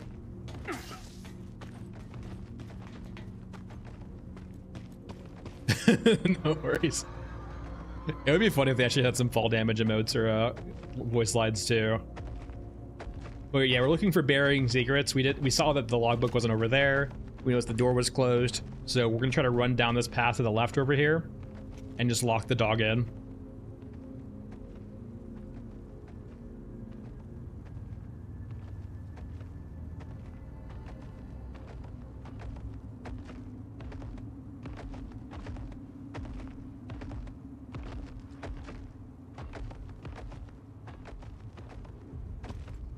Dog is stopped.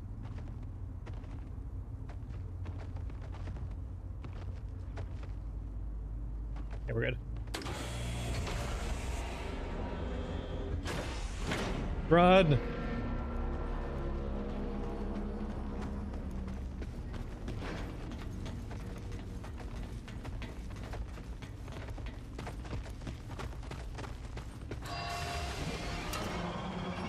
All signs point to death here. Alright, the dog is locked in. Now, it did get a little bit upset at us.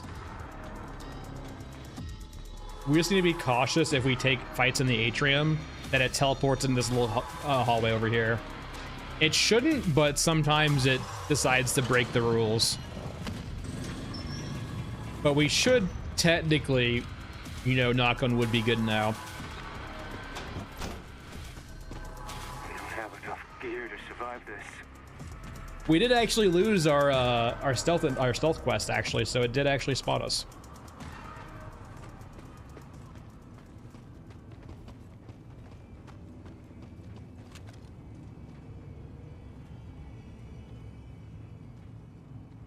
On the plus side, we can now kill these guys and not feel bad about it.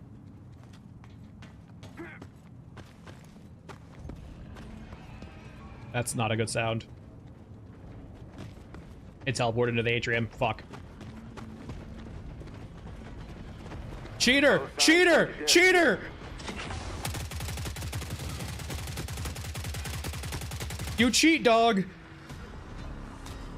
You teleport to the walls. That's not fair. Fuck off. You can't get up here. The door is closed.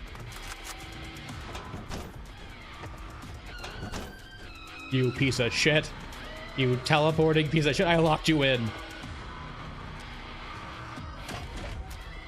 Hey, I live for this. Please, give me time. Maybe it'll be too busy eating something else.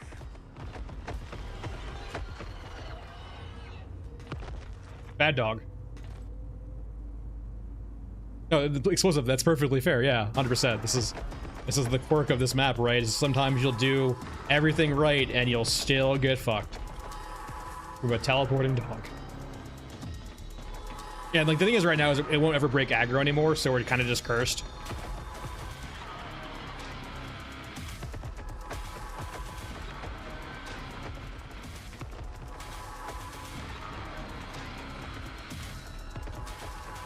All signs point to death here. I will say, it was like finally cinematic when it was like sprinting at us and it knocked the plastic chair up.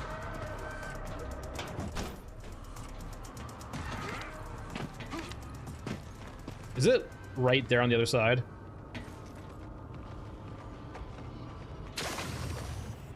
Whatever. If you're gonna murder me, murder me. Be free, my children. Enjoy the dog. Be a distraction for me. All signs point to death here.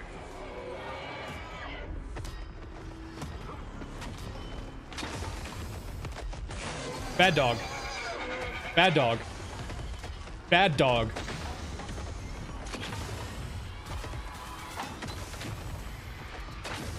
Bad dog.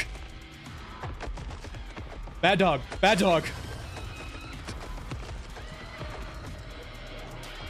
Bad dog.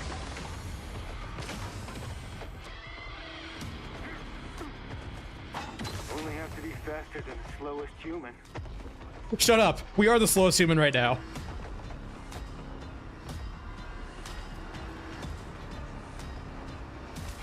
Anyone got some, like, dog spray?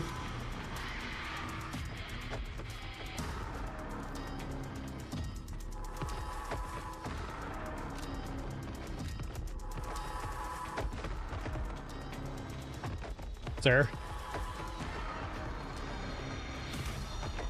Dog whistle, yeah. Maybe it'll be too busy eating something else. Whenever you use in-game. Sit. Dog, sit. Bad dog. It would be really cool, by the way, if it actually used in-game. It's so much work and not worth it, but it would be fucking hilarious. Tell it to heal. Is it below me? I think it's below me, right? We good? Did it chill the fuck out? I still need the book, too. See, I've tried IEDs before, but it's killed me through IEDs before, though, too.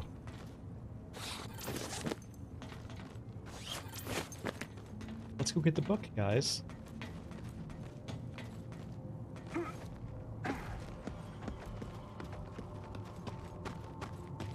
Okay, the book's not...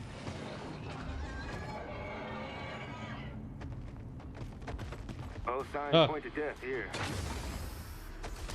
Bad dog. Did it just teleport? Over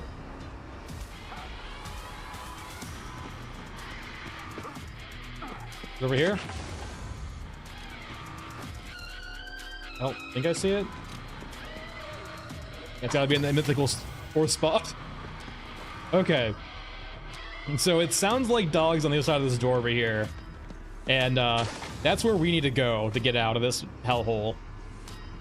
Yeah, oh sure, don't think about it. Have enough gear to survive this. The dog just does dog things. Yeah, it's on the other side of the doors now. No, he's on the other side of these damn doors. Which makes me terrified of actually opening them. Shut up. Didn't ask you a question, dog. No, no, don't you fucking do it.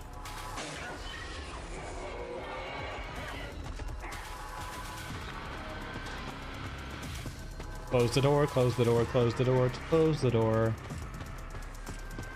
Okay, it has a teleport again to get to us. Which you can do, don't get me wrong. It can teleport to get to us, but it shouldn't immediately.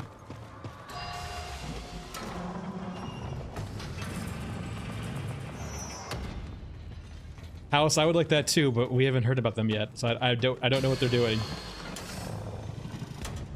Well, we'll just be patient and we'll see. All right, we're good.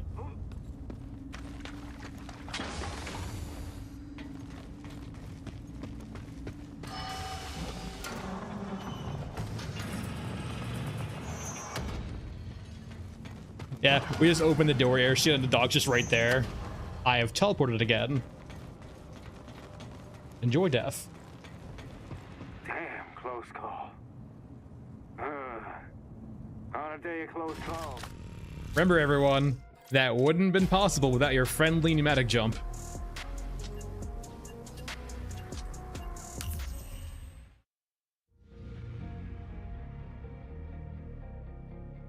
The jump is the best thing in the game. It's not even close.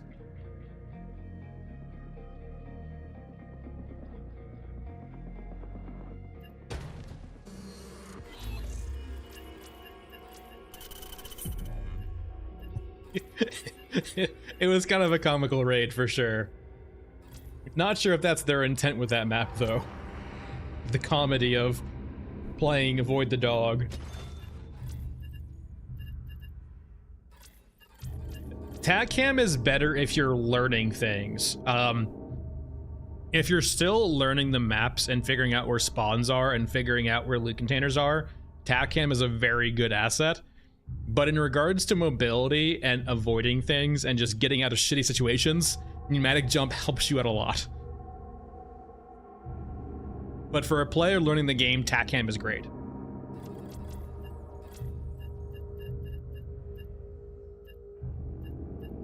Yeah, like, all of the TACCAM against dog will help you do is see when it teleports. It's not gonna save you when it teleports. Getting height. Like all games, the way you beat melee units is just getting to a spot they can't reach. It's like a universal quirk of all games, right? Is this like, when you're ranged and the unit is melee, you just get on a rock.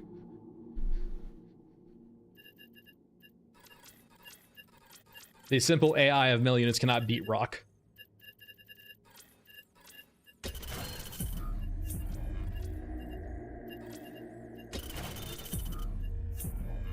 Did they actually update the tooltip for that?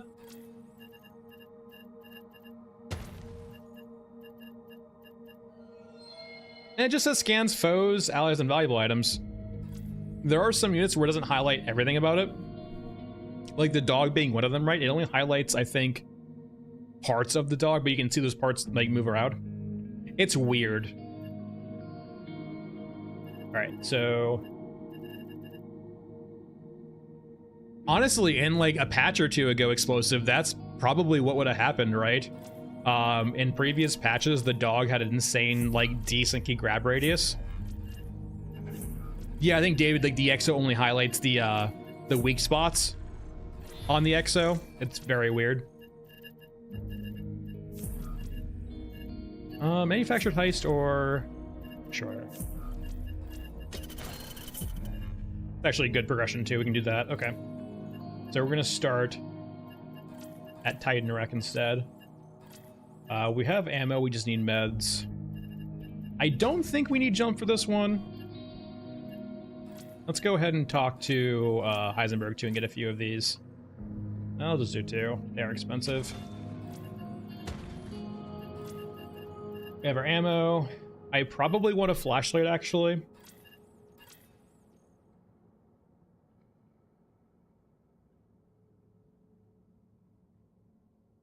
These are lasers, flashlights, there we go.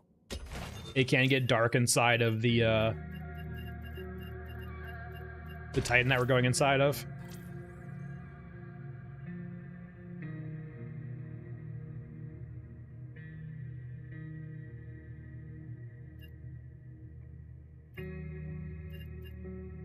And we should be good. Regions. I reckon we're good.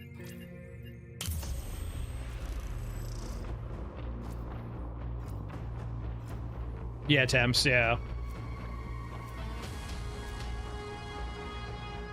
I'm definitely really curious in the Q1 patch if we're going to finally see, like, the rider and the pilot implementation. So are we actually going to see pilots inside of EXOs? Are we going to see the riders on top of the drones? That would be an interesting way of doing reinforcements too. Like seeing the cavalry of Eurasian riders on drones coming from over the hill. Kind of spawning in, if you will. Yeah, the rig light is really way too bad to ever bring over a flashlight. The one upside is like you can toggle on or off the flashlight when you're not using it. For the flashlight on guns, you always have the ADS.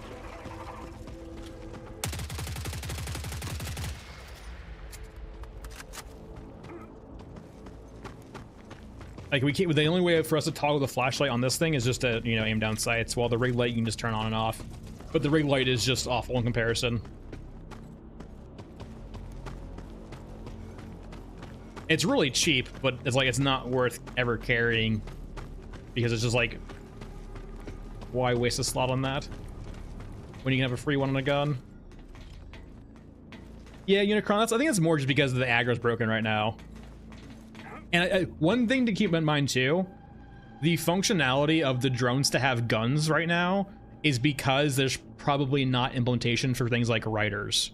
I imagine once we see the drones actually have riders on them, we won't actually have the guns on drones anymore.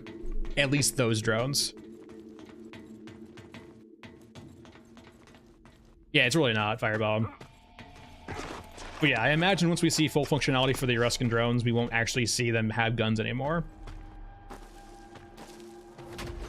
Rig light. Perfection.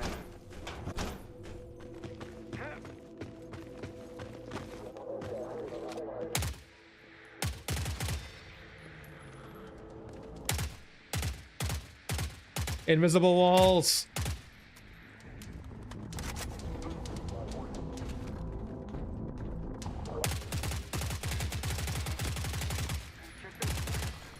That worked out pretty well though. Just that weird little corner near the wheels was kind of quirky a bit.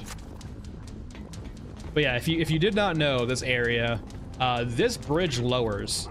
There's no quest for it yet, and it doesn't make any sounds yet, which is fine. This is like pretty normal for sounds to come later. But it does get lowered very slowly.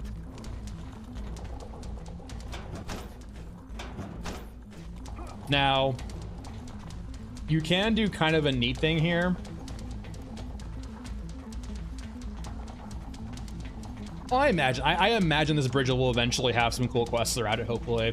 I would love to see a moving train on this map occasionally, right? Hey, Corva. But, like, you can't normally get up this incline when it's fully deployed, but when it's being lowered, you can, and you can get up here really easily. There's not much to do up here, but like it is a kind of a neat spot. It's a cool little vista. And this one you can just get up. I thought you could. I could have swore I got up here a while ago. Wait for you to deploy, maybe.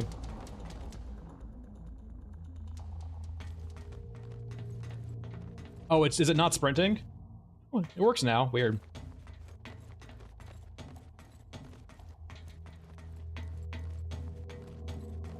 But we can get up here, and it's a cool little spot for sniping, I guess. But there's not really anything up here.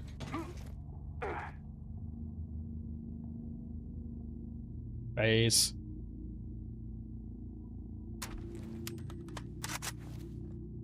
This area is really cool, though. I would love like more Easter egg spots too. Like for example, say if there was like a scaffolding over here, you could climb over the pipes too and get up that way. More neat stuff like that. Little hidden Easter eggs in maps.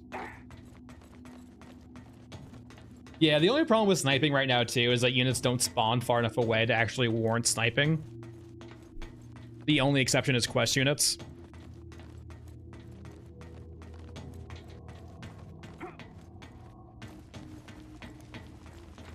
All right, but like as we come down this way, right, this will now slide us down.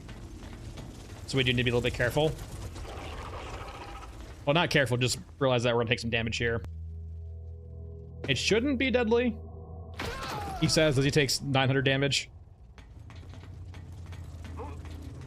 Okay, we need to go back, by the way, because the schematic's gonna be over here.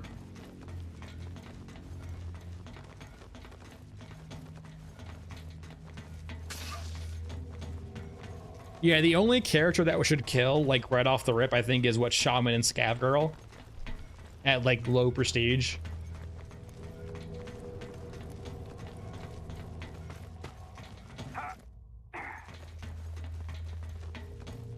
It wasn't always like that, Firebomb. So, my thoughts around it is it's a precursor to a more... It's basically a precursor to, like, an audio detection system. Because why else would it go through walls? My thought right now is it's 6 meters for every character and then 12 meters for gunhead. I feel like the cylinder is an afterthought. They probably thought like, how do we make this work for drones, and didn't realize that like a lot of maps have verticality. I'm sure they'll fix that part of it. The big thing though right now is there's no beneficial modifiers to those radiuses. So nothing will change that 6 meters or 12 meters, right? It'll only make it worse. But if they change things like, for example, crouching to make the radius like by half, so say now if it's 3 meters, and say, for example, the weapon you have out, or your weight, or your rig, or your character, so on and so forth, reduces that radius even more, you actually have a perfectly fine stealth system. The problem is right now is because you can't modify that 6 meters, and because it has infinite height, it just feels awful. No, yeah, that's like, it shouldn't be a cylinder. It should be an ellipsoid, and if they're trying to do something to make sure the drone's aggro, the drone should have their separate rules, right? It shouldn't be that, like... If the intent behind the cylinder is to make sure drones can aggro, it should only be for the drones and not for everything. But, like, IMO, like, it should just be an ellipsoid. So basically just a circle stretched out. A sphere stretched out. So say, for example, you have a 6 meter radius and, like, a 12 meter height. As opposed to an infinite height. Yeah, it feels weird that like off audio alone now they can just aggro. That feels like an afterthought too. So like before, things like gunshots would have them come investigate your area from auditory cues of gunshots, but they would never immediately aggro or go full aggro just off gunshots alone. They would come investigate. So it's very weird how they decided to like actually let audio or let a system like that do a full aggro meter. No, you could. Some pipes are not as good as others. Like some of the pipes definitely are not supposed to be walkable. Hey, mister. Well, others are. You can kind of tell immediately. Like there's one big pipe that's noticeable that can go to the main area in the center.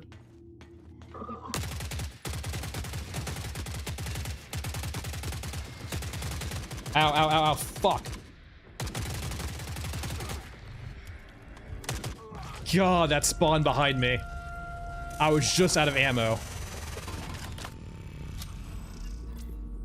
The 100 round RPK does not die to that. It's quite sad. Yeah. Yeah, that's a downside of going in the back way. The problem with the front way is occasionally Exo will spawn there and make it kind of dangerous. But you will occasionally have pop in there. It's a really bad spot for pop in. Apparently they just never think you can go in the back way. Dr. Grillo here. We'll do RPK actually. Do we have a better mag for RPK yet? Probably not. Wait. Nope, it's just a cool looking one.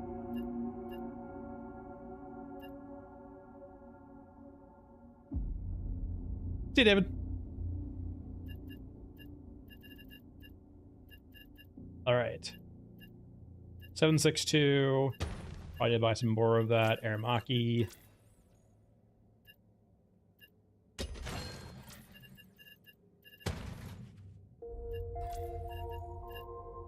Do I want to upgrade you? Probably. No, we'll just do it for how it is right now. Go back and forth. We have plenty of ammo for what we're going to be doing.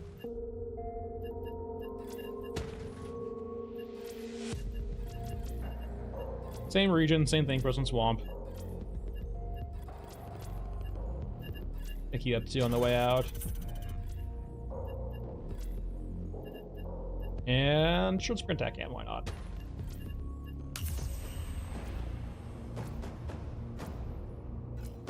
Ride a mech? Oh, you say ride a mech, but like right now when you jump on top of units, they just bounce you off. So if by riding a mech you mean just volunteering Toothy to be your, you know, mech boy, then yeah. Hey, Hoff. Yeah, Rub, yeah, don't get me wrong. I'm not the biggest fan of the weapons in the game, but it is what it is. It's what we got currently.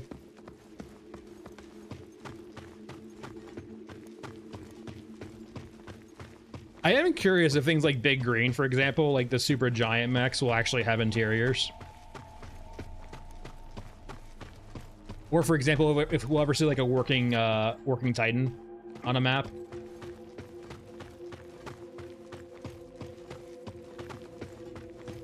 All right, so we'll try going in the front way. It looks like we only have your open soldiers instead of Exo here, which is perfectly fine.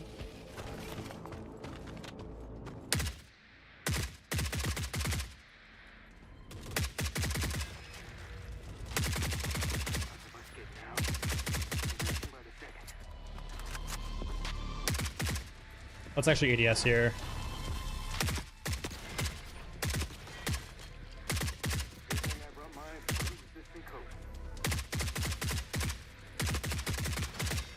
Then there was one. There's drones in here too. What the hell?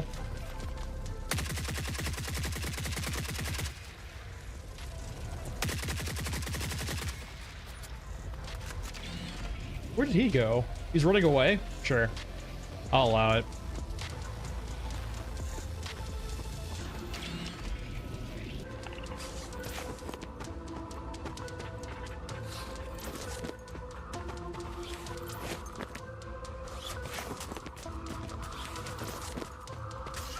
Okay, there occasionally can be the schematics on these boxes here. We should be able to see what the actual, yeah, we can see them right here. Yeah, a lot of the items, I would say, that's definitely a polishing thing I want to see eventually. A lot of the terrain and items on the map have much wider hitboxes than their actual visuals will show, making it feel kind of weird. There's one. Hey, Delta. I didn't bring a flashlight. I can't see.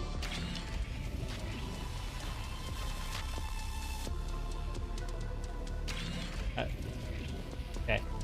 There we go. Got it. Sniped it. And we're good for this one.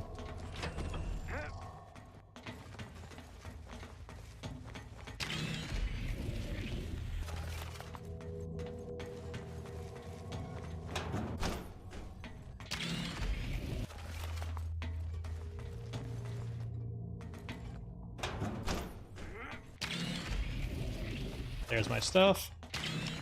It gets really dark back here, by the way. Like, I know you guys can't see right now, but I can't see right now either.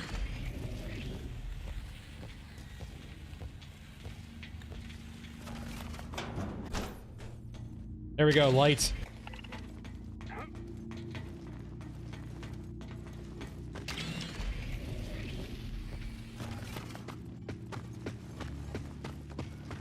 Alright, so we're gonna go around the fracking site. We don't really need to go on the fracking site at all.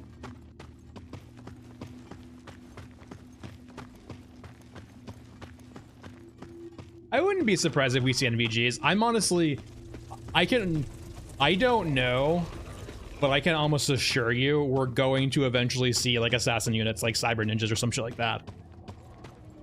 Like, there's not gonna be, like, a more hallmark HK than having a cyber ninja in the setting murder you. And it seems like it'd be something definitely up their alley. Bad people.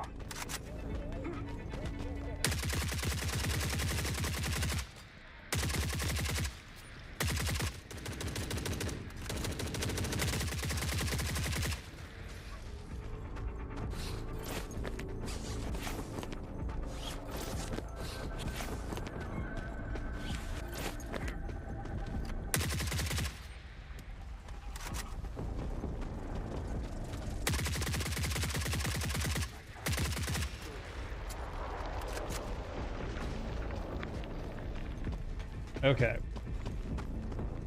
Do we want to bother with against one's camp? I have one big med kit left. Which might be able to do it, but it depends on how much hurt we get there by getting there.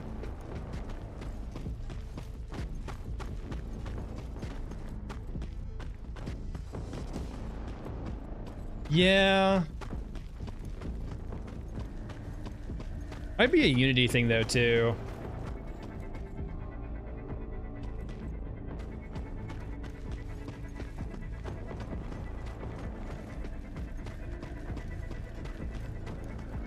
There's a European, European assassins, but they're actually just like shotgun grin.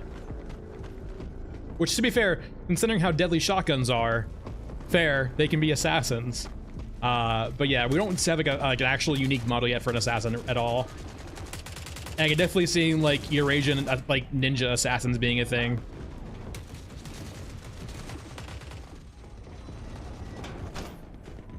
Like cyborg assassins with katanas.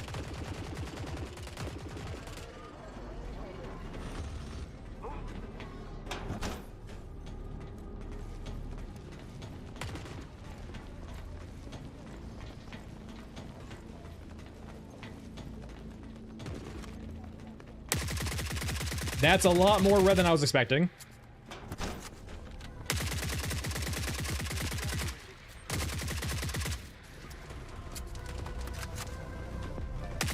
Alright, that's the last med kit. I'm sure I have meds on me still. I just need to find them. Oh, I'm full. Okay. Yeah, so there's elite snipers, like so technically Gold Break, and then this guy's in a sniper too. So I guess you can qualify them as elite. So yeah, you have this guy, you have Gold Break. There's technically the Eurasian DMR sniper too. But yeah, there's like the new like high tech ones, right? The ones that have like multi like vision areas are like super crazy in regards to their tech. NVGs get complex. All right, time for us to leave. I have 15 rounds left. And no ammo, or no, I guess no meds. But we're close to an extract anyway, so we should be okay. Famous last words. We can kind of go around this complex to the left.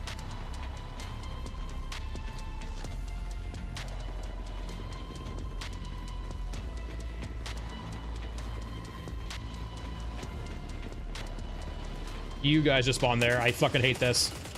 All right.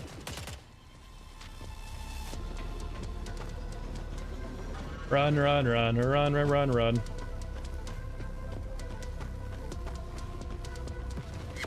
Is that someone shooting at me? I hope not. We should be like, I guess we should definitely see more robotic guys enemies in the future, right? Maybe not gunheads, but I mean, it could be gunheads, right? Any new lore? I'm working on a video currently. It's not really learning new lore. It's just more of looking at stuff and then making a video about it. And then throwing in theories. At least we're headed home. Though I still haven't finished the Lordos chain yet. I need to do that. I just haven't gotten around to it yet for farming cigarettes. I heard some people having some bugs with it too, actually, the Lordos chain.